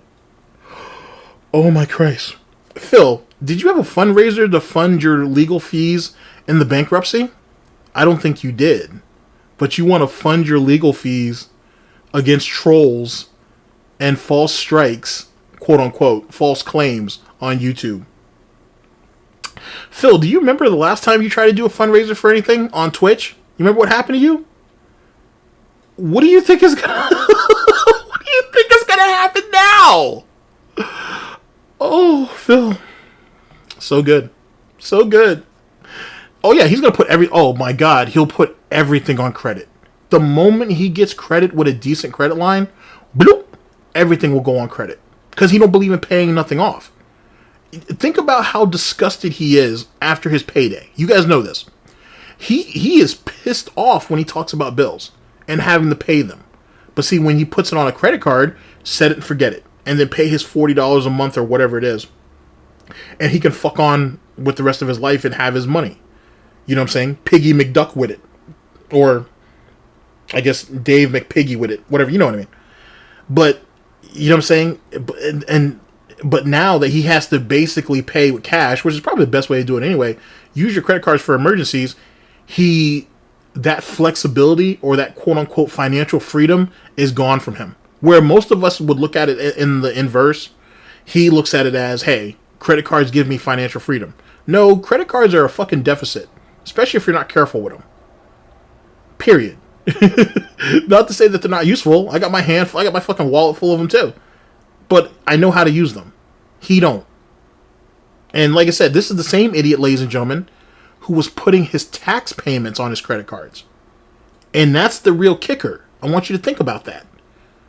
He was paying his taxes on credit. I didn't even know you could do that. And then on top of that, I don't know why you'd want to do that. But womp womp. Pay for this freaking lawyer so we can get something done or get something off the ground. Okay? So yeah, I don't even know what else to say. That's kind of where we are. So to recap, here's the recap. I'm not issuing copyright strikes against anyone. Those accusations are completely false. It's not happening. I proved my innocence about a month ago on my freaking birthday. I showed everyone it's not me doing it. But my trolls are so stupid that they don't believe it because they believe insane conspiracies just like they have all along. So they're blaming me for the actions of some malicious third party who no one even knows who it really is. YouTube's copyright system is broken and is granting... Yes, he was paying credit cards off with other credit cards. He was using balance transfers, basically, which is a really dumb idea. But see, this is why you have to go back and look for it. But he sat there and said some shit about, oh, the government raised the interest rates for credit cards and whatever, because all of a sudden I went from paying zero interest to now paying whatever. Now, clearly, to any of you who is functioning in some level, right? You know that's clearly don't make sense. That's clearly a lie. The way DSP sees it is, oh, I have this credit card that has $7,000 on it. Oh, but I got this new credit card that lets me balance transfer, and it'll be at 0 interest for like 18 months. So he balance transfers it over. He's got the fresh card back, and now he's got this card where he pays whatever the minimum is, and then he's good. 18 months later, he didn't pay it off because he never had no plan to. Interest rate shoots up. He blames it on the government. Oh, so amusing. Holy shit. Strikes, even though they're not legit, and I have no way to stop them because according to YouTube, I'm not involved in the process. It has to be the people getting stricken with the fake strikes that deal with it, and they need to seek a lawyer. That's what I'm being told.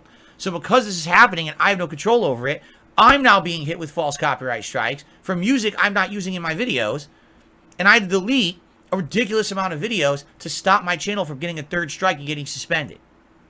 This sucks because this hurts the channel.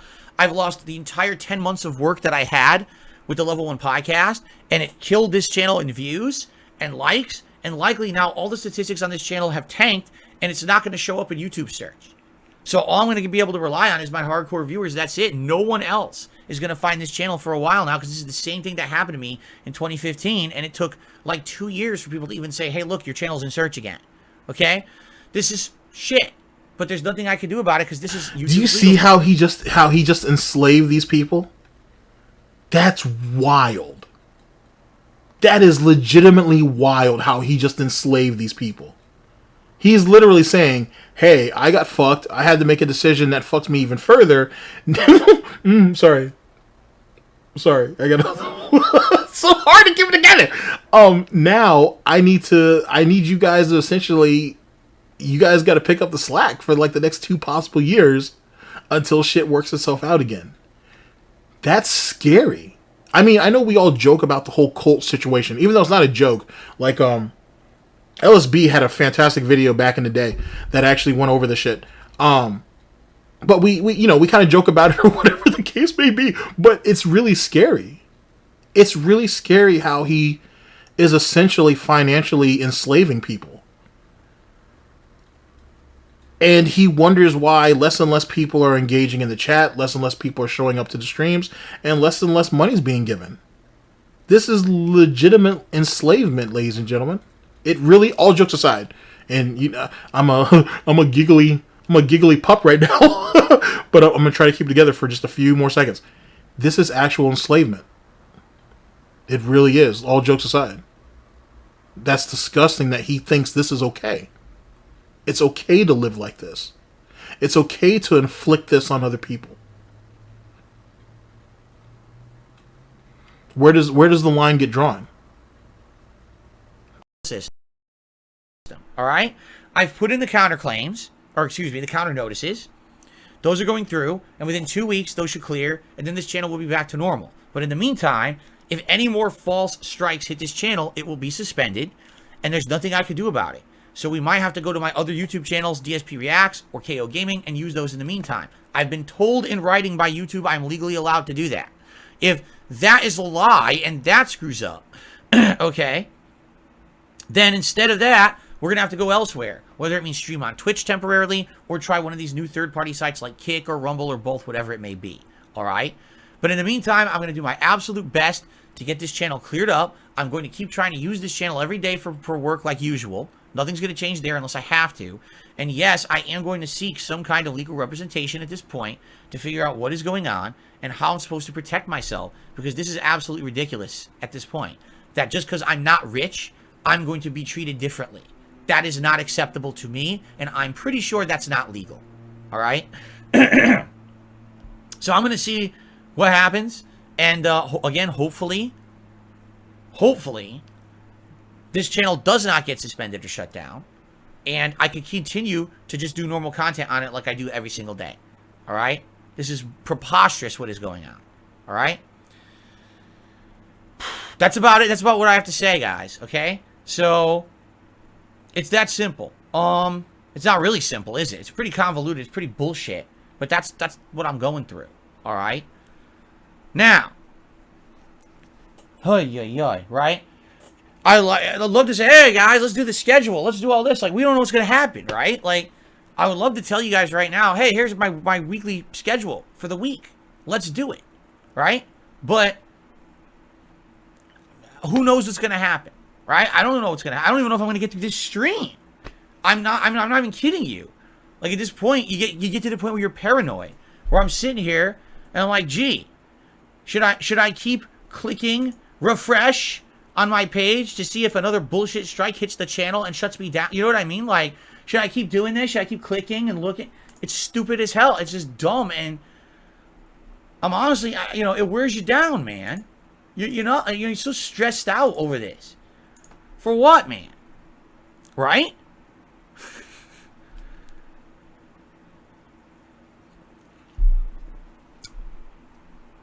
Anyway, so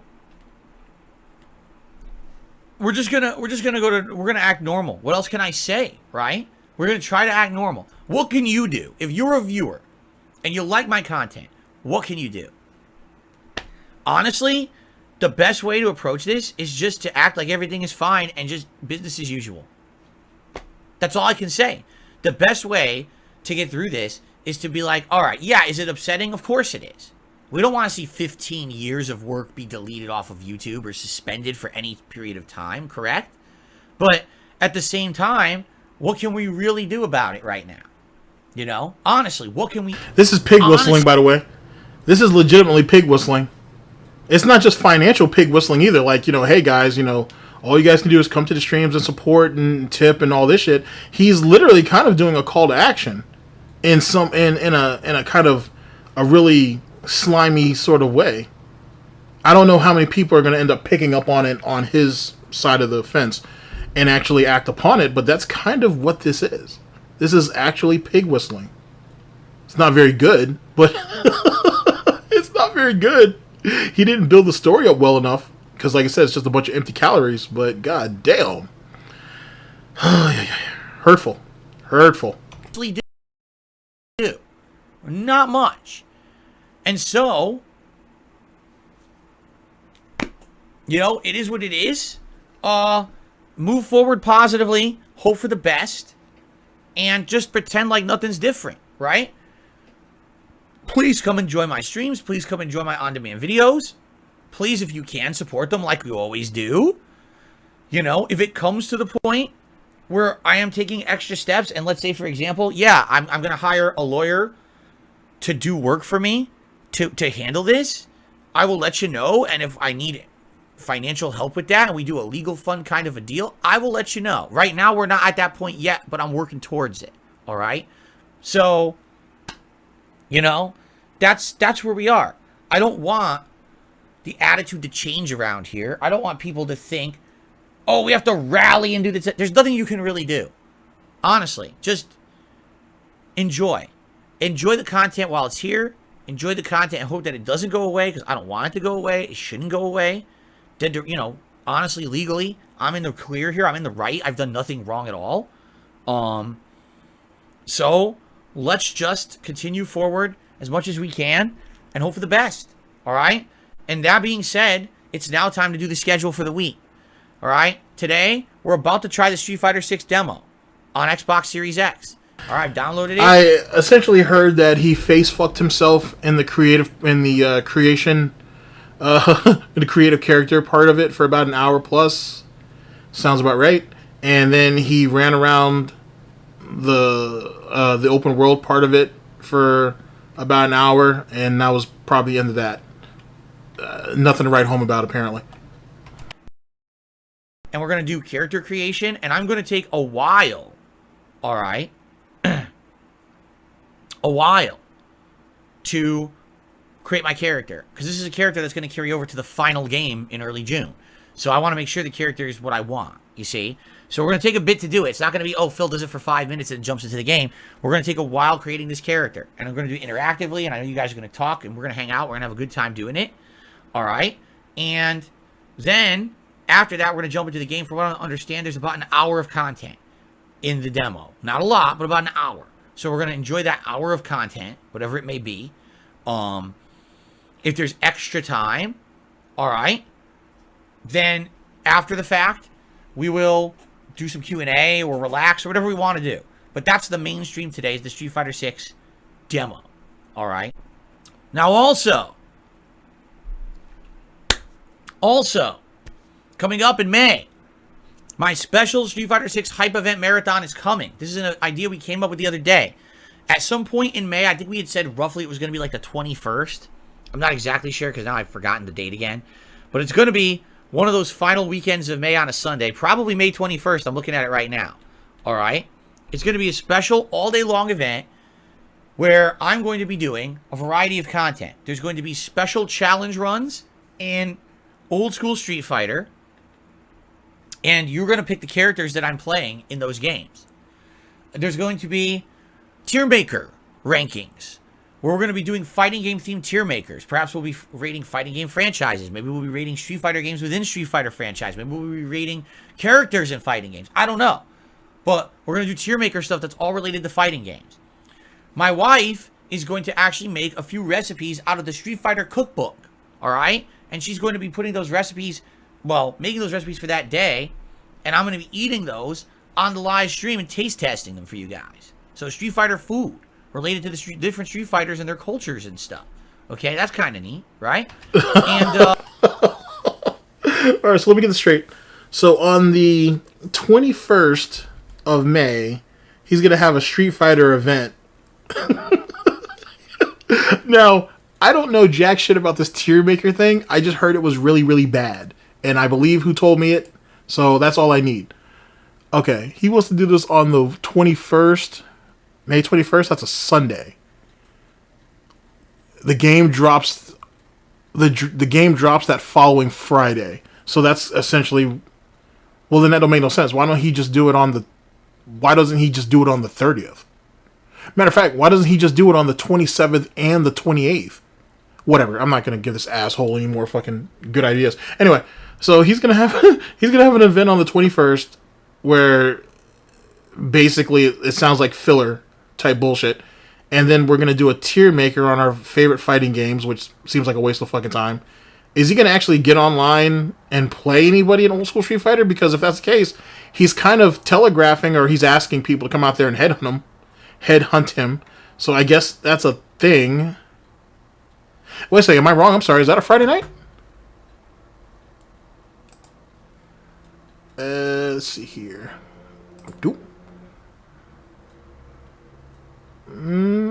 No, May 21st is a Sunday, which makes no sense actually why he wanted to. Anyway, that doesn't make any sense why he would even do it on a Sunday. That seems weird in its whole situation. Then his wife is gonna make stuff out of the cookbook. Oh, so where are they going to get sushi from? Where do they normally go to get some of their Asian themed foods? That they go for takeout, because I'm assuming that's where the food's coming from. I do not see Catherine making rice balls. You know what I'm saying? I don't see her. Maybe I'm wrong. Maybe she has it in her, and maybe I'm not giving her enough credit. But I feel like that's not a thing. That's not a thing at all. It is really not a thing. All right, we'll see. We'll see. And other stuff too. It's going to be a great variety event, and that's coming up around May 21st. Don't set that in stone, but that's the rough time right now, the tentative time that we set for it coming up. Okay? And of course in May, there's tons of different games coming out. There's Redfall. There's Zelda, Tears of the Kingdom. I think there's a new Amnesia game. There's a ton coming out in May. So pretty much every week we're going to have new release content that I'm going to be playing. All right? So just so you guys know. So there you go. That's the schedule, the rough schedule. All right, everybody?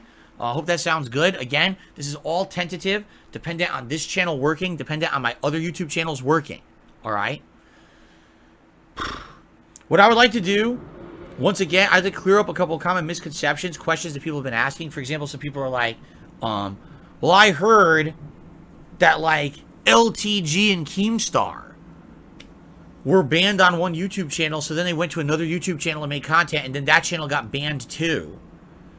So how is it that you're saying that if DSPGaming gets suspended and you go to another channel that you can make content there? From my understanding, that's because they had violated the YouTube terms of service. For example, Keemstar had been banned from YouTube for harassment. Which is what you're doing, asshole, by fucking ban evading. He really doesn't see it. Oh my god. I told you he's born to fail. I know it's a rarity, but he's born to fail. At times, he shows, it's just like if you watch a lot of Amberlynn or you watch a lot of Chantel. Even Cobra to an extent, you see glimpses of self-realization and then it just fucks off. And it's spectacular. It's the most odd thing possible. Holy shit.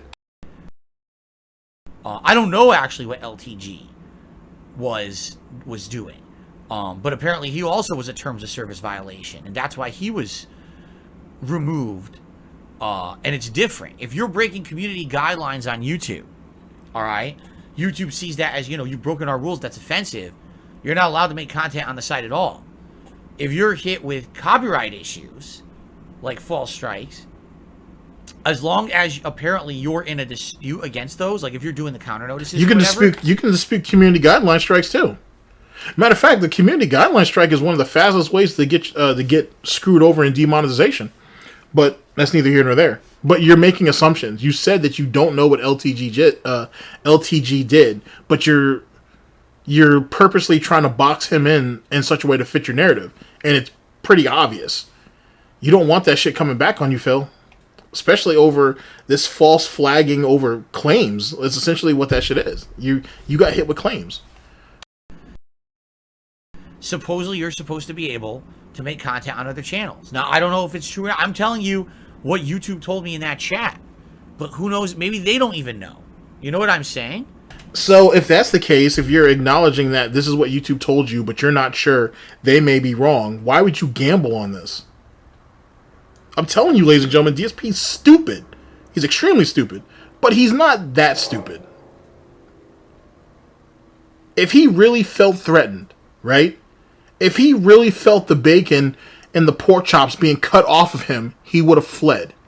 DSP is a coward. Whenever he feels threatened, he moves. He's not man enough to stand on his own. Well, I use the term man loosely. He's not man enough to stand on his own too. He's not willing to do any of that. And he has no advantages. He has no real ground to stand on. The music that was claimed, he fucked up on. That's why he deleted everything. Why is he giving us all this extra deposition that doesn't mean jack shit? He's wasting time. He's legitimately wasting time. Yeah, I'm pretty confident. I'm pretty confident, Jesse, that he's full of shit. Pretty confident.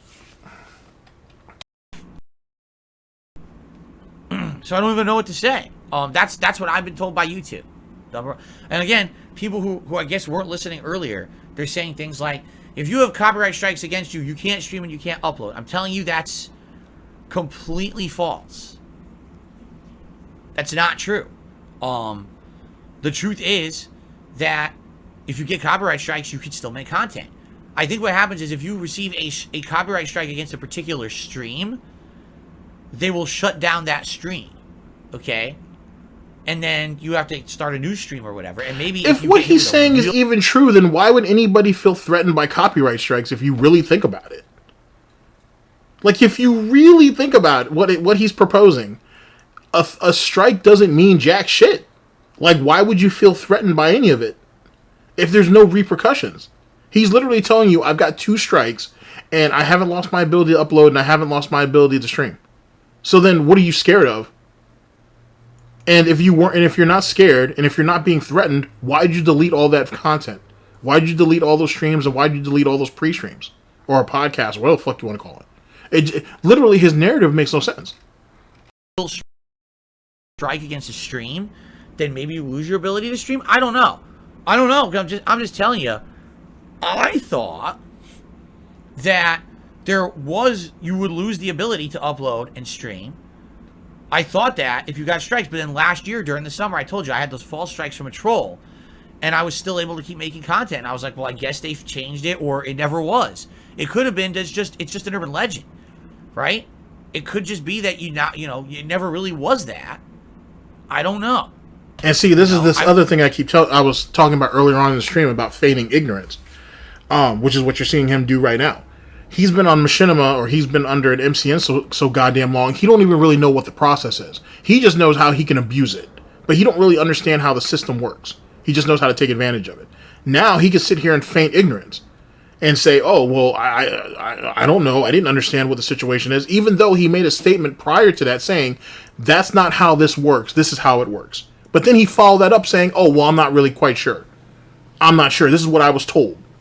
It's all blatant ignorance, just so he has wiggle room to squirm out later. And you're going to look foolish either which way. Here's the main point, ladies and gentlemen. If he's really in jeopardy the way he's saying he is, why the fuck is he still streaming on this channel? Why don't he just go over there to Twitch and wait until everything gets smoothed over?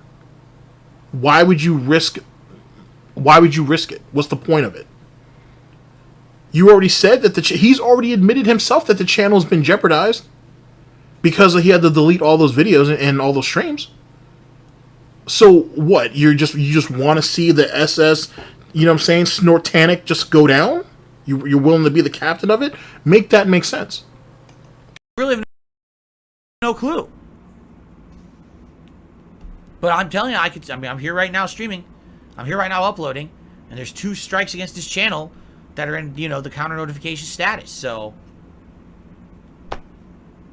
whatever, I guess. I don't know what else to say.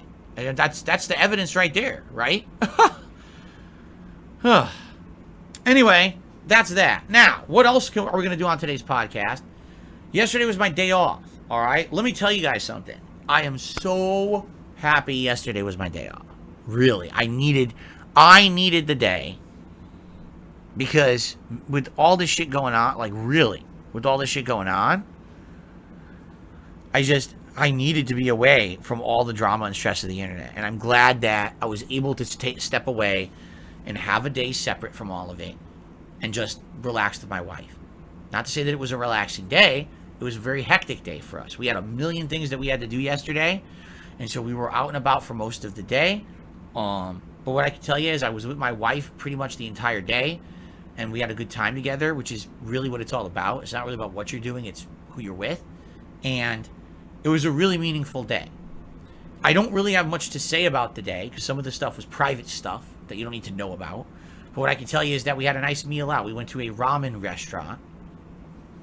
And we got an order of takoyaki, which are fried dumplings. Now, I want you to take this into account with this asshole. X the doubt in the chat. X the doubt. How is it that... Weren't you supposed to be working on trying to save your channel on your day off? Isn't that what you've been essentially feeding us this entire time? On top of that, excuse me, you couldn't take Catherine to a ramen place for her birthday. She had to get some fucking disgusting, grimy-ass Burger King, apparently. I don't know. My Burger King experiences, the few that I've had, have not been bad. But whatever. You could only get her fucking Burger King on her birthday. But on a random day off, when you almost lost everything, you thought that was the moment. That was the event. To go to a ramen place. Make that make sense. It's your wife's birthday. Oh, I'm going to take her to get Burger King. Oh, this is some random fuck off day that I feel like I should leave my house. Let's get ramen. Huh? And then, who's to say he even left the house? Whatever. I was going to say, who's to say he even left the house? But that doesn't... It's not believable. It's not believable. It really isn't. It doesn't make any type of sense. It really don't. Holy shit. So basically, your wife Cat's birthday doesn't mean fuck all for fuck all, and we'll fuck off and get ramen whenever we feel like it. Because it's a great stress reliever or some shit. Like, come on. Come on, dude. Like, is nobody behind the scenes telling him, hey, Phil, that doesn't sound very good to do that? Well, what, dude? You took Catherine to Burger King for her birthday, but you guys had ramen on this random-ass day? You've been doing these Ask the Kings, or Feasting with the Kings, I should say, and you guys are ordering all this different type of food or whatever, but Catherine got stuck with fast food? What about that year, Phil, that she got stuck, or maybe that was your birthday, I can't remember, but one year they were eating Sonics. And I was thinking to myself, why the fuck were you eating Sonic? But on his birthday, no, I think it was her birthday, or it was on some type of thing with her, that they ended up getting Sonic. But on his birthday, they went to like some Asian restaurant, like a nice Asian restaurant or some shit. Or it was one of the restaurants in the mall or some shit. I don't know. Fucking A. Fucking A. It all sounds fucking ridiculous. Holy shit. Octopus inside, and they're actually covered in a sauce, and they're sprinkled with some of that flaky salmon. You ever seen those salmon flakes? I forget what it's called. There's a word for it. So we had some of that, and then we had ramen. I had a ramen that actually had yuzu grapefruit. Yuzu is a Japanese grapefruit. So I had one that had a yuzu flavoring in it. And my wife had one that was more a savory, spicy broth. And it has noodles, it has various veggies, I think it's bamboo shoot they cut up and cook, and it's like in there. And a soft-boiled egg that was marinated in soy sauce. Oh, it was so good. I absolutely love real, authentic Japanese ramen. And that's what we got. Okay. Fun fact, really fast. Did you guys know that King Cobra made hard-boiled eggs in beer and Mountain Dew? That really happened, by the way. That really fucking happened, by the way. Cobra's a trip. Good restaurant that does it around here. So we had a good dinner out for the first time in ages. We haven't had a dinner out in a long time. And it was nice to not be sitting at home ordering DoorDash, but instead being able to go out and having a nice day with my wife. It was very much appreciated.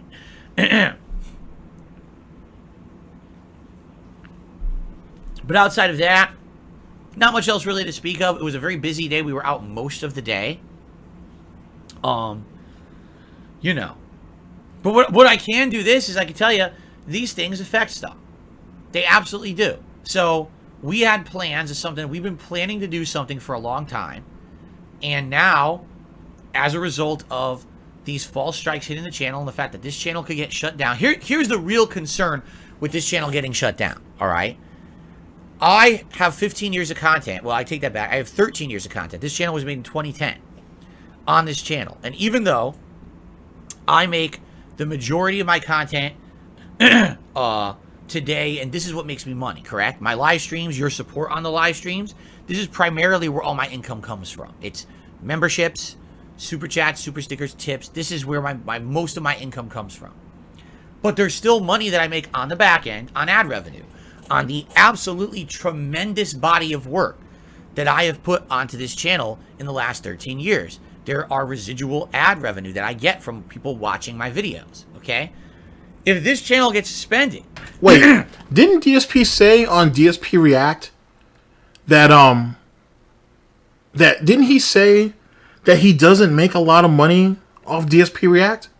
But yet he's admitting that he gets residual money over here on DSPGaming, even though DSP React, it pulls residual views too.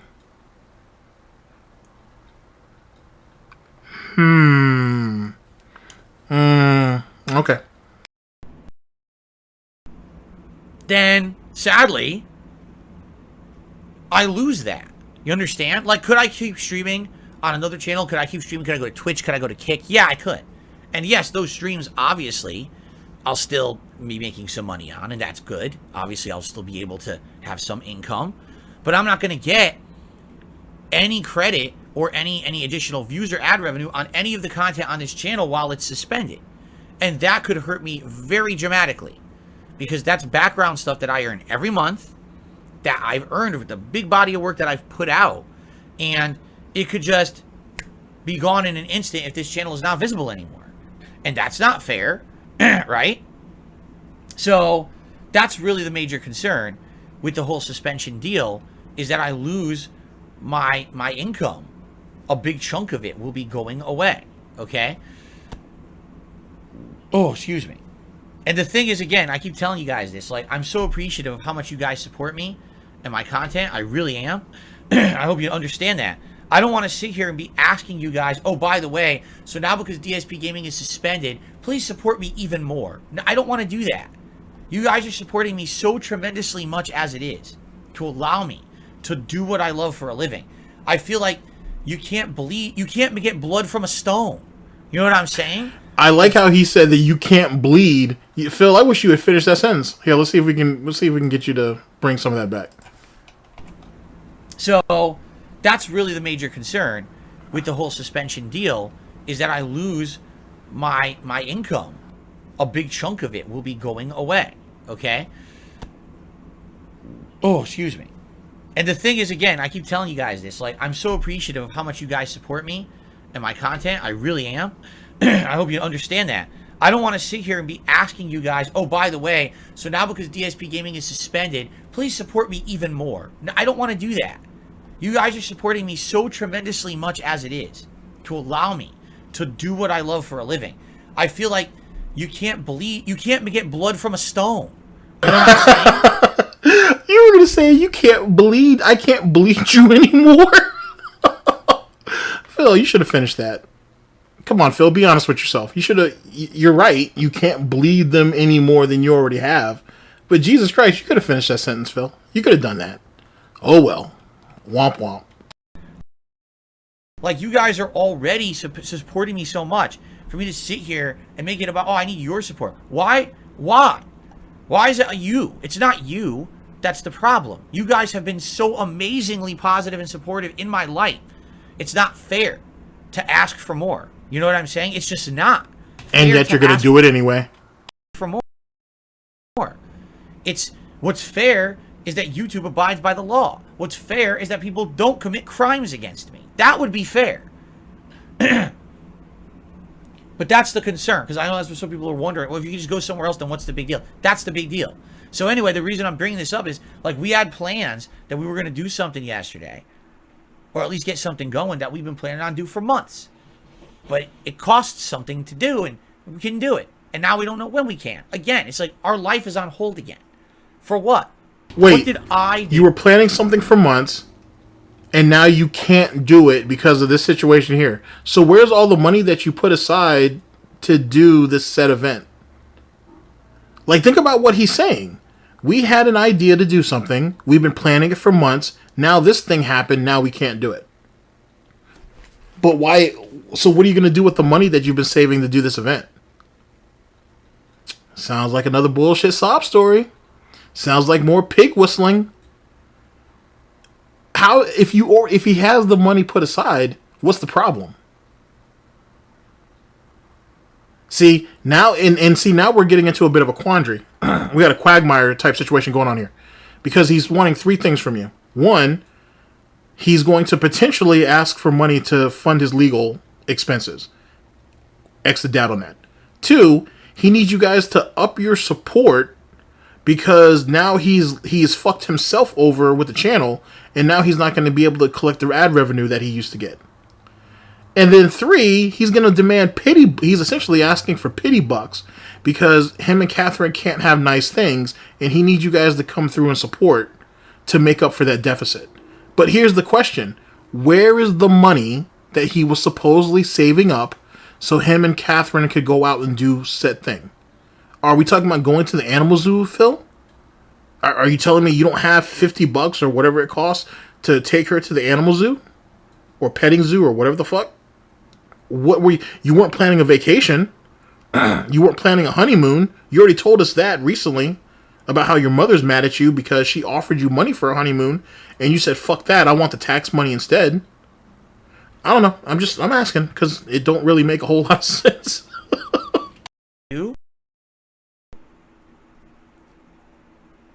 At all. That would cause our lives now to be affected and my life's on hold. Right? It's bullshit. No, not the zoo, Cracker Jacks. The zoo is nothing. We're talking, it's ridiculous. Yeah, I can't go to the zoo. Uh-oh. You saw that flash? Did you see that flash, ladies and gentlemen? That flash of anger? It was the zoo. It was the zoo. It's bullshit.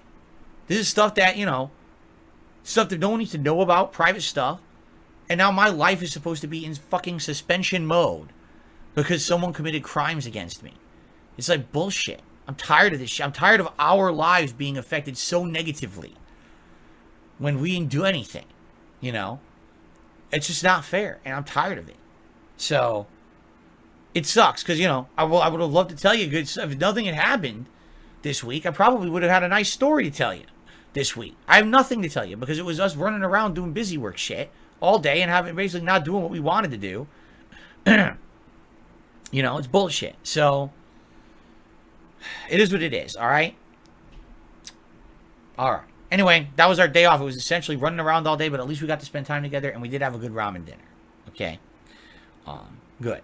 Now, what else? I'm just trying to think. Like, what else do I want to talk about before we get to shout-outs? Because we have some shout-outs to do here today, and thanks to anyone who supported this stream, as usual. Again, best way to handle this, everything's just business as usual. You're full of shit, Phil. Eyes are floating all over the place. Holy shit. It was the zoo, though. It was definitely the zoo. And you could see that flash of anger he had, too, when he got called out on it. Ooh, this might actually be it. Let me see something. Is nothing. We're talking, you know. Oh, hell yeah. Yeah, it is. Yeah, it is. Okay. I got you. I need you guys to see this. You see that flash of anger when the zoo was brought up. Okay, here we go. Something yesterday. Or at least get something going that we've been planning on do for months. But it costs something to do, and we can do it. And now we don't know when we can. Again, it's like our life is on hold again. For what? What did I do at all that would cause our lives now to be affected and my life's on hold? Right? It's bullshit. No, not the zoo, Cracker Jacks. The zoo is nothing. We're talking, you know. Feed it to your anger, Phil. It has nothing to do with the zoo. I tell you, it's the darkness. It's bullshit. This is stuff that, you know, stuff that no one needs to know about, private stuff. And now my life is supposed to be in fucking suspension mode because someone committed crimes against me. It's like bullshit. I'm tired of this shit. I'm tired of our lives being affected so negatively when we didn't do anything, you know? It's just not fair, and I'm tired of it. So, it sucks, because, you know, I would have loved to tell you good stuff. If nothing had happened this week, I probably would have had a nice story to tell you this week. I have nothing to tell you, because it was us running around doing busy work shit all day and basically not doing what we wanted to do. You know, it's bullshit. So, it is what it is, alright? Alright. Anyway, that was our day off. It was essentially running around all day, but at least we got to spend time together, and we did have a good ramen dinner. Okay? Good. Now, what else? I'm just trying to think. Like, what else do I want to talk about before we get to shout-outs? Because we have some shout-outs to do here today, and thanks to anyone who supported this stream, as usual. Again, best way to handle this, everything's just business as usual. Understand? Don't let it affect us in a negative way. Just keep moving forward positively. Never give up. I'm not going to. I know it sounds cheesy, because it does sound cheesy. But again, when every time that someone tries to do horrible things to me, it just makes me more motivated to keep going and understand I'm not giving up.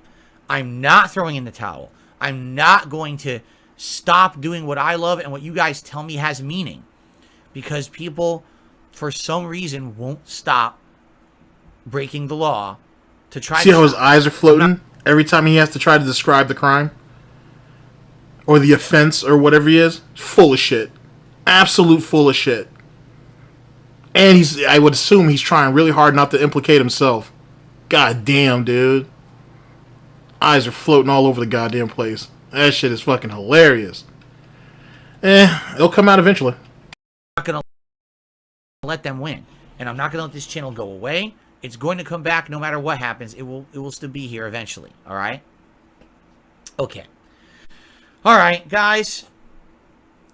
Let's get the shout-outs. And this is going to be long. I told you this podcast is going to go long. Just expect it to. It's fine because the demo is quite short. So it's not a huge problem.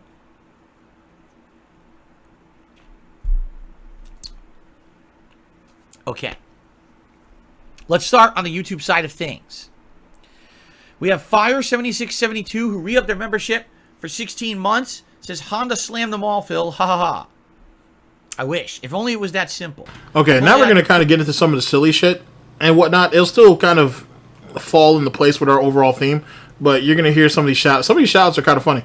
And I think Snow Crawl's in a few of these too, so sit back. It'll be cool.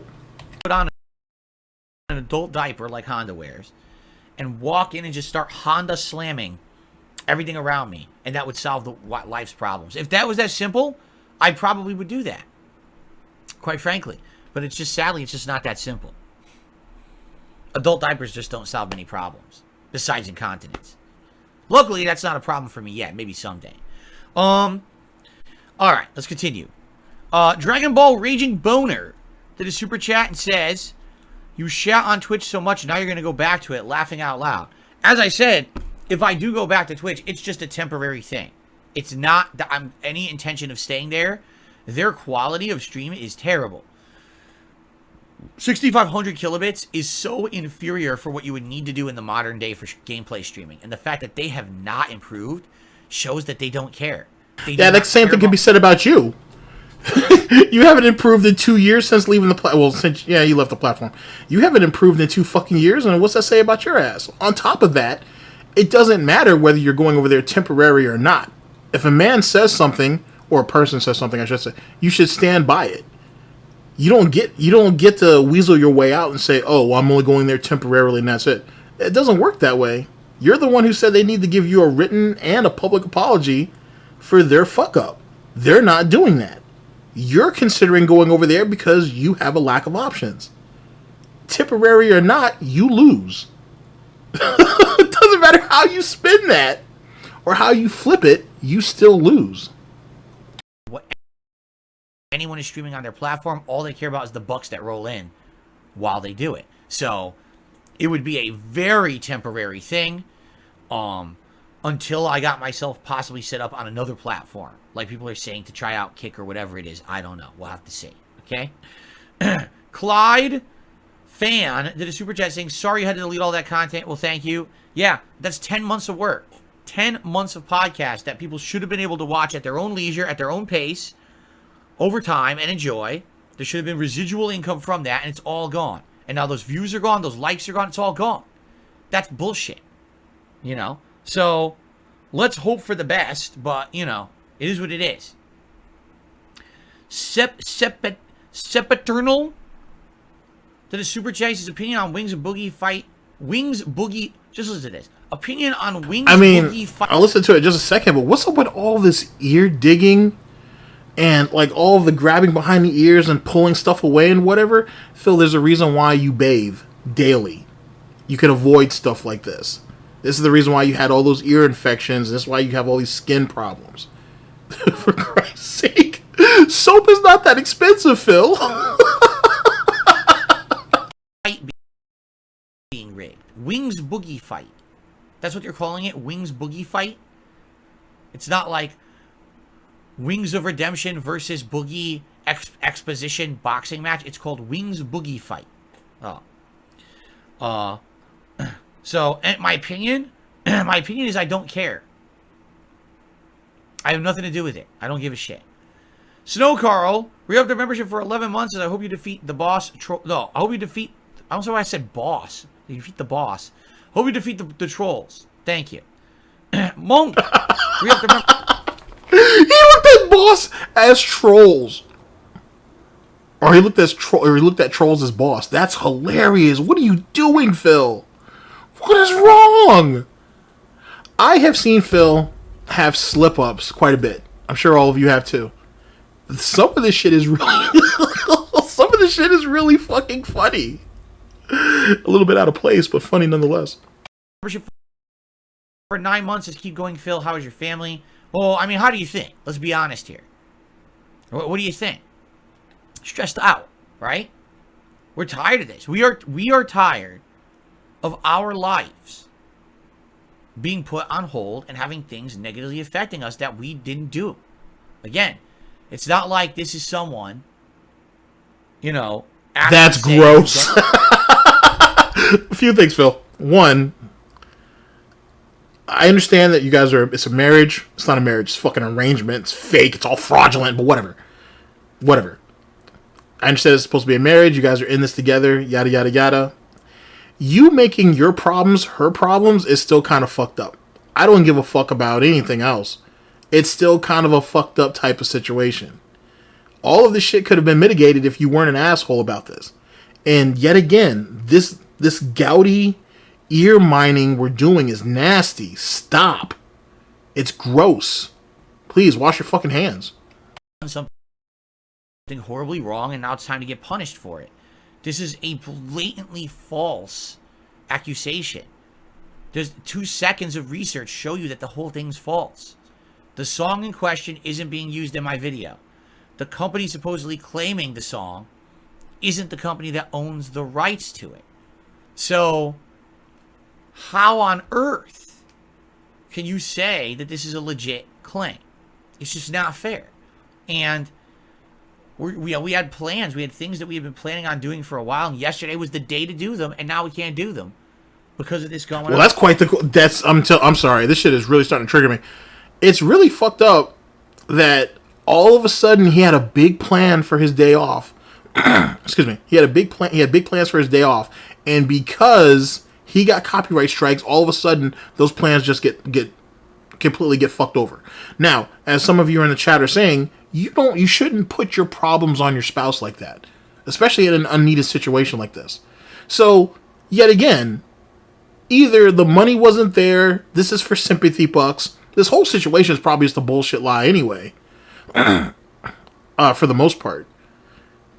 Like, oh, this shit is fantastic. It's fantastic. And then, like I said, him digging in his ears and shit, that's just gross. And you know he's not going to get up and wash his hands or nothing. And clearly there's some type of greasy residue on his fingers if he's looking at them. That's ugh. Oh, that's gross. Holy shit. It's bullshit. Alright? I've had enough. So there's your answer.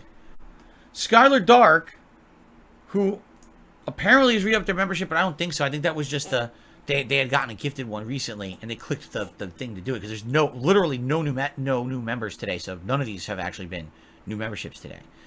That's fucked up how he called him out on that, but that also leads me to another thing.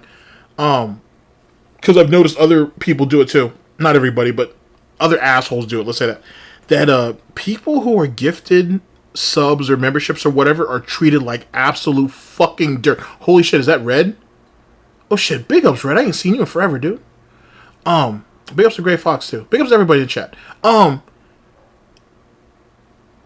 assholes treat people who are gifted subs or memberships like shit.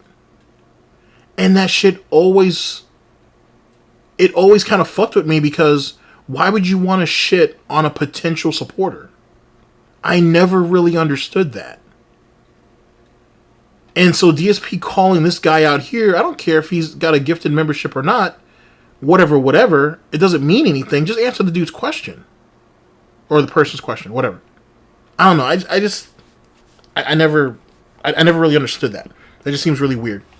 The strike, why? What's the point? No one believes anything I say or do anyway. I showed you my cue. Oh, my bad. My bad. Let me bring that back. This is a legit claim. It's just not fair. And we had plans. We had things that we had been planning on doing for a while. And yesterday was the day to do them. And now we can't do them because of this going on. It's bullshit. All right? I've had enough. So there's your answer. Skylar Dark, who apparently has re-upped their membership, but I don't think so. I think that was just they had gotten a gifted one recently, and they clicked the thing to do it, because there's literally no new members today, so none of these have actually been new memberships today. Any chance you could show the strike? Why? What's the point? No one believes anything I say or do anyway. I showed you my cue to show you guys that I'm not striking anyone down, and everyone says it's bullshit, it's fake, it's not enough evidence. You know what I'm saying? There's literally no point in showing anyone anything ever. Because no matter what, I'm somehow in the wrong and I'm a liar. I fabricated this, I'm some kind of a crazy wizard who can make fake screens up and can do all, you know what I'm saying? You mean like, something that other people before you have done? And then, oh, I can't prove, or no one's going to believe me anyway, so why ever try to defend myself or try to clear the air or try to do anything, because no one's ever going to believe me anyway, so who gives a fuck?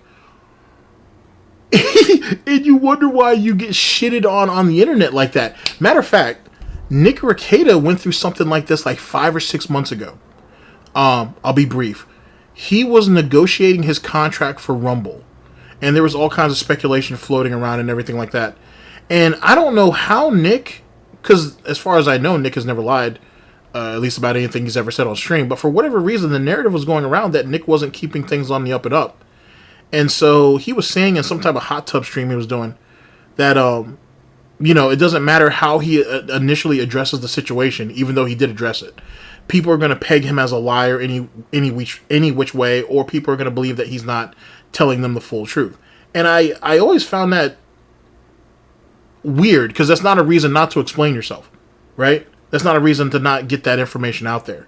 I don't know. That just seems weird. That seems really fucking weird. And the thing is because if you were willing to show your flag history, which completely contradicts the shit that you're saying, why wouldn't you show the strikes? You already told us, quote unquote, who struck you. So why not? He's not going to show it because those bitches are claims. They're not strikes. There's just no point in doing any of it. I can tell you, and the thing is, my viewers, who are the people I care about, my actual fans and viewers will believe me. I'm not looking to justify myself to anyone but my fans and viewers who trust me. I don't care about anybody else. I'm not going to win over any other common opinion because everyone else is so dumb, I hate to say it, with their heads up their own asses about online drama and controversy and conspiracy and bullshit that they're too far gone. You know? They just are. They're too far fucking gone. That literal, like Proper just said, literal cult speak. They're too far gone. They're stupid. They'll never take me seriously. You guys automatically believe me, so, I don't really care about what other people say, whatever. That sounds like drone-like behavior. Holy shit. Oh, unfortunate. To see reason. I learned my lesson about that back in March. Alright? So, I'm done trying to convince anyone on this internet of anything that I say or do. I'll tell you what's the truth. You believe it if you don't, and if you don't, too bad. Not a big deal. Oh well. Moving on. You're not my concern. I'm not here to win over some giant crowd. If I showed you right now, there's no reason I can't show you the copyright claims. There's literally no reason to not. Okay, bitch, then do it. Then do it. Doesn't that make more sense than having this giant mob out here that's supposedly calling you a liar? And then you're sitting here with your gouty tongue, and I'm telling you, this dude's had a stroke.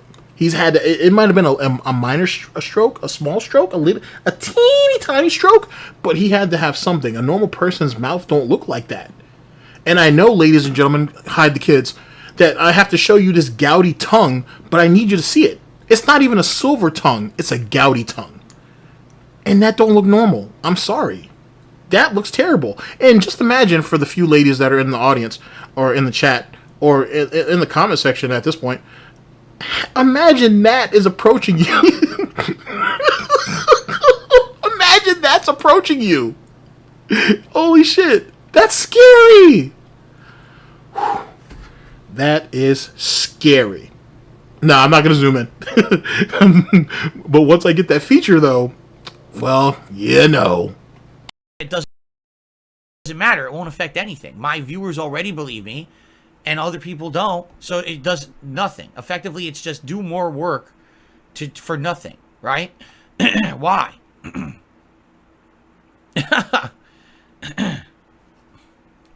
Okay. Returnal to the Super Chat says, have you had enough? I've always had enough. I've had enough of this bullshit. I'm tired of it. It's like every once in a while you could put up with some bullshit, but when it becomes a constant, that's when it's just enough. When do I get to have a life? Really? When do I get to have a life where I can do normal stuff and have it? You know what I mean? It's hilarious because people say shit like, hey, Phil, are you ever going to have kids? How the fuck could I ever have children? How could I bring another human onto this life that relies on me for support, for protection, financial support, everything, love and affection, and then at any moment, these fucked up things can happen and take everything away that I have. It's like, how could I even, you know what I mean? How could I have a kid? I would never even be given that ability. You understand? You're being so why'd you get married? Think about what he just said. His circumstances are so fucked up. How could he bring a child in? How could he financially support them, emotionally support them, and this, that, and the third? Why the fuck did you get married? Under those pretense. Why did you get married?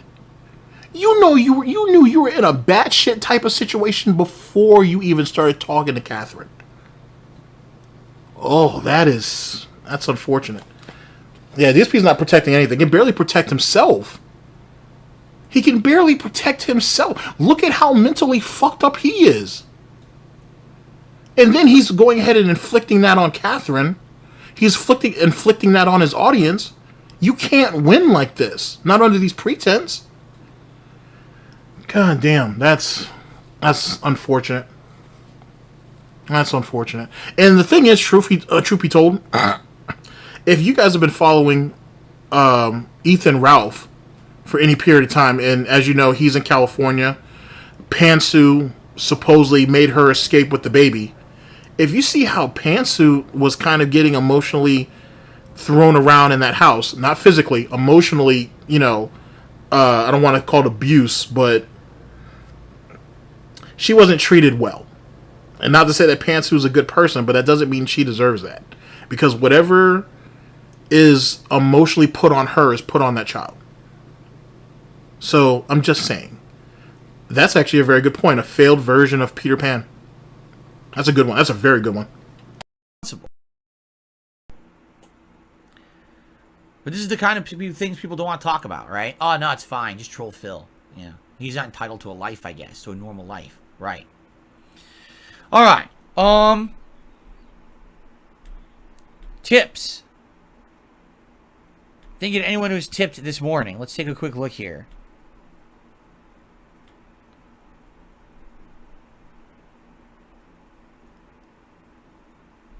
Someone tipped $1 and says maybe make a brand new YouTube channel. I mean, it wouldn't do anything.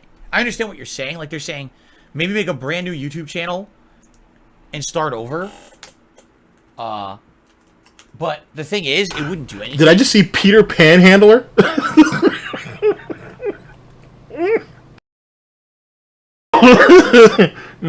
That's good.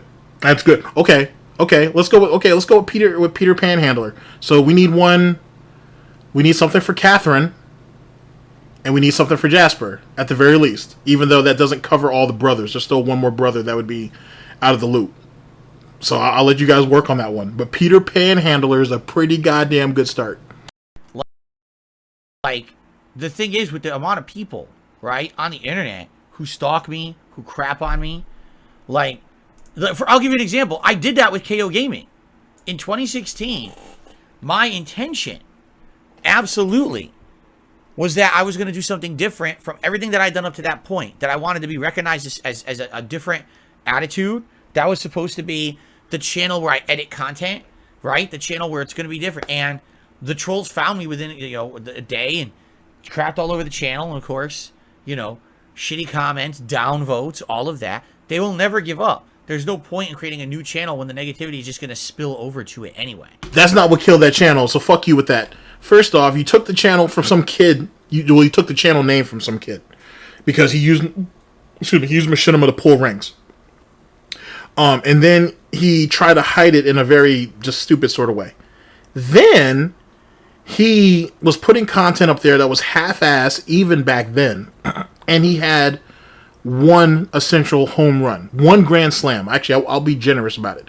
He had one grand slam with what was that shit? I always fuck this one up. It's Homefront Revolution, and he didn't capitalize off of it, basically. And slowly but surely, like anything else that DSP does, it plateaued and then eventually tanked. That's what happened. That's what happened. He caught himself one grand slam off of one video because a bigger content creator shouted him out and used a portion of DSP's video in his video, and DSP thought it was going to be milk and honey from here on out. That was going to be the new Gouty promised land. And it didn't happen because he didn't put the work behind it needed to sustain it. He took his ass on a staycation for 4 days. So fuck you and fuck your horse. All right, I got another tip here.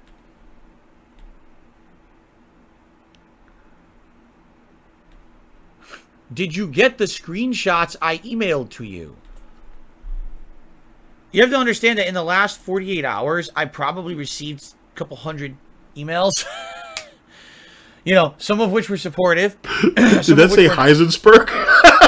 That's a good one. That's a good one, too. Not. Some of which were helpful. Some of which were not. Lots of which probably hit my spam filter. I don't know. I couldn't tell you if I got your email with screenshots because I don't even know what you're talking about. All right. We got, let's see here, another tip.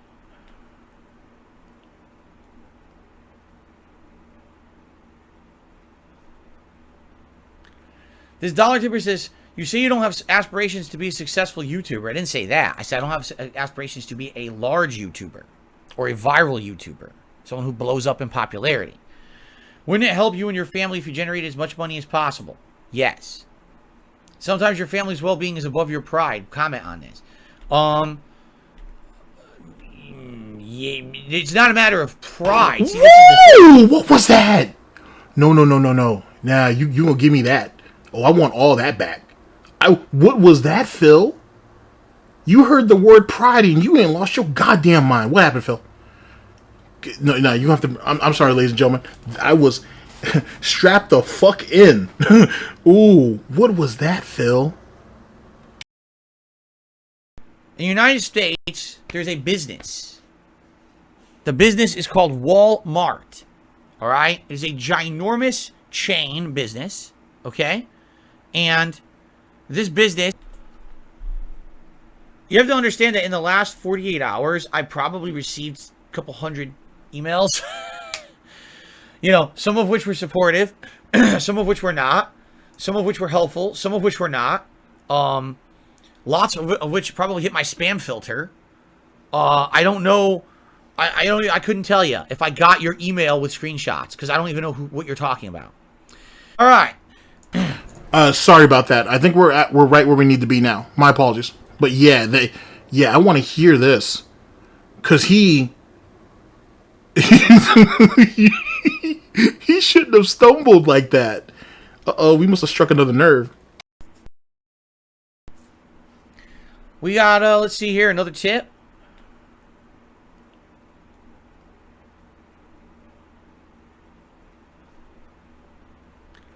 This dollar tipper says, you say you don't have aspirations to be a successful YouTuber. I didn't say that. I said I don't have aspirations to be a large YouTuber or a viral YouTuber. Someone who blows up in popularity. Wouldn't it help you and your family if you generated as much money as possible? Yes. Sometimes your family's well-being is above your pride. Comment on this. Yeah, it's not a matter of pride. See, this is the thing. And this is where people get a lot of things wrong. Okay? I'll give you an example. All right? All right, first things first. Whoever it was who sent that question, you are the motherfucking man. That's all I got to say about that. Good shit. I roger that. Good shit. That was fan-fucking-tastic. Because I have not seen someone stumble like that in a minute. In a fucking minute. And the thing is there's all this misconception about DSP having pride. And then there's all this other misconception about DSP gives a fuck about his family. And whoever it was hit him with, what does DSP like to call it? The double whammy. And hit him on both. And he stumbled and he fucking fell. Yikes. Fucking yikes. Well played. All right, let's see how he responds to this shit. But well fucking played. And the thing is it killed. You could see like his mental narrative just break down because he always puts himself first, and then that shit happened. Yikes. Yeah, they definitely hit him right where it hurt. That question hurt. That is a very good one, though. That is fan-fucking-tastic. All right, let's continue. I'll give you an example. In the United States, there's a business. The business is called Walmart. All right? It is a ginormous chain business, okay?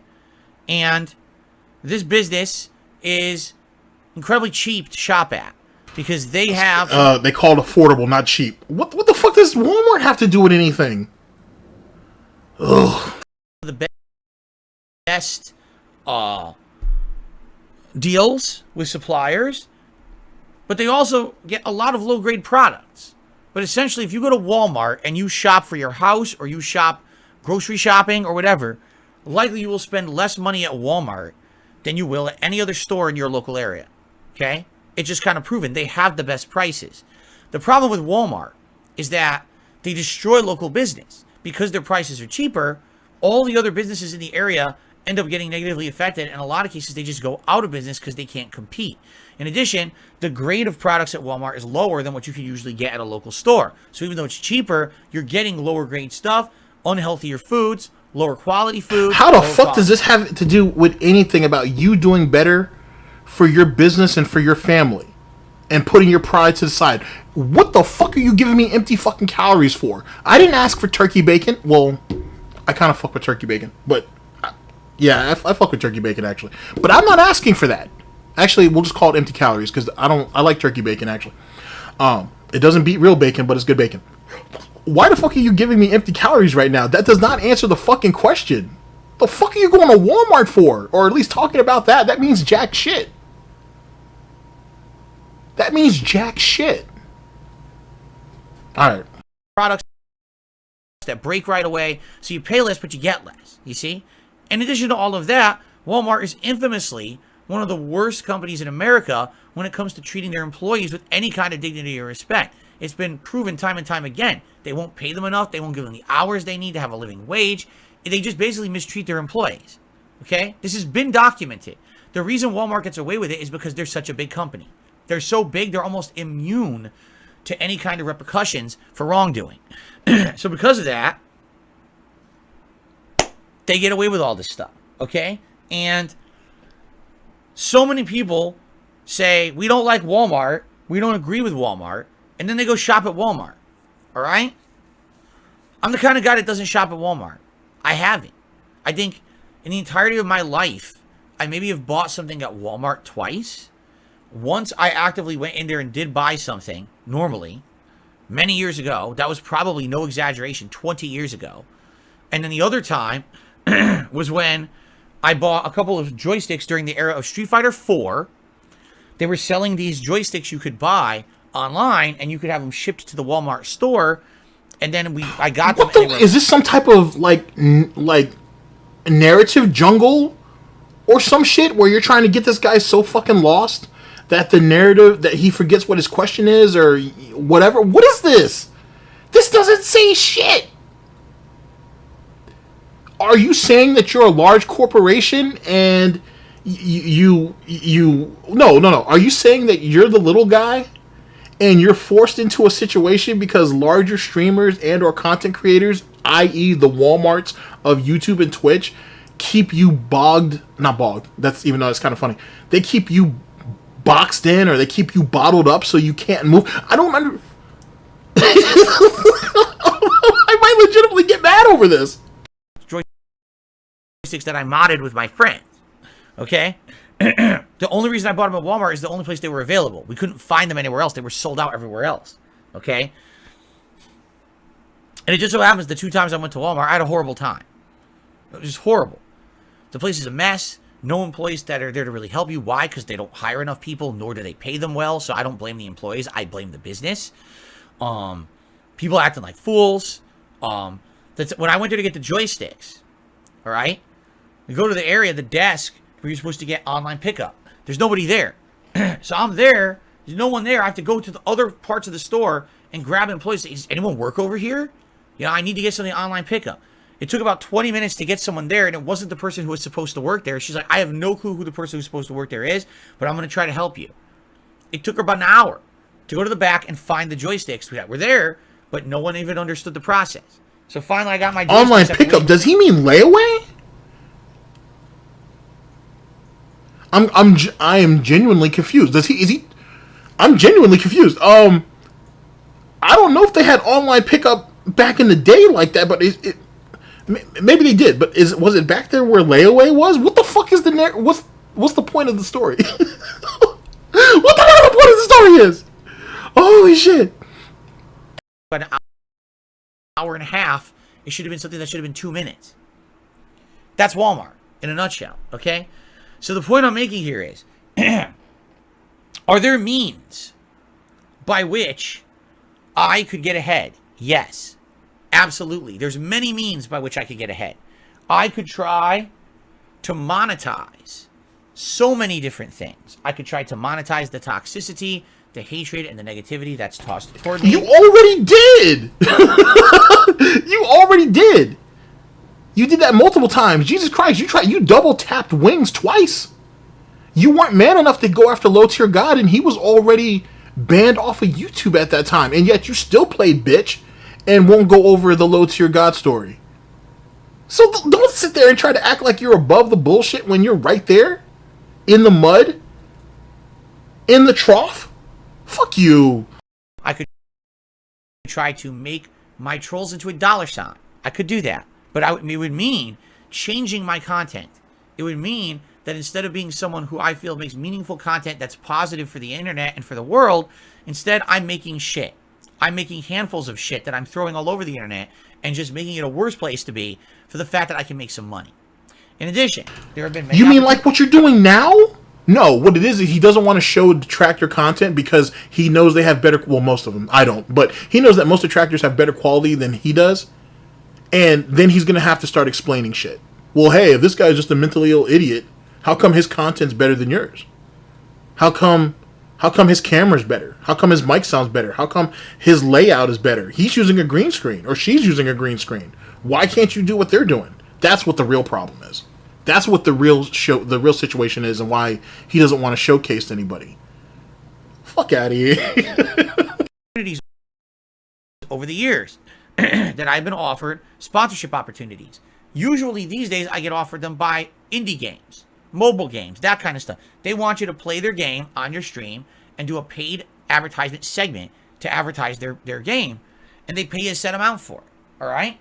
And I refuse to do it.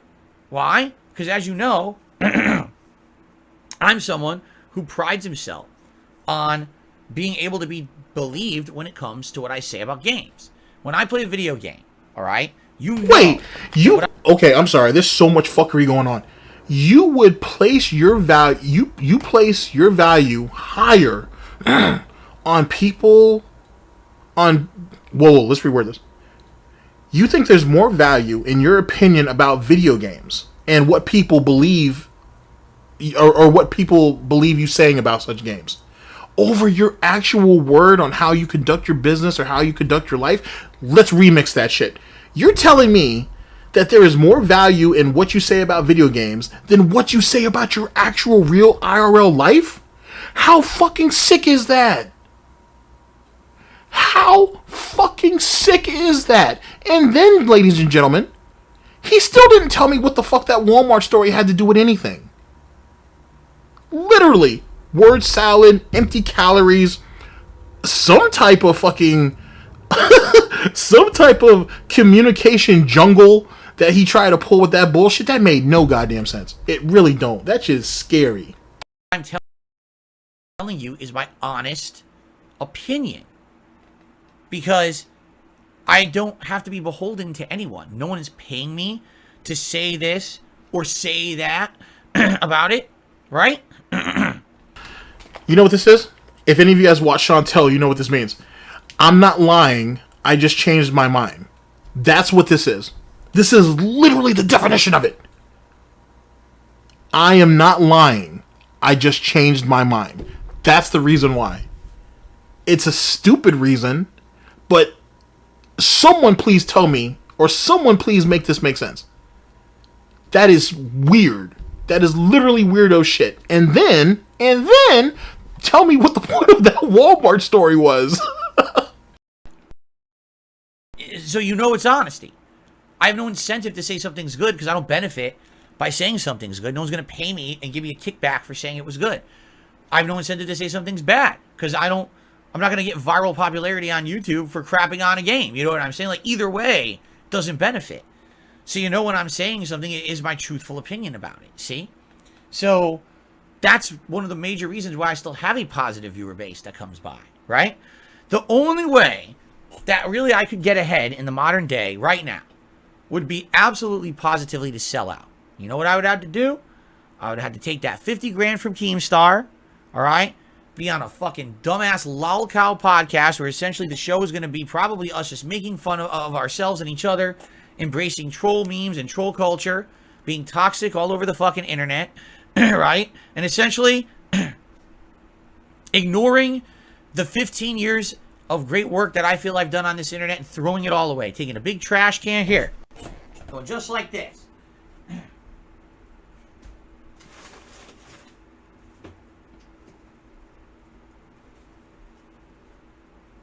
Taking my trash can and say, here we go. 15 years of my life that I worked towards good things. Take that and fucking throw it out. All of the good faith in my viewer base. The people who supported me from day one. To say, Phil, we love what you do. We love the content you put out. Please keep it up. Take those people and fucking throw them right away. Right in there. I don't care about you. All I care about is immediate success. Immediate short-term payoff. You know what I'm saying? That's literally like, take this can and just take everything I am, everything that I've been, and just fucking trash it. Then I could probably... What the fuck did you guys do to this mental midget monkey? What the hell happened? What did you guys do to break him like this? And I'm not saying that in a bad way. I think it's amusing. But what the fuck did you guys do to him? It's like watching a broken toy. Like, it's sad. Like, I kind of wish I didn't wind him up, because clearly he can barely move his little arms and shit, and he's talking about he's using the garbage can as a prop, as in, I'm willing to throw all you guys away for money, but he doesn't mind lying to you guys to get that same disability checks. Make it make sense, please. What the fuck? Yo. Holy shit. Holy shit. And he said some deranged shit before. We all know this. But this is on the spectrum. Well, he's been on the spectrum for a while, honestly. But this is on the fucking spectrum. Ladies and gentlemen, I need pig heads and I need trash cans in the chat, please. We need to go ahead and follow Green Mountain Green Mountain Times example. And let's get some trash cans and some pig heads in chat. Holy shit, that's really fucking weird. Oh my god, it's like he's broken. It's like he's broken. Probably get some benefit, but it's just going to be fleeting success. That kind of success isn't long term. There's no one who makes an entire living on the internet being a lolcow. You know what I'm saying? There's no one. The only way you can get ahead in that market is to be a toxic jerk who hurts others, like a few people we know, right? And I refuse to do that. I'm sorry, that I'm just better than that.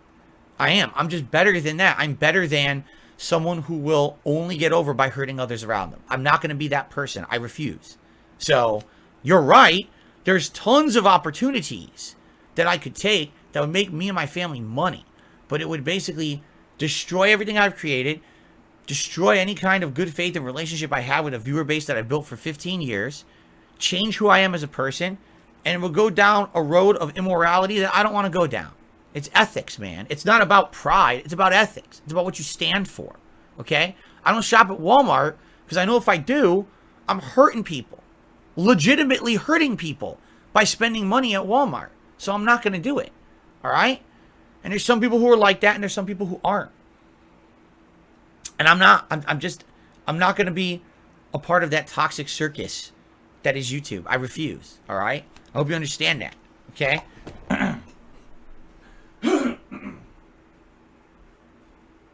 Holy shit. That's by far the most silliest shit I've ever heard in my life. All this over Walmart. That's how he thought he was going to circle that situation back around.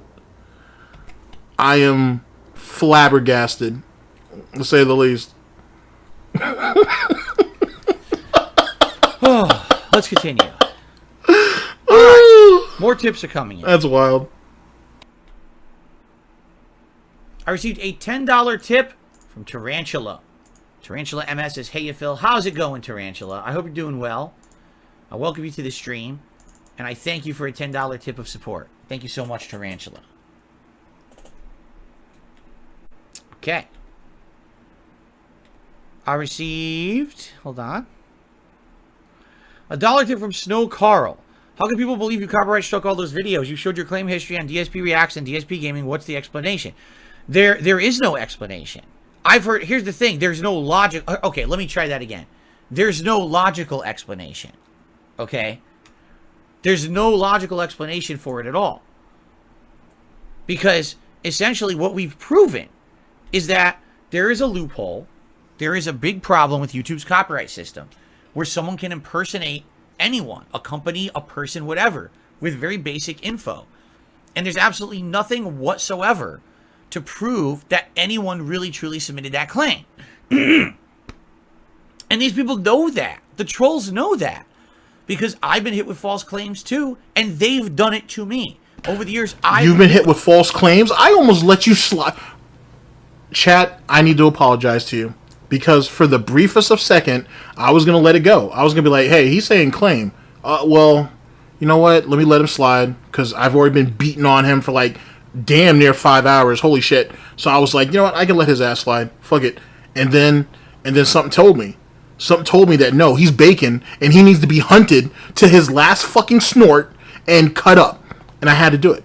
I had to. I apologize that for the briefest moment, I showed a sign of weakness to this piece of shit. So we cut this bacon up.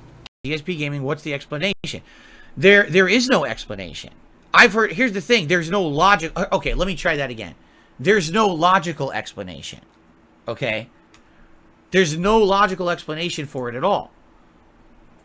Because essentially what we've proven is that there is a loophole, there is a big problem with YouTube's copyright system where someone can impersonate anyone, a company, a person, whatever, with very basic info. And there's absolutely nothing whatsoever to prove that anyone really truly submitted that claim. And these people know that. The trolls know that. Because I've been hit with false claims too, and they've done it to me. Over the years, I've been hit with such said false claims. So they know that system, that abusable system. Okay, chat, this is done in real time. You know I'm not fucking around or nothing. He tried so hard to sell it as they were strikes. Now we've gone to claims. I don't know if he's mentally exhausted, so that's why we've come to where we're at now. Not sure. But you're hearing what I'm hearing. Just saying, there's no manipulation or anything. Womp womp. Is there? You know what I'm saying? But they want to blame me because they feel like they get overdoing it.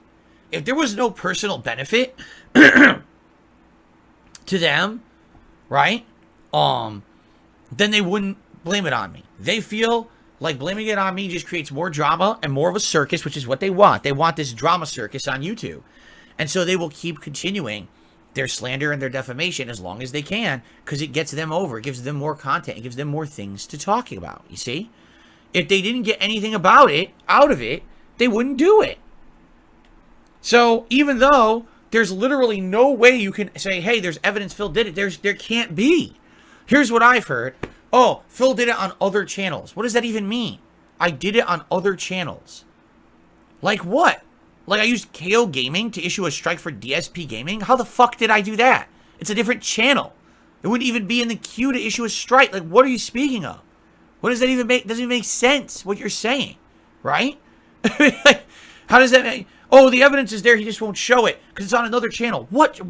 How would it be there? Right? Still not saying why he can't show that it's not there. He's just saying why would it be there. The mental gymnastics isn't even gold medal worthy at this point. This is just sad. This is lazy. You know what I'm saying? Back in 2019, 2020, he had some oomph to him. This is just sad at this point. It's, how could it be there? There's no proof that it's there. Then show us it. And I think someone had figured out, or someone saw it, that that one of the strikes or some of the strikes was coming from the vlogging channel because the emails matched up. And that's on a completely separate thing. Oh boy. What does that even mean? Or, here's the other one I hear all the time. Phil is secretly in cahoots with whoever is doing it. How would I be in cahoots? Like, what? Here's the thing. If there's a... Let's agree. Can we collectively agree something? It's a third party doing it. It's not me. All right? Let's collectively at least agree on that. It's not me doing it. Okay? So it's a third party doing it. How am I in cahoots with the third party? You know what I'm saying? Like, does this stupid son of a bitch not know what collaboration, being a collaborator, mean? Does he really not know that? Instead of saying cahoot or cahoots, should they have said collaboration? Would he have understood it then? Such bullshit. Such bullshit. I can see why that interview went badly. Because this isn't very good. This isn't very good. He's not coherent with anything. He's all over the place. He is literally grasping at whatever he could put his hooves on to make a point that doesn't even exist. I'm still a bit mind-fucked over that Walmart thing. Because that went nowhere. Legitimately went nowhere. Holy shit. And how do you think that would benefit me? It doesn't even make sense. What people are saying doesn't make sense. If people are getting false strikes against their YouTube channels and their channels are getting shut down, that's going to get them angry against me, right? So why would I want more people to be angry with me? Have I not made it clear, especially this year, have I not made it clear in 2023? But I thought you just said that you don't give a fuck about the detractors. They're already too far gone. They'll never believe you anyway. So what do you care if more of them get mad at you? Whatever. Okay, what semantics? Is be left alone. That's it. I just want to be left alone on my channel to make content for my viewers. It's curated content for a small group of people who like me and my content. That's all I care about. Hey, if a few people joined along the way, newcomers, great. But again, I have no aspirations to really grow huge or anything. I just want to make content for those who like it. I don't want to have involvement with anyone outside of this very small group. So why on earth would I tell people go start striking down other channels illegally, by the way? Because as I've outright told you guys, I know even though that content could be considered defamatory or slanderous, and that's a whole other issue legally, but even though that content could be negative towards me, it's not a copyright issue. This is transformative. Could he be drunk or buzzed? Possibly. Something. Like, this is extreme. Like, even for DSP, this is kind of incoherent. Like, this shit is really kind of all over the place. Like, you know what I'm saying? Like, he opened himself up in so many fucking ways for this dumb shit. He's very fortunate that just an idiot like me decided to go over it. Because, god dog, there's so much shit I hit him with. And there's probably even more that I've missed. Holy shit. Works. Anyone who is restreaming and adding commentary. Anyone who is using my content and chopping it up and editing it to make funny content or even insulting content. It's still a transformative work. There's nothing wrong with that content copyright side on YouTube. There very well could be legal issues when it comes to things like slander or defamation. That's a whole other ball game that we've never even discussed or tackled, all right? We don't even talk about that because there's really not even a process on YouTube for that kind of shit. To my knowledge, that's get a lawyer involved, as YouTube likes to say, right? But outside of that, I really don't see how anyone could think that it would be. Why would I be in cahoots with someone and somehow condone them to break the law in my name? That could be the dumbest thing I've ever heard in my life. Why would I do that? It doesn't make any sense at all. Like, what are you talking about? Right? Like, but again, there's no logic to what these people say. They're not looking for logical answers or factual answers. They're looking for how do we propagate the drama further? Because these are people who are addicted to internet drama. So as long as they, oh, it must be Phil. But Phil showed you it's not him. Phil showed you the conversation he had with YouTube chat to try to get it fixed, and they refused. Why would Phil have done any of this if he wasn't innocent? But don't care. It's Phil. That's it. They don't care. They don't want to hear anything logical. They just want to keep the nonsense rolling for their own personal jollies and benefits. So there's nothing I can really do to convince people who are dumb. It's kind of like the same people who just believe in these insane conspiracy theories, right? The voting, fucking Biden didn't win. The voting machines were rigged. Even though there's zero evidence that that ever happened, right? It's the same kind of insane nonsense, right? All right, let's continue. I got a $7 tip from Super Snow Carl Turbo HD Remix. I'm hyped to watch you rage a Street Fighter. I'm not going to lie. Speaking of fighting, what's your preferred style? If you had to choose between boxing or MMA, Rumble is more prominent with right-wing political commentators, but I heard Kick has a 5% cut rate. You get a lot of funds you can make. It's a really better alternative, in my opinion, to Twitch. Well, like I said, if I were to have to leave YouTube, which again, I don't want to do. I want to stay here. I really do. I've built a community here for 15 years. This is where I want to stay. If I have to temporarily leave YouTube and go somewhere, it would only be a temporary move to Twitch for the short term. And then I probably would try something out like Rumble. I would. Not Rumble, excuse me. Kick. I don't know anything about it, but a lot of people seem to be of the impression it's something at least worth trying. I would give it a shot. I just hope it doesn't come to that. I would much rather be here. Okay. Okay. Snow Carl says, do you classify Keem as a lolcow? I have no idea. I would say no. He's different. I mean, he has a lot of haters, and it's for various different reasons, right? But I don't know if he would be considered a lolcow. I don't know. That's for you guys to answer, not me. I don't care about lolcow culture, nor do I follow it. So I don't know, and nor do I don't give a shit. Okay? Another $1 tip from Luna says, damn, I can't get my boy Astolfo. Sorry for causing confusion. I don't want to sound like a detractor. Street Fighter demo hype. Well, thank you, Luna, for another tip. Another $1 tip. I didn't think you were a detractor, but, you know, I got to be careful about the stuff I say on my streams. Some people do sadly try to fool me into saying stuff that could be considered offensive and stuff, so I got to be a little bit more careful than most people, right? Especially with everything going on right now. I received a $5 tip from Big Papa Pump. He says, can you sue Superhound for strikes against you? They're clearly fake and he keeps coming back.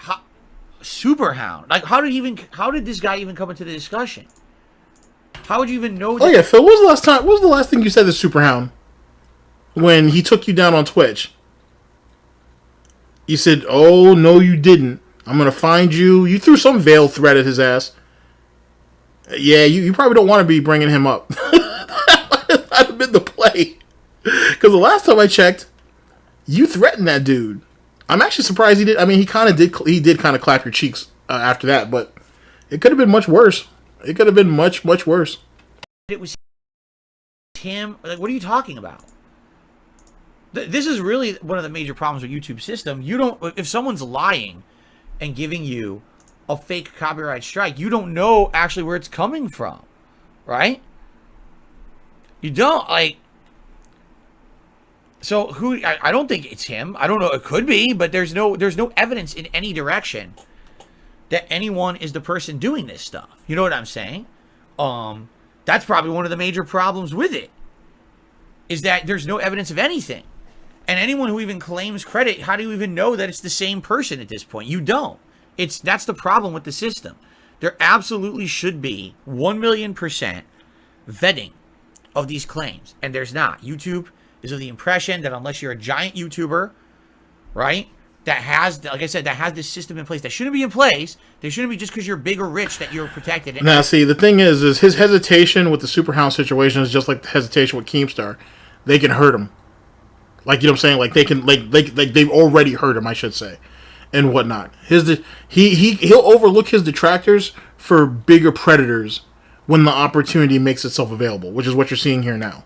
Because you're right, he blames his detractors all the time, but it's like they're chop suey right now and whatnot, and they don't have enough soy sauce. So let me, kind of skirt the line around these two guys just so I don't say something crazy so they don't come back after me later. Just typical coward behavior on DSP's part. else is screwed. But that's the system they have. Essentially, it's an elitist system that should not be legal, but apparently that's what they have. Basically, you get slapped with stuff, and there's no way to tell where it really came from. There's, you know what I mean? Like, somebody's like, well, why don't you sue? Why don't you sue who? The only people who could possibly be involved in any kind of legal action would be YouTube, because they are the ones who have the system in place that's falsely taking down content. You understand? Now, is it their fault that someone's abusing it? No. But at the same time, the fact that they don't vet their claims is ridiculous. So, that's the only one. How would you sue someone that's anonymous or fake information, right? You can't.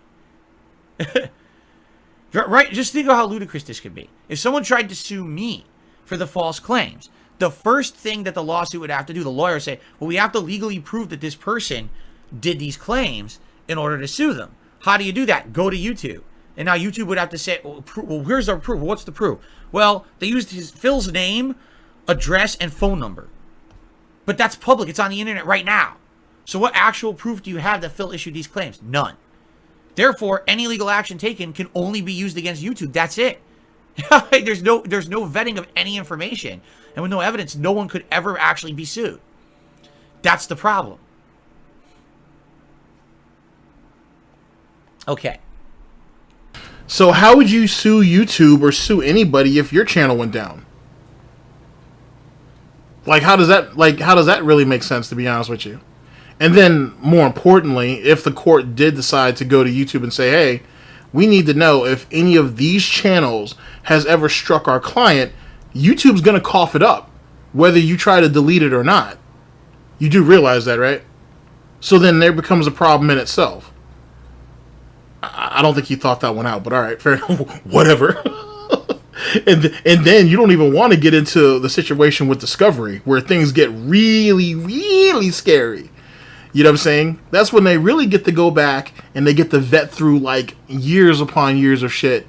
And if they can prove that you've been abusive at one time or another, then you will be proper fucked. Oh well, let me not help you out.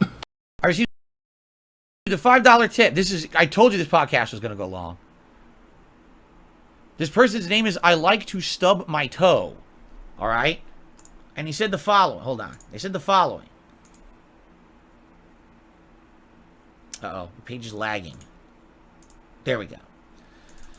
So I Like to Stub My Toe says,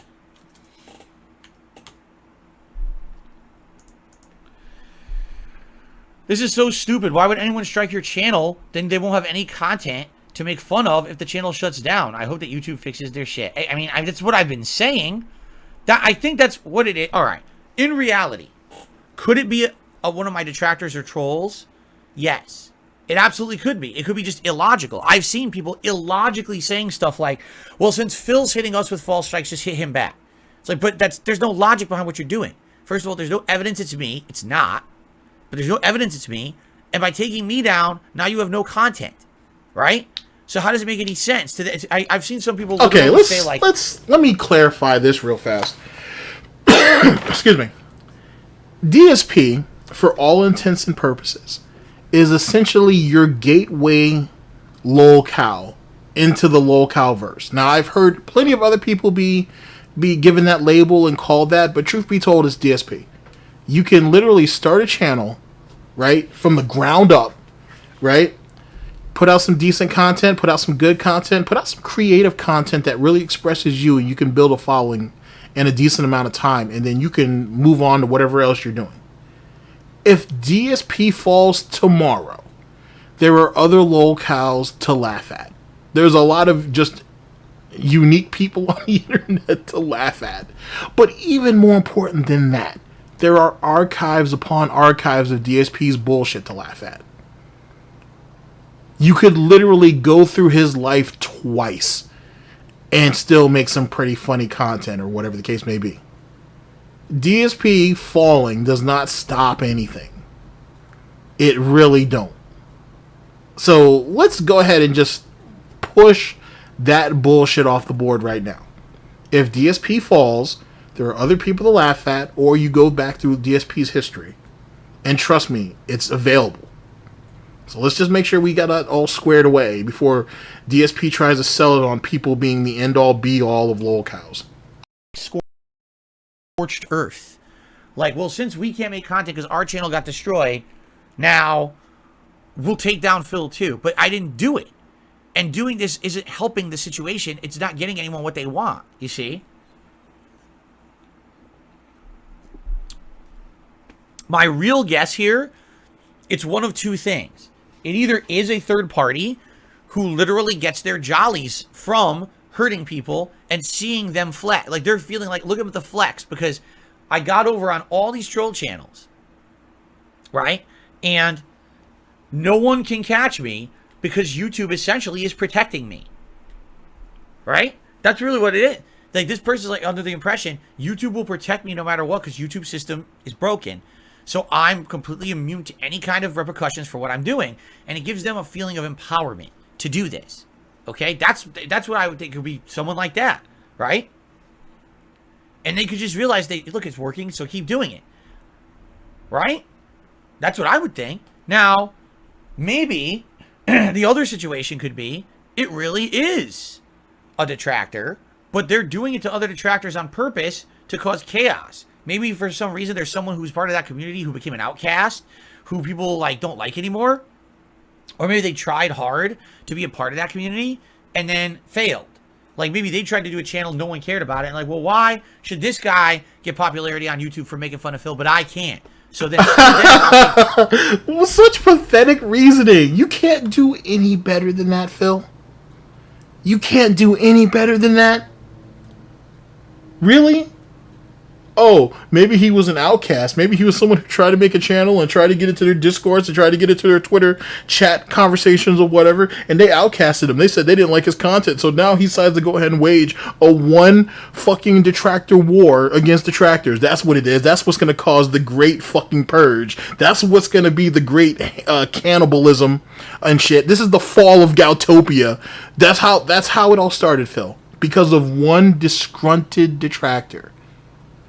Because what, Phil? Because the community is centered around one clique?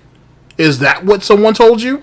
It's not like there isn't multiple detractors out there. It's not like there isn't multiple fucking cliques of detractors out there. It's not like there isn't enough space and there isn't some detractor out there that you could talk to and find some camaraderie in. It's not like any of that could happen. Everybody has to be a fucking freak like yourself. Everybody has to be an outcast like yourself. Everybody needs to be the underdog like yourself. And you're being shunned from all these other communities, and you were backstabbed, and you were ostracized. So apparently that's what caused the big detractor situation. Someone else is essentially the DSP of detractors. And that's what caused the Great Purge. That is by far the most sad thing ever. I could do so much better with so little. This is all you have. This is all you have to present to me. Jesus Christ, Phil, I give you a fucking platform and that's what you bring me. This.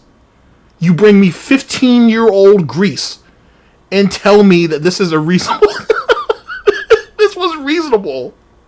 Oh, fuck you. Them all down, right? But that's the thing. This is literally all a waste of everyone's time because there's no evidence of anything because it's actually, to be honest with you, that's actually a fantastic point. It does kind of sound like he's trying to pin it all on Miller over that whole nonsense. And it kind of fits his narrative. It does kind of sound like that. Even then, it's still weak. It's very, very flimsy. But yeah, it does kind of sound like that. I'm glad somebody else picked that up. Holy shit. Embarrassing, Phil. Embarrassing. Done through a broken system that doesn't actually get any real information. It's this simple. The best way to solve the issue is to have YouTube fix their copyright system. That's the only way to actually foolproof stop the issue. YouTube should not just be willy-nilly issuing strikes left, right, up, and down without vetting them at all. The moment that a copyright strike comes in, okay, there should be a reach out and contact an individual step to vet that claim and see if it's real. If I'm getting a claim from a music company, YouTube should be reaching out to that company to confirm the claim is real before they strike. If they're going to strike things in my name, they should be reaching out to me, whether that means a phone call, an email. They should be doing something to me to confirm that it was really me striking something down before they strike down someone else's content. They don't do that. In their minds, we are legally in the clear. I'm sorry, I don't believe that. I don't think that any law would be like, yeah, it's fine to just completely shut down everyone's business, you know, with no vetting. That doesn't make any sense, right? Okay. More tips. That's why we're not ending the podcast. This is continuing. Super Snowcrawl HD Turbo Remix did another dollar tip. Says boxing or MMA? Neither. I don't really care. I don't care about combat sports like that. I never did. You know, I never really cared about boxing. In the 90s, UFC came out, and UFC was very different. There were no rules, so you'd have like sumo versus kickboxer. You know, amateur wrestler versus you know, judo. Oh, that's kind of interesting. And then it became more serious. I don't care anymore. I haven't really cared for a long time, so I don't really have a good answer. You know what's funny? If you really, really think about it, I need you guys to open your mind to me for a second. It sounds like he's describing Street Fighter. It legitimately sounds like he was describing Street Fighter. That's hilarious if you think about it. Tip from Big Papa Pump. I remember he did it to you on Twitch. He threatened you on Twitter. I assume it was still him. How do you know? And again, I have no contact with anyone. I have no desire to have any contact with anyone. I've not been involved with any step of this process, right? At all. I don't know who did the claims against others. I don't know who's doing the claims against me. I'm playing absolutely, positively no stake in any of this, nor do I care about it. I have no involvement. I want no involvement. I want to be left out of it because I'm not involved in it. And you know, why involve myself in something that I didn't do, right? All right, I got a note. Let's see here. So, Purple Pickle Yum Yum did a super chat and said one of the stupidest things I've ever heard. Obviously, he's trying to troll. Listen to this. If you're gonna get banned, should I not donate? What does that even mean? If you're supporting the channel and you're supporting the content and you like the content that I've put out for you, and you say, "Hey, here's something in response to that because I like the content," then why would you not support it? Just because there may be a by the way, it won't be a ban, it'll be a suspension. And I'll be back, like I told you. No matter what, I'll be coming back. It may be soon, it may be later, I'm coming back. But how does that even make any sense? At all. Right? Like, literally, that makes 0 sense, what you've just said. Right? Nightmare on Gout Street. That's fucking hilarious. No matter what, I'm coming back. That was funny.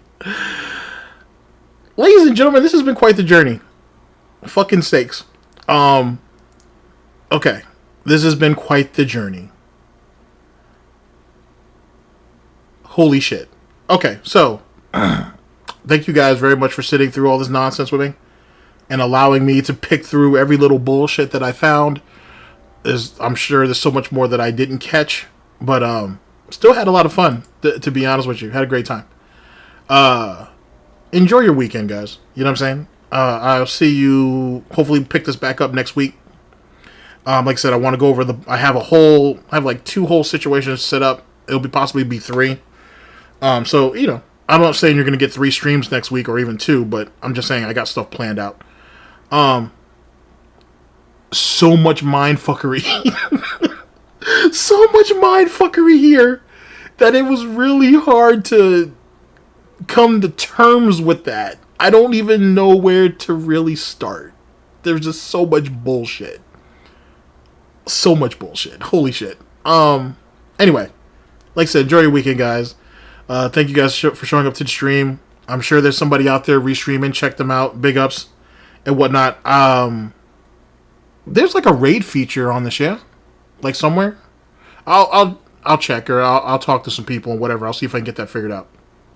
But if there's a raid feature, then, you know, that's always a thing to use in the future. Big ups to Sunspot. I got the link that you sent me, which is to, looks like Christmas Tree Setup 2012 Part 2. So I will listen through that and see what goodies that holds. And big ups to all of you guys. like I said, thank you very much for showing up and whatever. Go out there and support your local detractors and whatnot. Big ups all around. And I'll catch you guys on the flip. Let's see what song. Later, people.